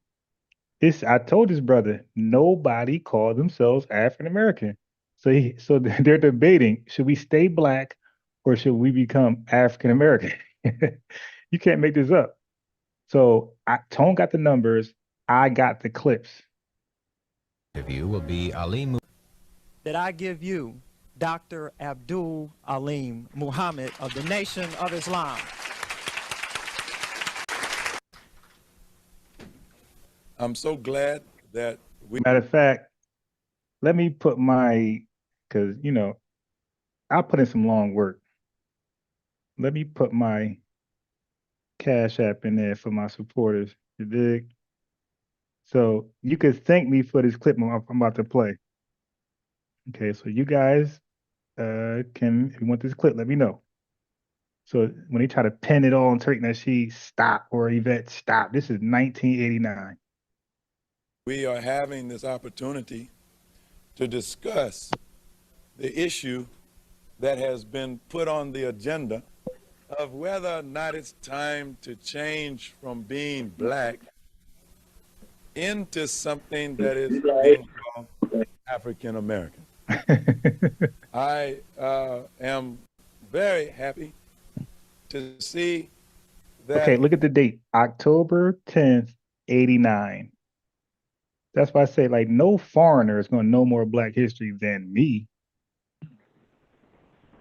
We have now grown in maturity as a people that we are actually able to have such a discussion where, in fact, everyone does not agree with everyone else's view, but we have become such good brothers and sisters of one another that we are able to disagree and yet not become disagreeable.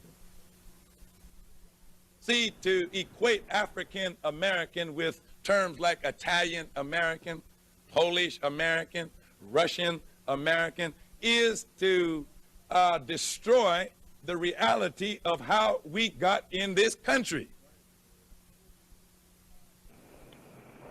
We did not get into America with our nationalities intact. Africa is not a nationality. If you are from Nigeria and you have become a naturalized American citizen and you want to call yourself a Nigerian American, well, you help yourself. Uh-oh. But that's not how we got here. We did not pass through Ellis Island. Uh-oh. Didn't this guy right here talk about Ellis Island? Oh, so what makes y'all foundational Black American? Because we didn't pass through that one. Well, I said it's steps. And one is we didn't come through Ellis Island. Go ahead, brother.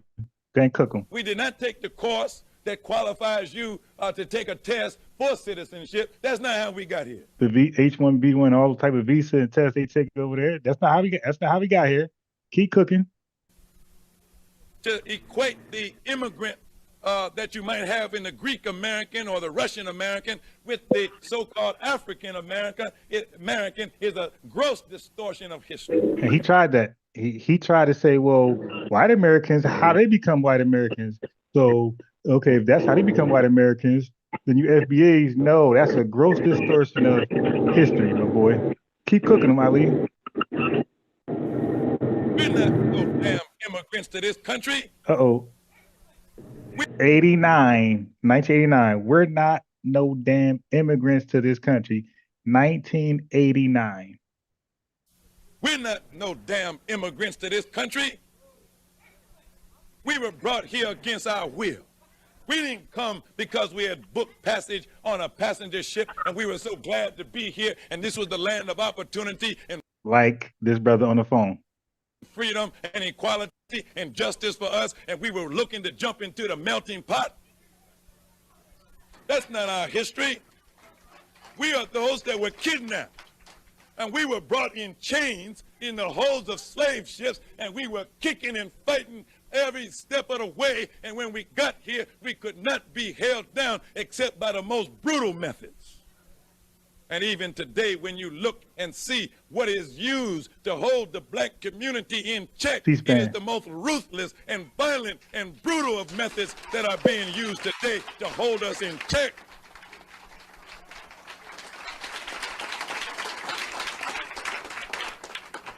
So we don't want to rewrite our history.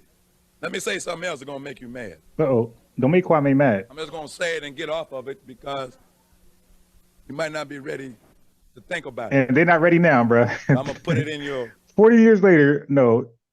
Maybe 30 years later, they're not ready now. 40, you can say 40. Subconscious mind is going to come up later. Mm-hmm. See, even you are guilty of those of you who are advocating this African. Like Kwame. You're guilty yourself of trying to distort your own history. Uh-oh. See, you want to pretend like you are the same people that was brought over here 400 years ago. That's called ethnogenesis. Yo, he is cooking. And that nothing happened to you since you've been here. You the same black African now that you were then. That ain't true. Uh-oh. Explain ethnogenesis in 1989. I'm reminded of Richard Pryor. He went to Africa. He asked the brothers in Africa, he said, what tribe do you think I'm from? They said, the Italians. And that's why we're not going to no goddamn Africa. They called Richard Pryor an Italian. They said he's with the Italian folks. That's why I said, brother, what country is going to welcome us? Dig? Zero.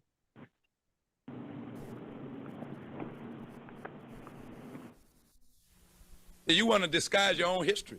Mm-hmm. Not us, not you want to FBA. pretend that you did not have people who rose up on the plantations in rebellion to slavery, who fought and killed and died to be free, and some of them were only able to run off in the swamps with the Indians, and they set up their own independent kingdoms right here in North America, right down in South America, in the Caribbean islands. It was the black man in league with the red man. They set up armies to fight against the slave master, and in many cases they won, in other cases they were defeated, but they left a legacy of struggle to be free.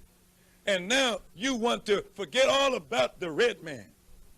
You want to forget all about him, like your blood and his blood are not intermixed so much that you have really become like one people. Uh-oh, I bet ethnogenesis. if I asked you the question, there's not one of you sitting up here that does not have the blood of the red man flowing in your veins. That sounds like Tariq Nasheed to me 40 years ago. Yeah, this is why I do what I do. And now you know I'm coming to something else too. Yeah, I But you see it. don't hardly like to admit. Mm-mm. You're just as bad as white folks. Oh yeah, we've been saying that. Also don't like And, we've been saying that they have become just as bad as white folks. That's why we call them out and hold them to the same scrutiny as white folks. They try to make us focus on white supremacy only. No, sir. Y'all borrowed the talking points of white supremacists. So to us, you are team white supremacy.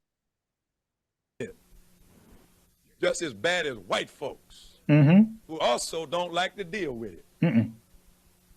See, when you look at yourself in the mirror, brother, you know why you look like you look. Right. You know that that slave master raped your grandmother. Mm-hmm. You know he went into the black woman and planted his wicked seed in the womb of the black woman, and that's why we're such a spotted up people today. And so when you just want to use this term African American, you're using it as a cover to hide yourself from what actually happened to you because you don't want to face the facts of your own reality. And I explained to his brother earlier, well, everybody don't agree with this in your lineage. Yeah, because they are unaware. But you see, when he talks in front of a crowd of FBAs, it makes sense. And they'd be like, yeah, you're right. Ain't nobody saying boo. They're clapping and testifying.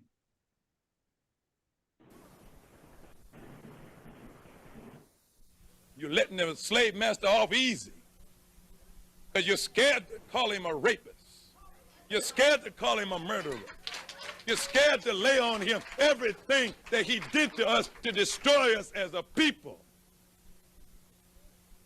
But you yourself bear witness to it just in who and what you are. So don't deny yourself, man. What are you? Yeah, you are some of those people that they might call black Africans. That's part of your heritage, ain't no doubt. You also got that red man's blood in you too. And they don't. According to what we've learned, they trace their family history. The Honorable Elijah Muhammad said they came here 16,000 years ago from Asia. They're Oriental type people. And you got that slave master's blood in your veins too. So it means a whole lot of you walking around with European genes. I told you wouldn't like it. And I told you ain't ready to deal with it. But it's the truth. And so it means that you need to look at what God has produced in you. If we're living at a time of universal trouble and universal confusion and universal revolution, then there is a need for a universal teaching and a universal vision. There's a need for a universal people to rise up out of the earth, FBA, to become the universal rulers for all people. And that's what they're afraid of. And there is no other people who qualifies on the face of the earth other than black men and women in America. Hey, he just said the only qualifiers are FBA DOS. That's what he just said. 1989, before 40 years before Tariq. There's you. That's your destiny. And the sooner you are willing to face up to your divine destiny and play your proper role in the evolution of world history, then the sooner we will enjoy a kingdom of peace and happiness and true brotherhood. And didn't I explain to Kwame earlier? I said, bro, we can't unite with you guys until we clean our own house. That's exactly what he said 40 years earlier. We got to clean our own house first so we can be qualified to lead by example. Now, one more video. This one is smaller. This is like less than a minute. All right. So this was 89. Now I'm going to give you 2003 or something like that. This is way before Tariq Nasheed. Obama will announce his candidacy this weekend at the old state capitol in Springfield, Illinois, where Abraham Lincoln made his stirring House Divided speech. How historic. At a building made famous by the man who freed the slaves, Obama isn't the descendant of slaves. Hold on. A white man acknowledged Abraham Lincoln emancipated enslaved persons, and Obama is not one of them. So this delineation is clear. People know it. Black immigrants just act dumb, but white people know this. He just said, "Oh, but one more time." So he basically said Obama cosplaying as an FBA, and he ain't even one. That's pretty much what he said in today's term, Historic. today's language. At a building made famous by the man who freed the slaves, Obama isn't the descendant of slaves. His father emigrated from Kenya in 1959, and his mom is the Swiss Miss Girl. Some are even claiming that the senator has not lived the, quote, black experience, and it may affect... And he used black. How he used black? He used black like black Americans, separate from black people across the world. Like I said before, bro, black was an exclusive term that got co-opted.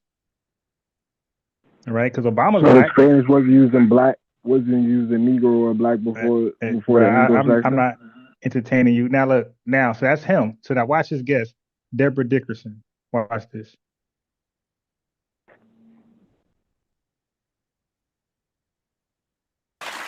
Is Barack Obama black? No, he's not. In See the American how they political look. context, black. Hold on, let me pause it. You see? So in the early 2000s and before, we were using black as an exclusive term solely for black Americans who experienced slavery in America. So that's why she said Obama's not black. Now, none of us would dare say that today because black has been co-opted. It just means black people from the continent of Africa or the diaspora. Okay, but black originally was exclusive for black Americans only. That's why she can say Obama isn't black. Now listen to her try to explain the best way she can, but she don't have our verbiage today. Listen. So Tone got the numbers, I got the clips. Is Barack Obama black? No, he's not. In the American political context, black means the son of West African, the descendant of West African slaves brought here to labor in the United States. It's not a put down. It's not to say that he hasn't suffered. It's not to say that he doesn't have a glorious lineage of his own. It's just to say that he and I, who am descended from West African slaves brought to America, we are not the same. Okay, so she's 20 years before Tariq. That's why we laugh at these guys that sit here and say, "Oh, y'all, the Tariqians." Yeah, all right. Yeah, all right. You mean the emancipated Persians? Because Frederick Douglass made that clear, man. I'm American, and we ain't going nowhere. Go ahead and respond.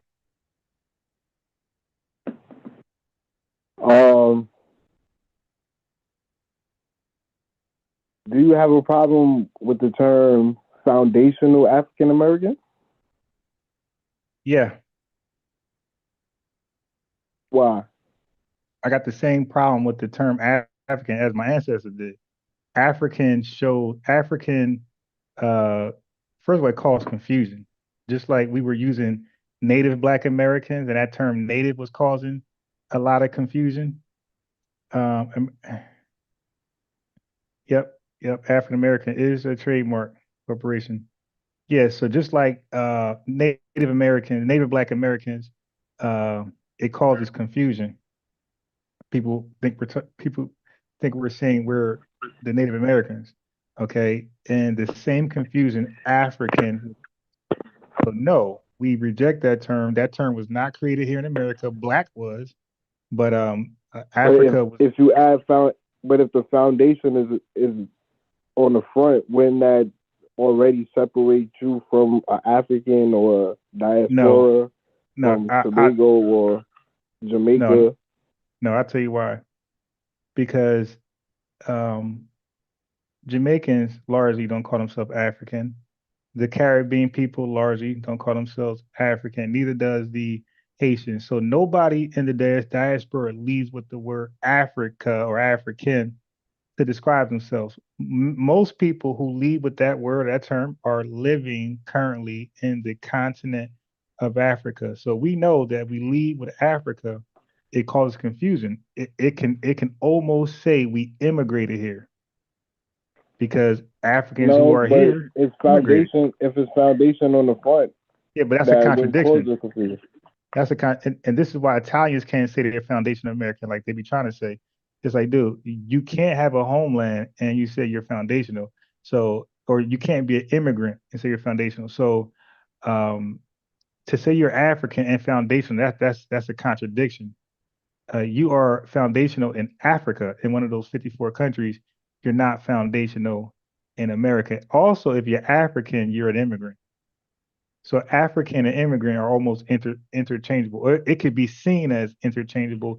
But again, you might be right, brother. But what I'm saying is the fact we gotta add qualifiers to it is enough to say, now let's just drop it and let's stick with something where no questions are asked once we say it.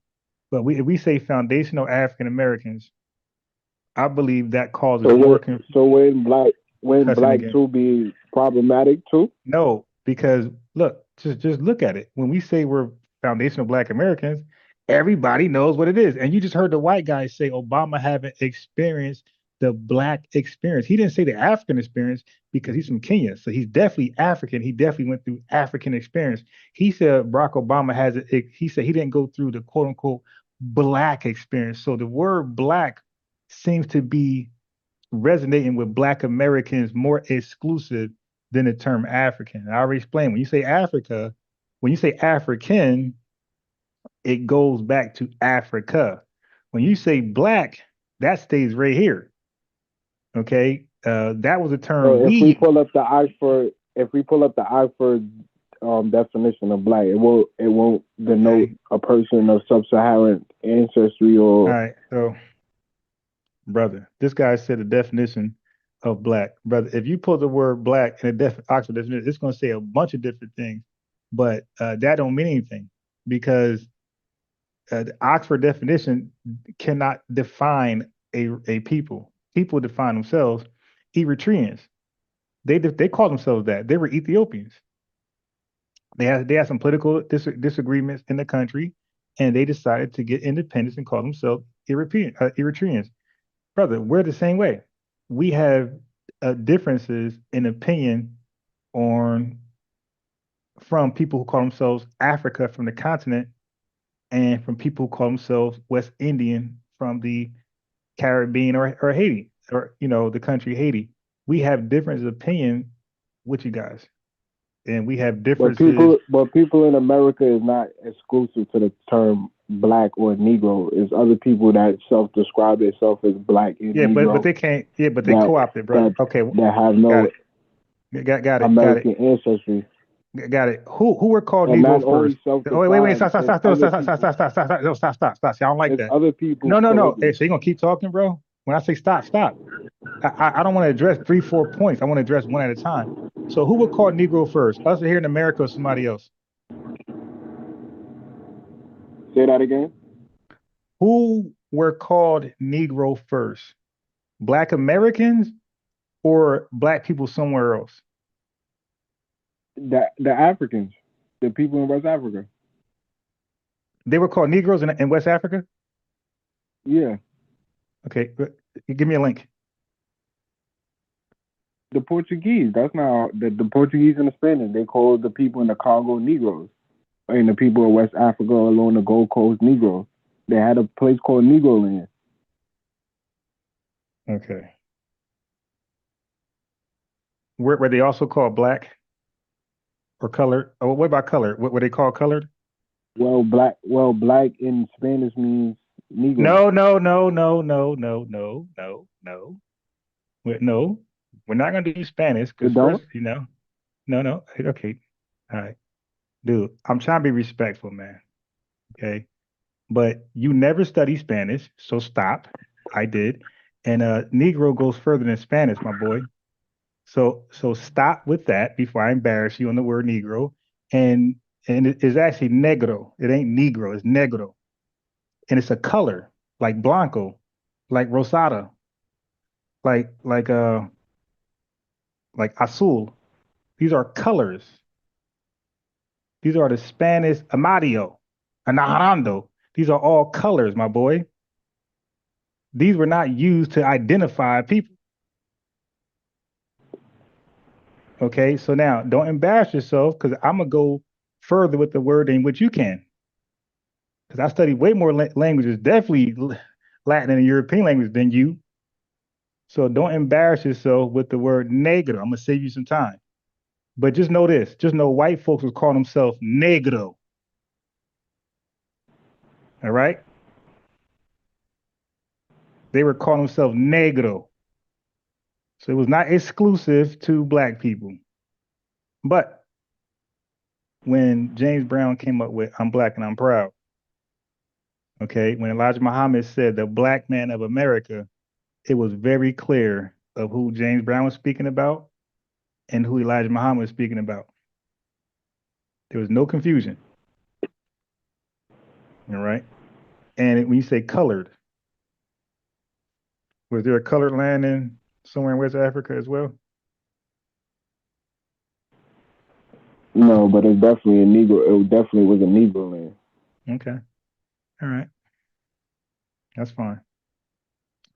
But I do know that we recall color exclusively. We recall black exclusively, as you just heard Sister Deborah Dickerson said Obama's not black, when today he's clearly black. But that was our position at that time. We reserved that word just for us in America, because it was like the white guy said, it was a black experience, and that black experience was slavery in America and the ethnogenesis. These words just wasn't around, but if they were popular, they would have been used. Dr. Alim Muhammad basically explained ethnogenesis without saying ethnogenesis in every which way of the word. Okay. What was the term I had brought up the AME church earlier? Yeah. And you said that black people was arguing over terms to self-identify themselves. What was the term? It was Negro and colored.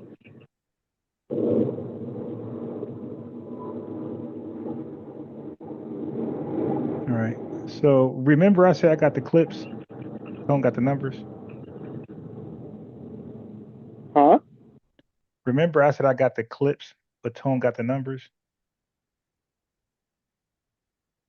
Yeah, you keep repeating that. Okay. Watch this clip right here.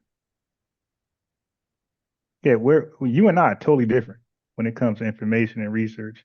As you can clearly see, like we're not in the same ballpark at all. But it's fun. Okay. Here you go, chat. Here you go, chat. So the term African American is problematic, but I'm playing a video. I'm playing a video. Henry M. Turner, a leader in the African Methodist Episcopal Church, agreed with several of his ministerial colleagues that the term African should be stricken from the title, if only because it suggested exclusion. On the other hand, unlike the most of my race, he claimed pride in being called a Negro. He liked being called a Negro. Many other formerly enslaved did not, but for some reason he did. When I am walking the streets of a city and hear someone say, "There goes a Negro preacher or Negro chaplain," I feel a peculiar exaltedness. He liked the ring of it, I guess, right? That's his preference. By the 1870s, the issue was far from settled, though colored seemed the most acceptable term, and a Louisiana newspaper indicated a willingness to accept Negro as long as it was capitalized like any other nationality. Henry M. Turner, okay, a leader so chat. I just proved my point. Okay, they wanted to be called Negro and colored. They wanted this African title out of AME. All right. So again, my Cash App is pinned to the top. I feel like my research should be worth something. Whether it's a cup of coffee tomorrow. But I told you, whatever I say, I can back up. Oh boy, can't. All right. And this is why I'm going to call Fresh and Fit show. I'm going to debate Myron Gaines. Hopefully I can call by Friday, because I've been like so backed up with other stuff I'm doing. But he has some. Let me play some of his arguments that I'm going to be because Kwame is fun, but he's he got his own agenda, but he's part of debating. You guys know he's not my level at all. But Myron thinks he's smart. All right, so let me play some of his talking points that I'll be rebutting when I call his show, because he had a debate, if you call it that, with Tariq Nasheed, and he think he did good. So I want to pick up where they left off at. I'm gonna call this show, and I'm gonna ask, can we pick up where they left off at? So let's play some of his arguments. There's no excuse to be a failure in the United States. Go ahead. That's the argument I made, which is a rock solid argument. You can't defeat that. There's no excuse to be Okay, so he said that's a rock solid argument that there are no excuses to do what? Failure in the United States. To be a failure in the United States. There are no excuses. Now that's anybody who debates knows you can't make an absolute statement unless that thing is 100% factual. Okay, so he said there are no excuses. All I gotta do is name one, and he's out of there. All right, so I'm going to now that's his position. Like he's proud of that angle and that position, and I'm gonna give you some others of his that I'll be debunking when I call in, and I'm guaranteeing when I get done with him, he's gonna sound like Kwame. He's gonna just be quiet. He's gonna barely talk, and he's gonna be quiet because these immigrants, they do not know more than me when it comes to this history. All right, so let me give you two other talking points. I'm gonna let Kwame take it away, then we're gonna log off. Hold on. I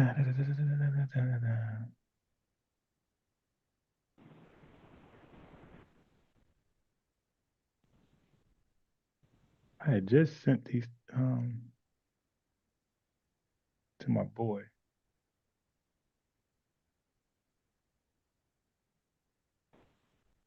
What did I do with Myron talking points?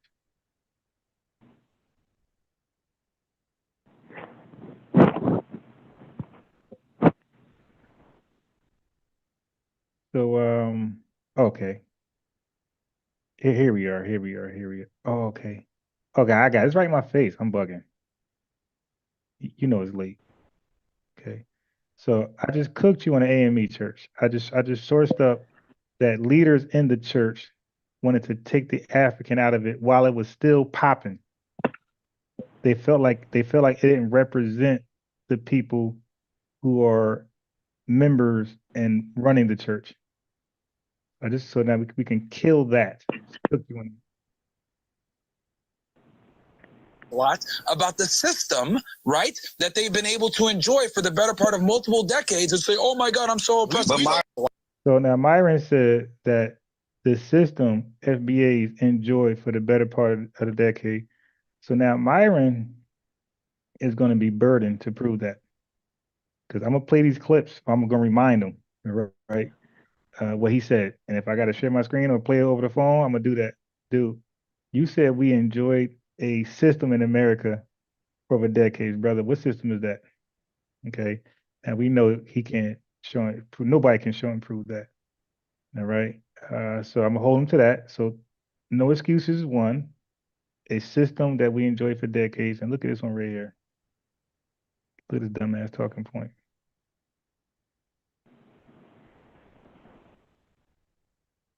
They value the nuclear family. That is the biggest thing here that the FBAs don't see. Nigeria has the highest fraternity fraud in the world. Y'all be beating y'all bitches up, man. Cut it out. So Tariq and them cooked him on that one, and I was trying to explain that to Kwame about fraternity fraud. So Myron, the Nigerians, like they're so family oriented, and they remind them like, no, the hell they ain't. They second in the worst when it comes to the family structure. Jamaica is first, Nigeria is second. So he's like, yo, no, these are. So I'm going to bait him to bring this back up. So I'm not going to remind him of Tariq no rebuttal. I'm going to just bait him, and which I know how to do. I'm going to bait him to say that again. I'm going to say, well, Myron, show us an example of Black people being family oriented. He's going to say the Nigerians. I'm going to cook him. All right. So yeah, so that's my goal. My goal is to debate Myron Gaines, embarrass him, have him silent like Kwame, and then get off. Kwame, you got any responses to anything that was said or played? I wanted to ask you about Paul Cuffey. Who? That's Paul Cuffey. Who's that? You're not familiar with Paul Cuffey? Nah. You should do a simple Google search on who Paul Cuffey I'm is. not. I'm not. You brought him up. You can tell me. I'll put it in the chat. Yeah, but you can tell me though. Now, see, when I talk to you, I just tell you. I don't put things in chat. I just tell you. Tell me and tell me why it's relevant. Go ahead. Paul Cuffey was born January 17, 1959. He died September 17, 1987. Was an African American and former businessman, whaler, abolishers, and born free into the multicultural family at Cuddy Hunk Island, Massachusetts. Mm-hmm. Paul Cuffey was influential in the Back to Africa movement. This was before Marcus Garvey, and this was an African American. Influential. Okay, so how do you measure that? How many people he had with him? How many people did he have? Marcus Garvey had hundreds of thousands. How many people he had with him sold on this idea back to Africa? 4,571. 4,000? Migrated who arrived in Liberia between 1820 and 1843. Okay, so you said 4,000. Now, what was the total population of FBAs at that time? So what year was that? That was between 1820 and 1843. Wait a minute. Dude, this is before the Civil War. This is before the Civil War. Yeah. Why do I give it? Yeah, okay. This is after the Revolution War. Okay. So chat, listen to my stance on this. Okay, I understand some of us fought in the Revolutionary War, right? Okay, I understand.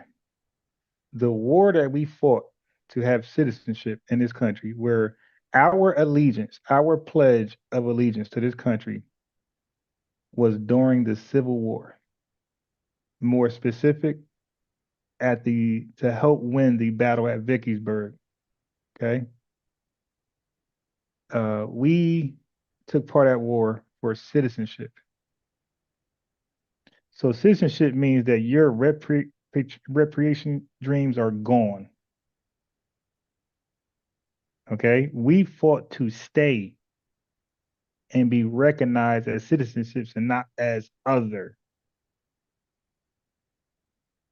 So for anybody who left before the Civil War, that's okay because they didn't make that pledge. So they had no allegiance to America. It's their right. So yeah, so they whenever they got up out of here. Okay. But I don't know how that compared to Marcus Garvey, because Marcus Garvey was trying to get descendants of people who ancestors who pledged to stay here and not to leave. So he was trying to get the pledged people to leave a country that they made a pledge to. 1843, there was no pledge. They felt like this wasn't for them. They went to Liberia. Fine. You're Liberian. Okay. How's that like now? It's one of the worst countries in the world. So I don't even know how that's like bragging rights. Like, I mean, I'm trying to be nice with my language so I don't get suspended. But y'all know what I really want to say about these countries. But yeah, man, it's not a nice place to live. And I bet you they're regretting. But brother, 4,000, and I'm not going to downplay that because at that time that's a lot of people. And I thank you for giving a name. Thank you for providing some information that I didn't know. Great. And I'll look into that myself and see where that could fit in my timeline. But I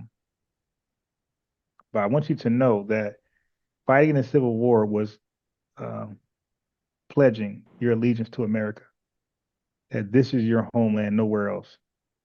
So without that pledge, without having an ancestor that took that pledge, then this isn't your country. And somewhere else is. and they don't have any citizenship. So I don't know how they're gonna get reparations without having citizenship to a country that they claim wronged them in any way. Now, how do you spell his name? Paul Cuffey, Paul, last name Cuffee. Paul Cuffey. Okay. So now I'm a fact check. He was a wealthy businessman from New England. I got you. That was a part of the American Colonial Society and the Free African Society. Oh, okay. I got you. And With him and Richard Allen. Yeah, thank you for that name too. And Allen was it Allan or Allen? En. Okay. You should do real research. The Free African Society was founded in 1787 in Philadelphia.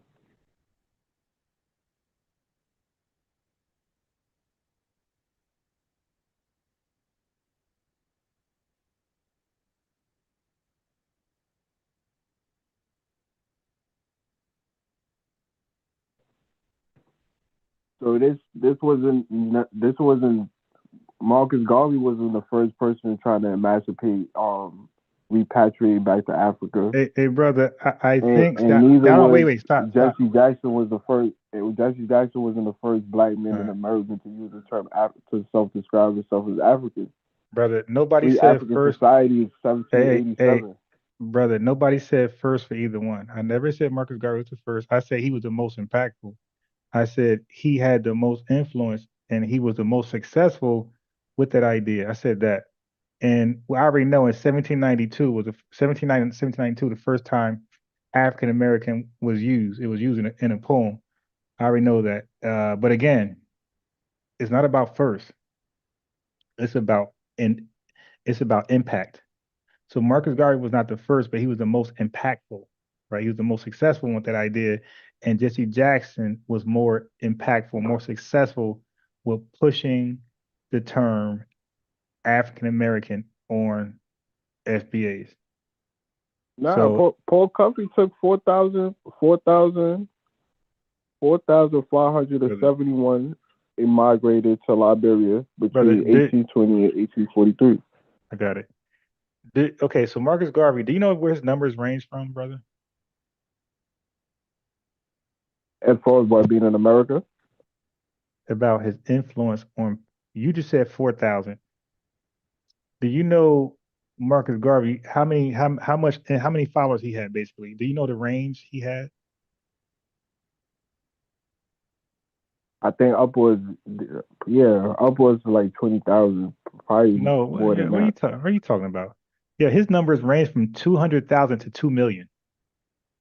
Yeah. Yeah, so what you mean? And So he packed out Madison Square Garden. So so right. So I'm saying, how are you comparing 4,000 to 200,000 to 2 million? So I don't understand. I don't know how my words not registering with you. I said Marcus Garvey was the most impactful person pushing. He was not the first. It's not about the, so chat, listen, it's not about the first all the time. It's about who did the most with it. That's the person who'll be remembered the most. Like you had boxers who were champions before Floyd Mayweather. They're not TBE. Floyd Mayweather is. You got boxers before Muhammad Ali. They're not the greatest Muhammad Ali is. So the first doesn't always mean that you were the most successful or the best. You had basketball players before Michael Jordan, before LeBron. You had scientists before Albert Einstein. You had singers before. I could keep going on and on. You had all type of stuff. So first don't mean you were the best. It just means that you get credit for having that idea. Like, that you were very innovative to come up with that idea. Like you were a genius, but it doesn't mean you're the best. So the person with the idea is not even the best person with the idea. Somebody else could come with the idea and turn that thing upside down and do some crazy stuff with it. So I don't want you to confuse first with successful or success. Marcus Garvey, hands down, was the most successful back to Africa activist, you can say. The other guy did good for his time, but he can't measure Marcus Garvey. And look, brother, and here's the other fact. Bro, everybody that is in this country know about Marcus Garvey. Even Jamaica and Jamaica, you could say the Caribbean and America for sure know who Marcus Garvey is. Bro, I never heard of Paul Cuffey, and that just means that he was not that impactful. When you're impactful like Hitler, your name, bro, there was people probably worse than Hitler. But their name is not as.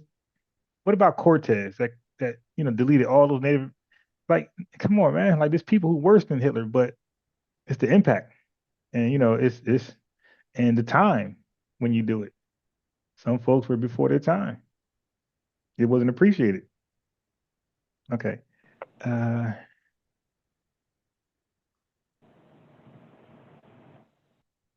So now, did Paul Cuffey? Okay, before I research this, I want to ask you: do you know about the ACS? The ACS, the American Colonial Society. Yeah. Okay. So that was their idea. It wasn't any. So the Back to Africa, that was a white man's idea. That was not a black man's idea. Because a white man, it's the ACS idea to convince black people to go back to Africa after we didn't lay the foundation, or we're laying the foundation, and probably already laid it. Okay, so now they wanted us out the country for whatever reason, right? They didn't want to, because I guess they knew that some type of repayment was going to have to happen eventually. So they wanted us out the country. So before I researched this, was it their idea? Was it Paul Cuffey's?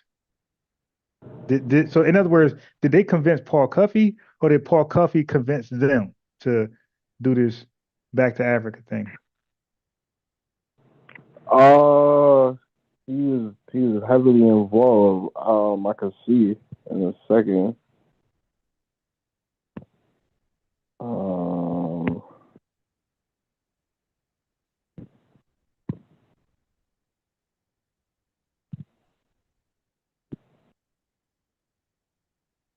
Okay. Paul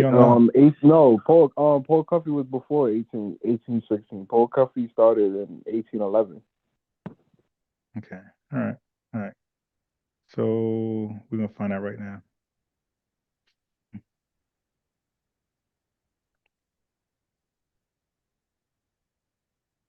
So now watch this. What was Paul Cuffey? Was he enslaved, or was he a free man? Well, if he was a wealthy businessman, obviously he was free. Okay, so brother, he was born free though. So remember we talked about the experience over here. So everybody who I played, besides myself talking, they all talked about enslaved people.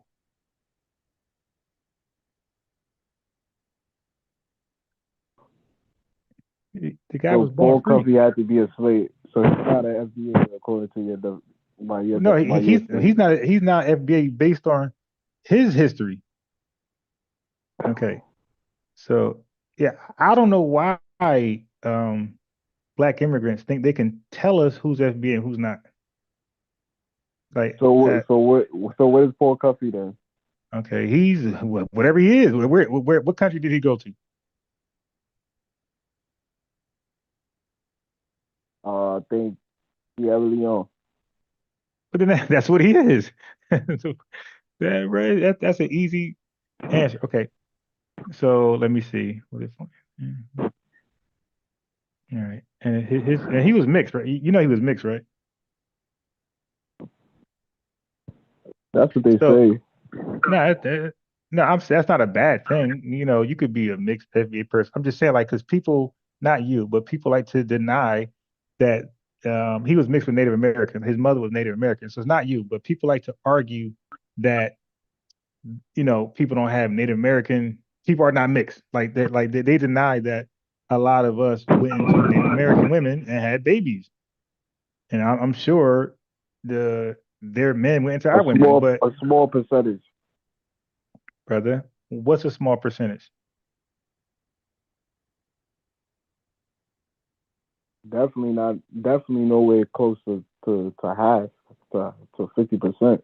How do you know that they were reclassified as one of us? So technically, they're not even Native American anymore. They're African, quote unquote, with the quotations.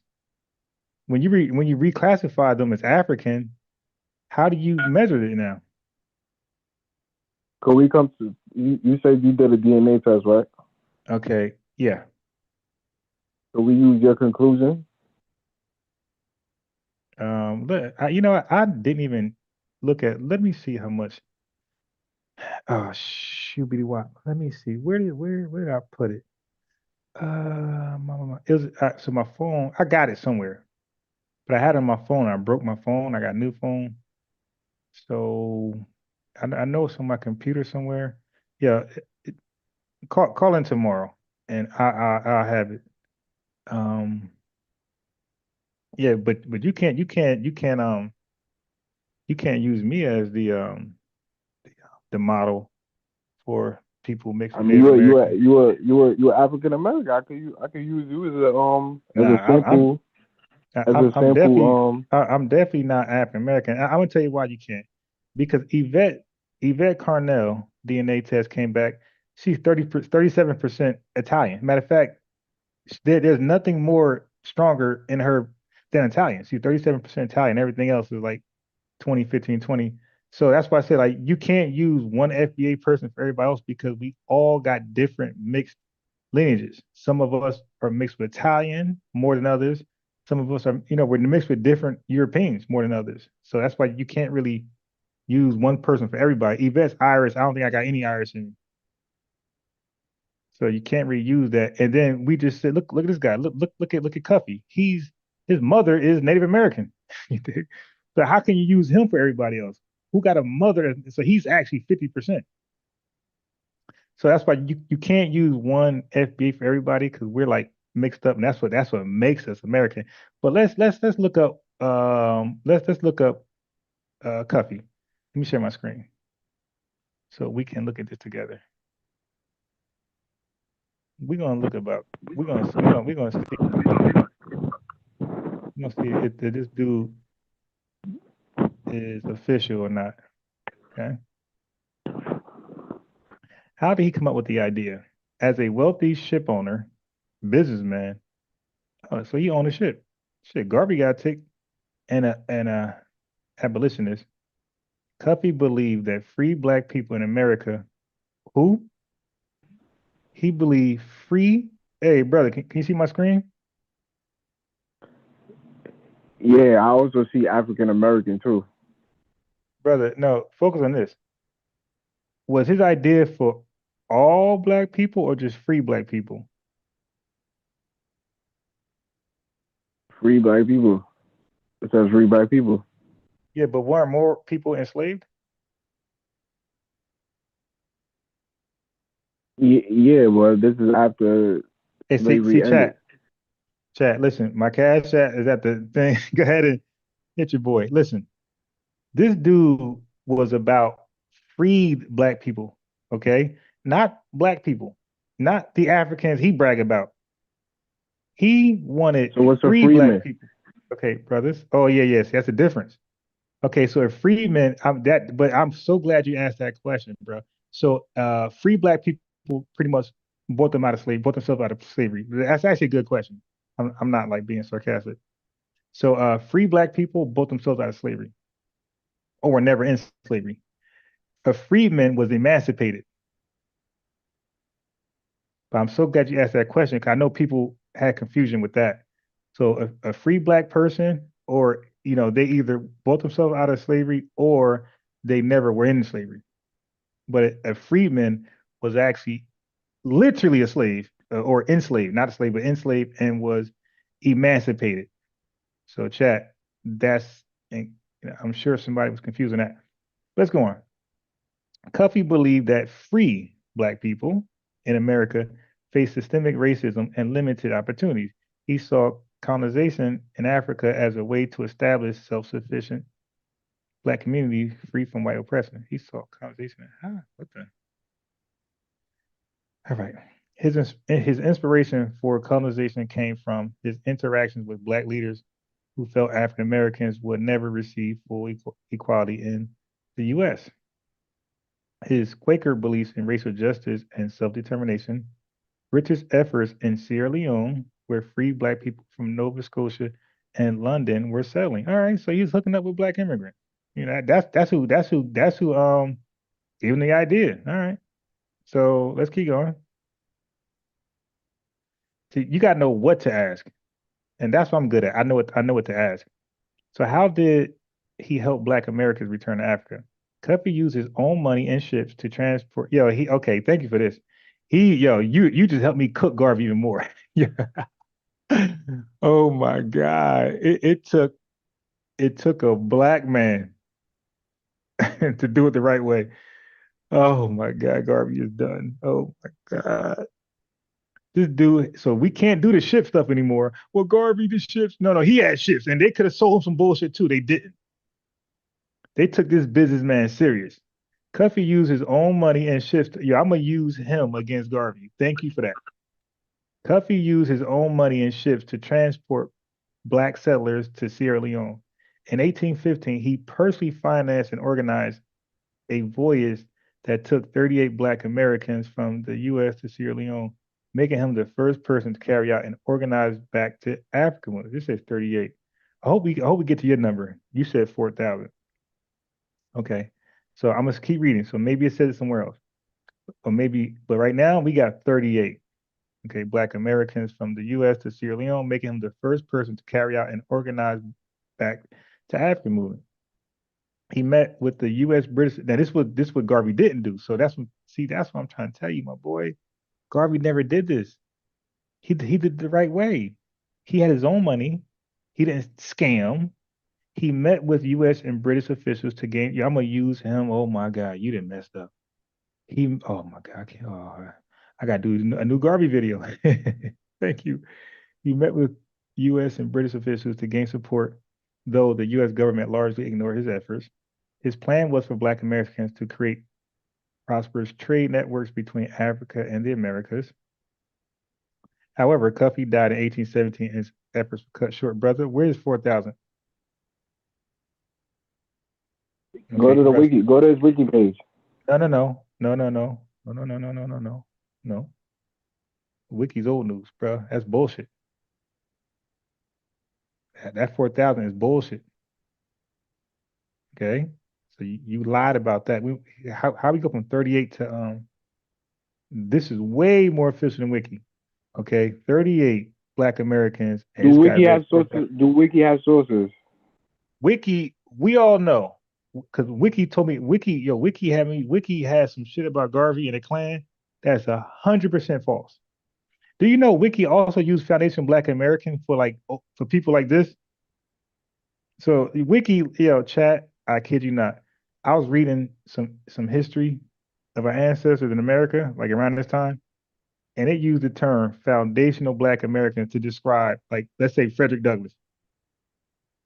Oh my God, yeah, Wiki. But Wiki had me like going backwards on Garvey. Wiki said some things about Garvey that's false. So Wiki, I can tell you right now, Wiki is no way. Wiki almost had me look like a clown the way it demonized.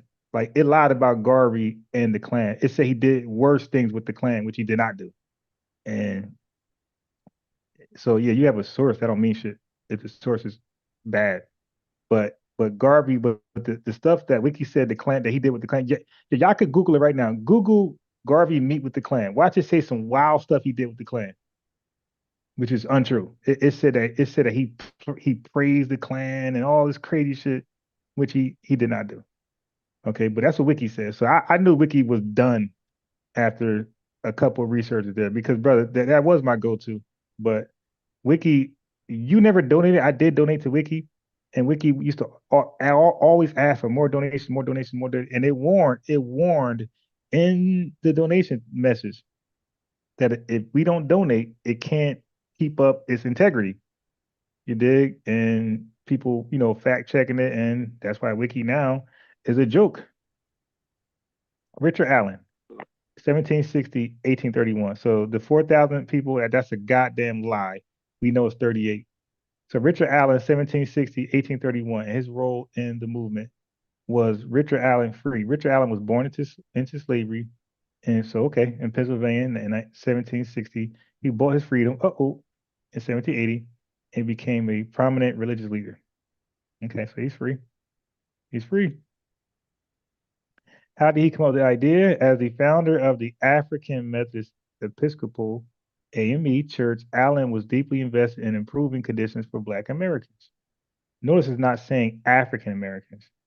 However, he was skeptical about mass. He was skeptical about mass immigration to Africa. His interest in colonization was influenced by. Hey, chat, we got it.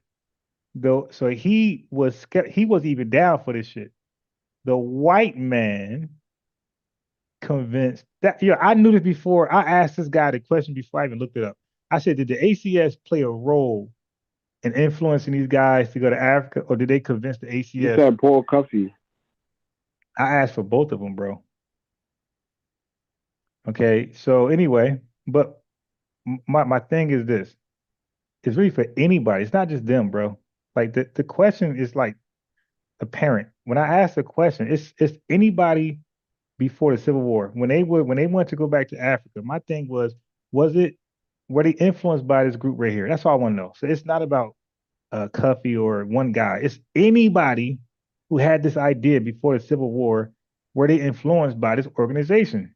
And he was, which was founded in 1816 by white elites and some Black leaders to relocate freed Black Americans to Africa. Freed. Hey, chat, what's up? What we doing, man? I should have coffee for a whole month. Freed Black Americans to Africa. They were not concerned about the suffering enslaved FBAs. The growing oppression of free Black people in the U.S., including laws restricted their rights. Did Allen actively help Black Americans move to Africa? So you got to know what to ask, my boy. Unlike Cuffy, Allen did not personally send people to Africa, but he initially supported the idea. He attended meetings about colonization, but soon opposed the American Colonization Society, believing that Black Americans should fight. I'm done. I'm done. Hey, chat, I'm good. Yeah, I got a curse. This dude can't fuck with me. The dude reneged on it. He turned on the white man. He said, nah, we good. It said he rejected, so he was being pressured by these white supremacists. And he said we should rather fight for equality instead of leaving. Oh my God. Oh my God. Chat, what are we doing, man? So the key difference is Paul Cuffy and Richard Allen. Oh my God, yeah, his source came back to kick him. This dude reneged on the whole idea.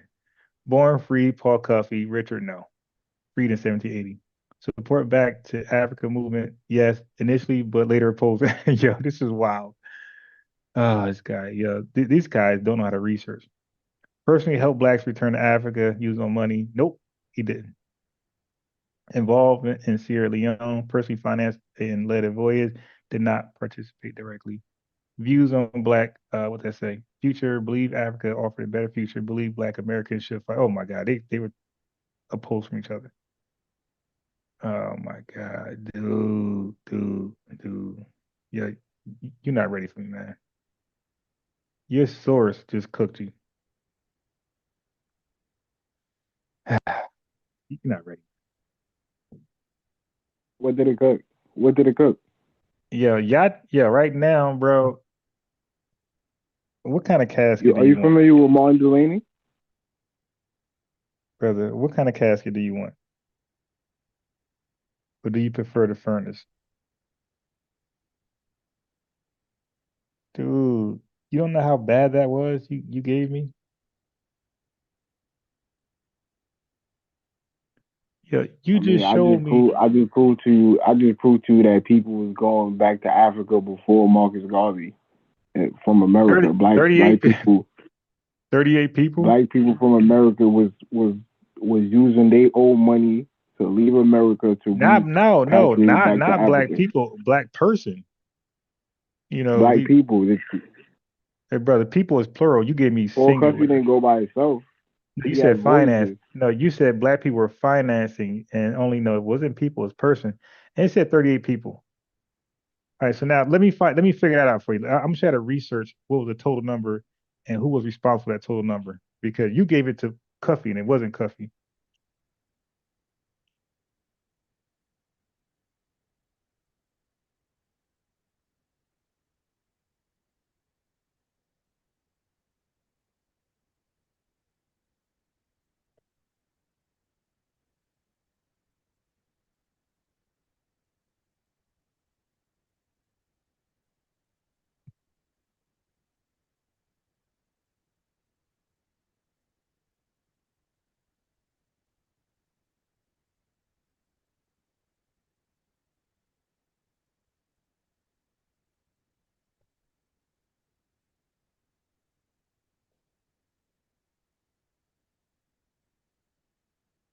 Hey, you familiar with Martin Delaney? Yeah. Wait, but hold on. Because we're gonna get this number right. Man.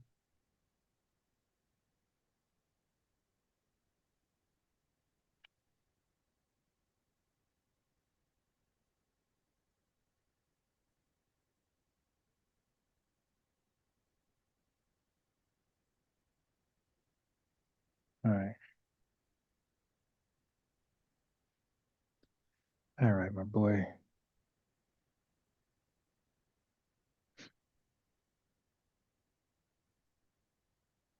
Okay. All right, my boy. You're a horrible researcher. Okay. So now, watch this. I'm gonna share my screen again. I'm gonna show you how to research correctly.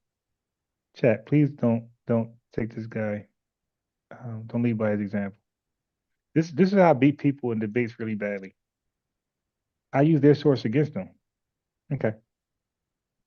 Who are responsible for the mass immigration? Paul McCuffey, only 38 black settlers. That's it. That's consistent. Look who's next. The American Colonization Society, the white man. Okay. It says founded in 1816, right? Watch this.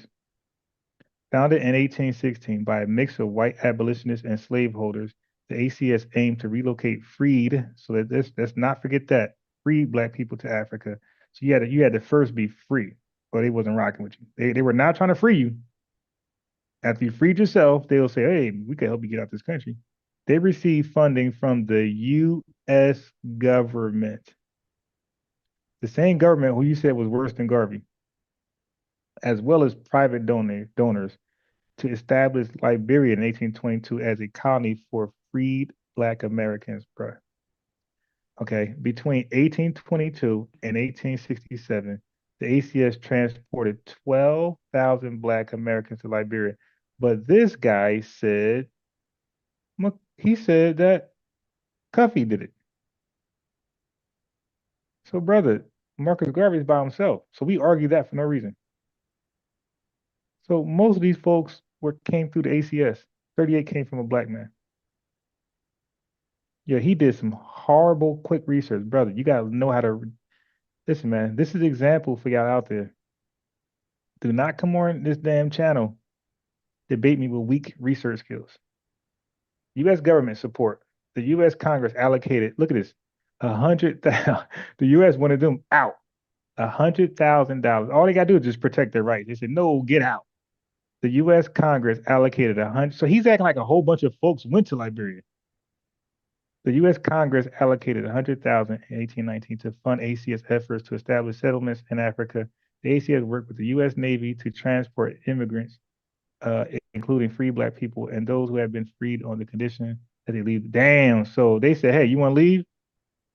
All right. Well, if you enslaved, you want to leave? All right. Look, you got to get out of here. Look at this. Who convinced black Americans to go to Africa? Number one, white Americans. Oh my God. Why do they do this, man? Why? And government officials. Number one, many white supporters of colonization believe that free black people were a threat. Look at this.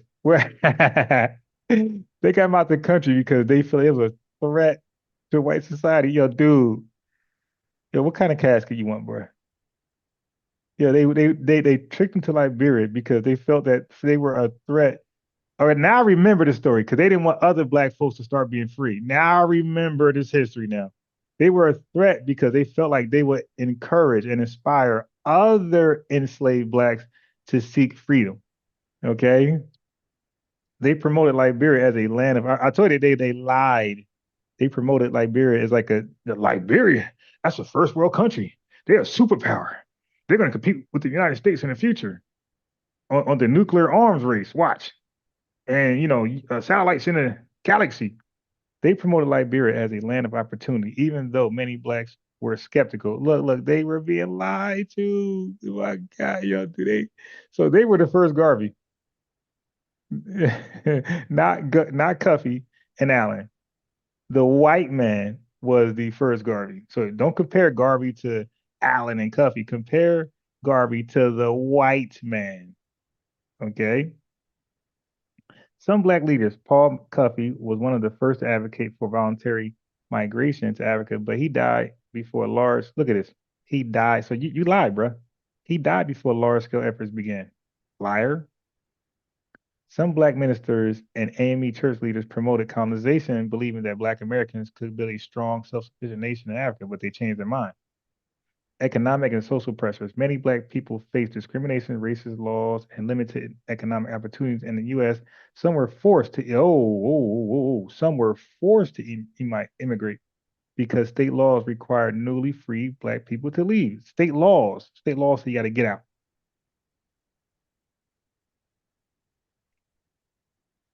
By what means did they go back to Africa? So we know about Paul Cuffey and his 38 people. So here we are. American Colonization Society, ships 1820, 1816. They chartered ships to transport free black people to Liberia.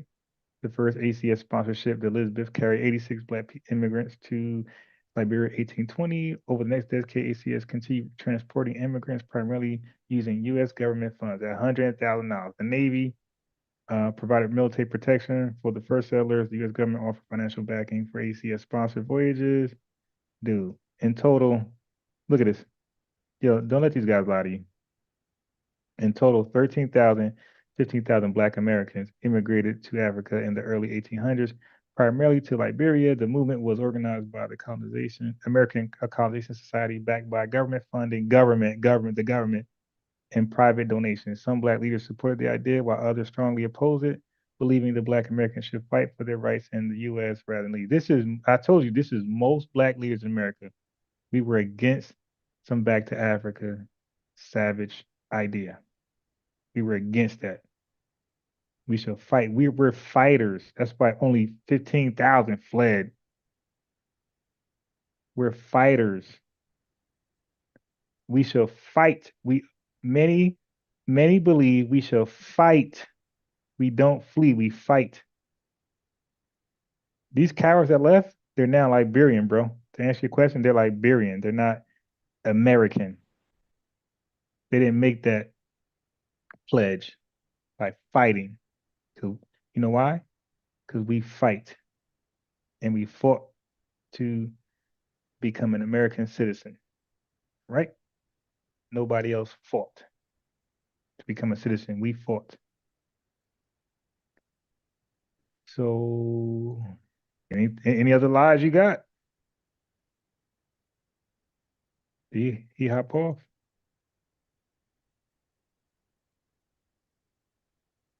What did I lie about? 4,000 people.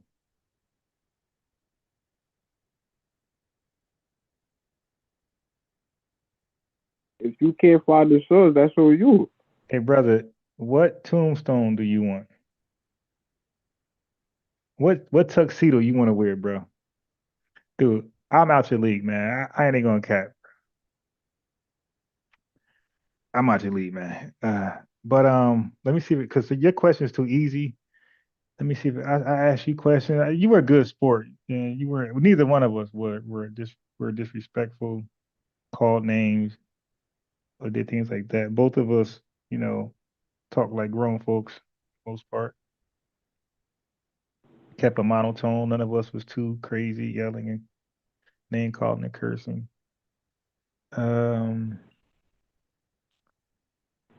Let me see. Any question I got for you won't be today. It won't be this late. I'm trying to think if I got something for you, maybe for tomorrow. What can I ask you?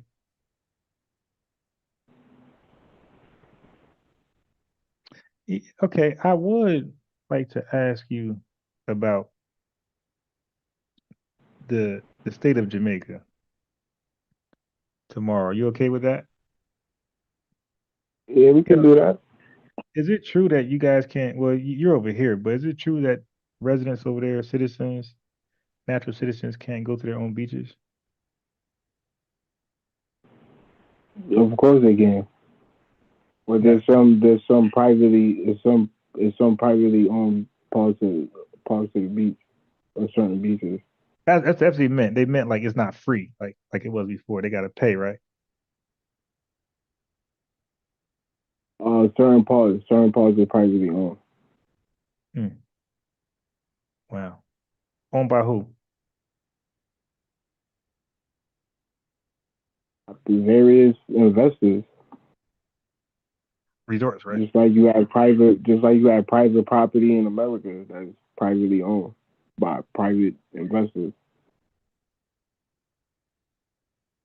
Yeah, I understand, but damn, like America was always for sale though, like you know what I mean. But we didn't. Now look, here's the difference.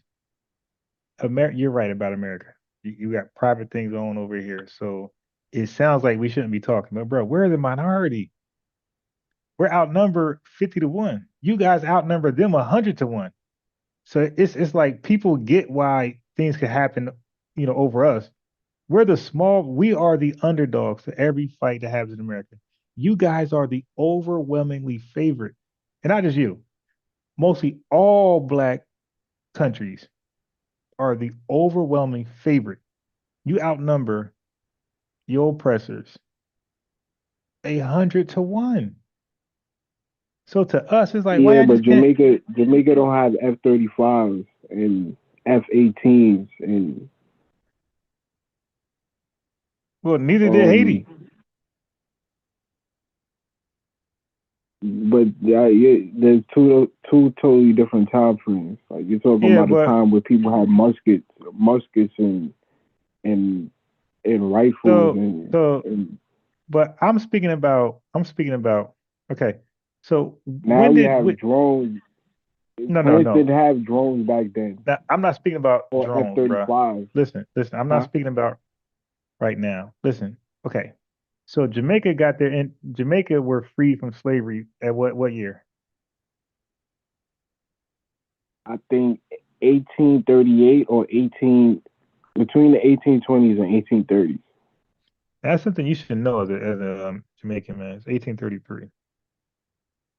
Yeah, 1830. Okay, so you're free 1833. Now, but you didn't get your respect until 1962. So you were free, and so kind of like us, like we were free, but we didn't get our respect till after 100 years, and same thing with y'all. But again, the argument can be made like there were no F-35s in 1840 or 18. You know what I mean? So it's like we just over here, we just look at that as y'all don't fight enough.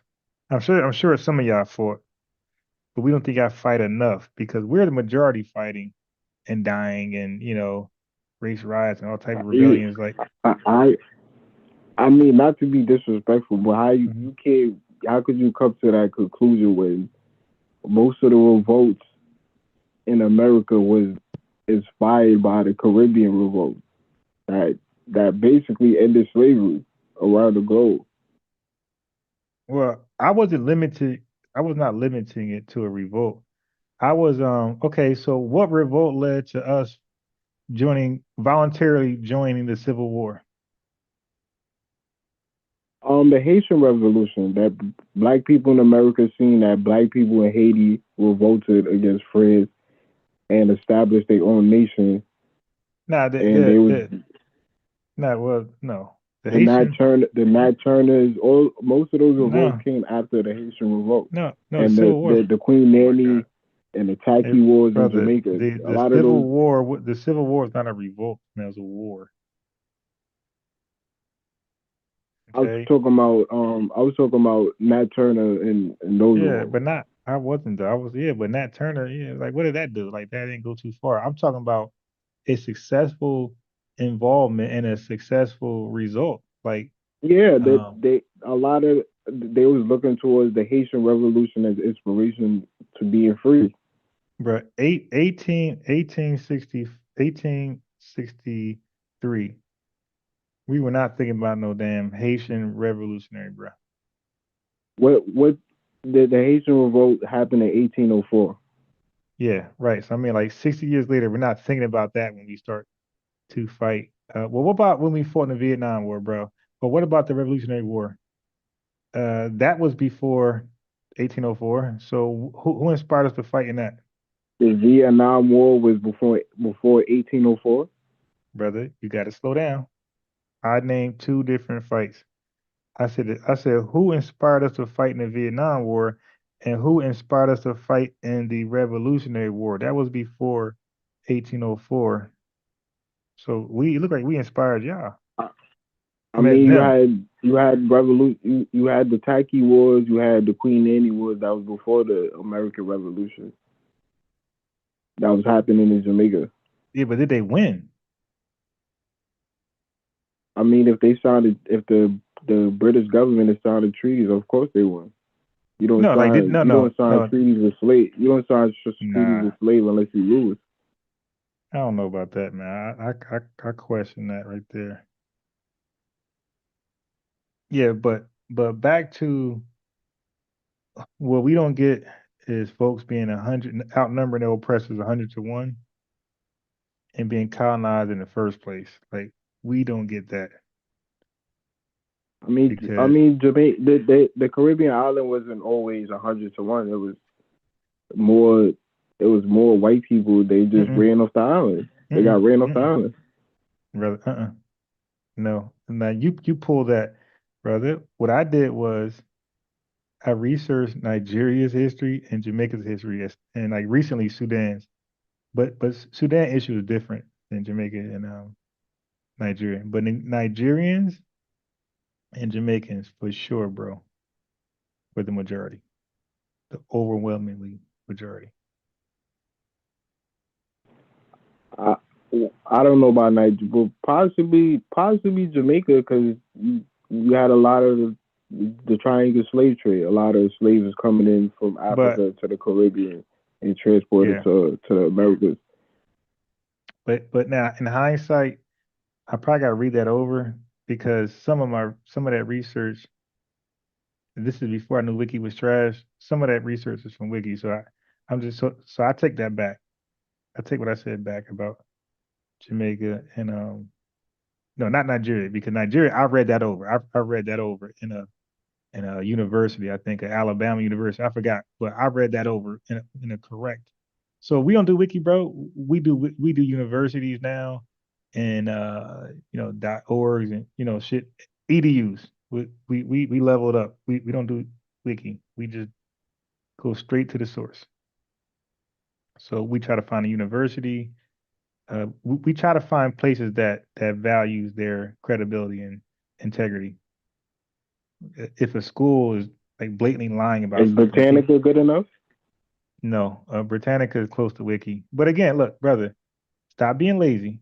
And I just told you what you should do. I'm just giving you some advice on research. What you should do is go to a university go to a college, because a college, they want to maintain their integrity. Like they want people to, register and enroll. So you can't be on record like being wrong.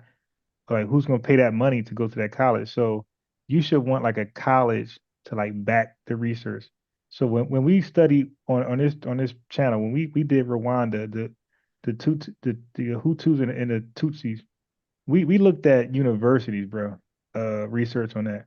When we looked at Nigeria, it's university research, man. Like we didn't go to Wiki because again, Wiki's been tampered and compromised. And I'm not lying, it's trash. Like I don't go there, chat. I don't go there for anything. I don't go to Wiki for anything. And that used to be my thing. But my first, I still got videos now that's like unlisted or private about Jamaica and Nigeria from Wiki, and it was trash. When I did better research, I was embarrassed. Like, god damn, it lied so much on Jamaica and Nigeria. Like it's just wrong, lying and over exaggerating. Like it was embarrassing. In Britannica, What was your point on the outnumbering in the population? I was trying to hear you land a plane on that. Fight, go fight. It's your land, it's your freedom. Fight, man. But we fought and took the land. When? You just said that we gained our independence in 1833. So obviously, brother, it was fought. no. I was see now that was a trap. That was a trap, brother. I just told you the West Indies Federation, my boy, that failed. So Jamaicans just asked Britain, like, hey man, can you just grant us independence? You know what I mean? So yeah, that was a trap. That was a trap. And you didn't step in it, so I let it go. But you went back and stepped in it, so now I got you. You did not fight for your independence and in Jamaica. So it was a trap laid out earlier. You didn't step in it, but you came back and stepped in it. Brother, when Jamaica and Haiti had their independence, like slavery was still going on in America. No, it wasn't. Jamaica's independence in 1962. When was black people? When was African Americans emancipated? 1865. Yeah, in 1865. Brother, you just said Jamaica. Slavery was. No. Wait, what? What? In Jamaica? Yeah, it was no slavery going on in Jamaica in 1865. Okay. Brother, 1833, on paper, slavery was outlawed, but they had y'all doing slave work. Indentured service is not slavery, though. Okay, brother, do you believe that? Do you believe that you guys were indentured servants to the British? Yes, at a point. Okay, now you do know indentured service means you're voluntarily being a slave, right?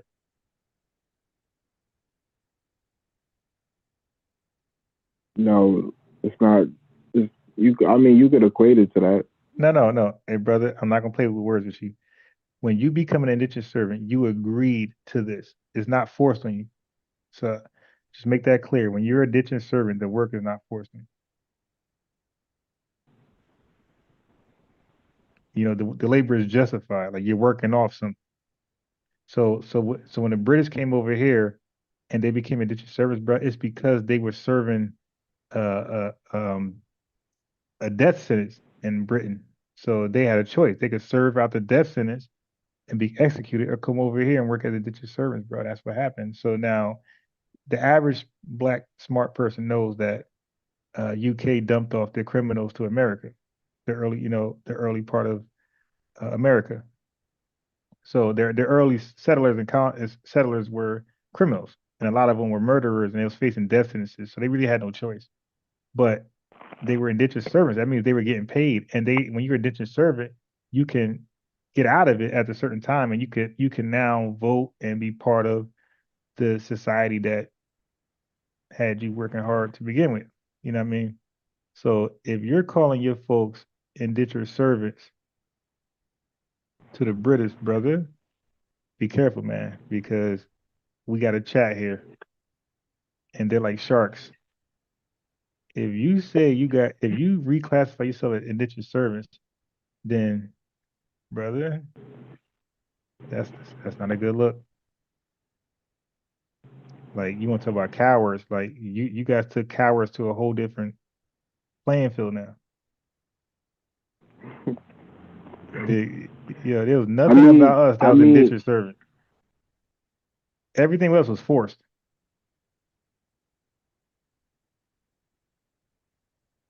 If you fought so good, I mean, why didn't the white man sign treaties with African Americans? Brother, with us, it was never any treaties signed with us. It was just laws being passed and things being amended. But I can say I can push back and say treaties was for primitive people. Primitive people signed treaties. So governments is primitive. No. What I mean is the white man brought these treaties to primitive people because they knew they couldn't understand what they're signing. So when they try that shit with us, when they try that with us, after the Emancipation Proclamation, when they try to get us to sign Last stuff, time I checked, you signed treaties with people you respect. no, you do not. Respect. Bro, they broke every last treaty with the Native Americans. And no, they don't respect treaties, man. Well, why they never signed a treaty with African Americans? Because they don't respect treaties. That's why. And we don't want a treaty because treaties are the white man has a history of breaking it. And that's what you cut me off. But I was saying to my lineage is that after the Emancipation Proclamation, a lot of like slave owners try to get FBA to work back on their property. And they had these contracts for them to sign, like a treaty. And they had tried, the bottom line is that enslaved people were not rocking with them. Like, hell no. We don't trust y'all. We seen what y'all did to the Jamaicans. We seen what y'all did to the Native Americans. Nah, we ain't signing that. And they really didn't sign. Even the union was trying to get them to like, hey, nah, sign. It was like, nah, hell no. So a lot of them were forced to sign it. Unlike other black people around the world.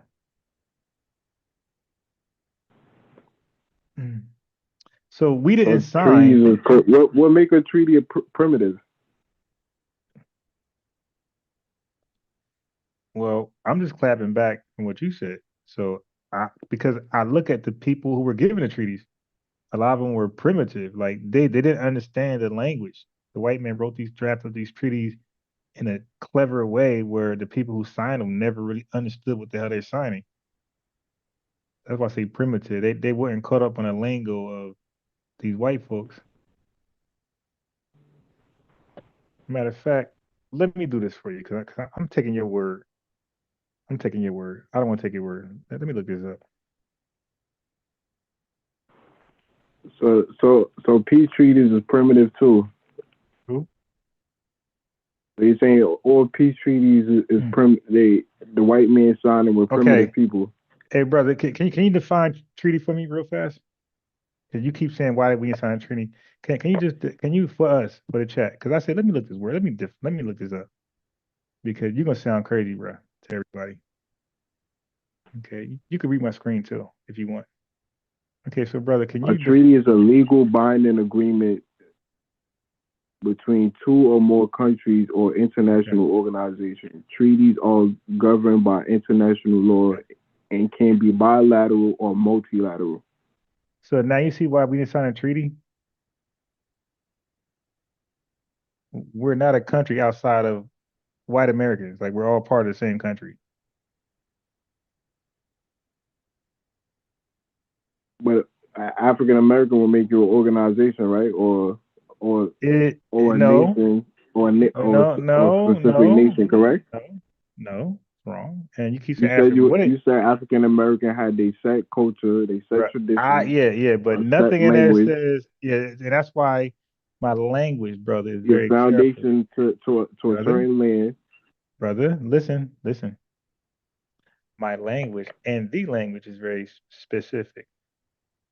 I say ethnic group. I don't say ethnic nation. I don't say ethnic country.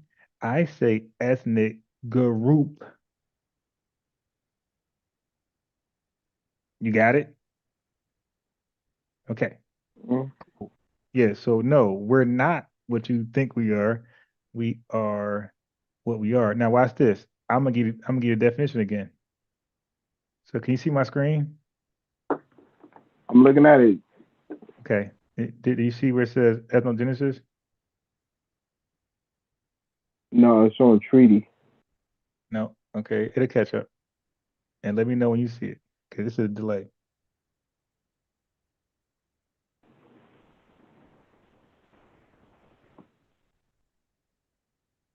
Yeah, I see it. Okay, do you see where it says this distinct ethnic group? Yeah. Damn, bro, you be catching L's all day. All right, listen, man. Let me go to sleep. 4 o'clock. I ain't gonna get much sleep. That was an L again. Yeah, but I want to ask about some other stuff tomorrow. About, maybe, yeah, maybe we could discuss more on. We could stay in one area. Like, stop, like going different. Let's just talk about delineation only, okay? And just that. Let's not go around the world. Let's just talk about delineation. All right? Is that cool? Yeah. All right. So when I go live tomorrow, and I'll probably go a little earlier, Sunday, might go like 3, 4 o'clock. So just pull up and let's 3, 4, 5 o'clock, and let's talk about delineation. All right, man. Yeah, we can definitely do that. I'm going to bed. So now, thank you. I appreciate you, bro. Thanks for calling in. Chat, appreciate y'all. Do me a favor, like the video if you haven't liked it before. Yes, sir. Peace, man. We'll talk tomorrow. Chat, like the video. That's important. So it could be other people live feeds. Subscribe to catch the follow-up tomorrow. And believe me, other folks gonna call in, all right? Because when y'all show up, they show up. When you don't show up, they don't show up. So call in tomorrow, show up, and like you did today, good numbers, and you're gonna see they show up, and they're gonna call in and get cooked. And so I appreciate y'all. Have a great night. I'm probably gonna have 3 hours, 4 hours of sleep. That's it. So that means I will take a afternoon nap. So the ones who got the means to do, go ahead and hit that Cash App link. Send what you got, $1, $2, $5, whatever you need. I mean, whatever you can lend. If you can't, I understand, because we are in times where that ain't possible. But I'm definitely gonna need some coffee and some stuff.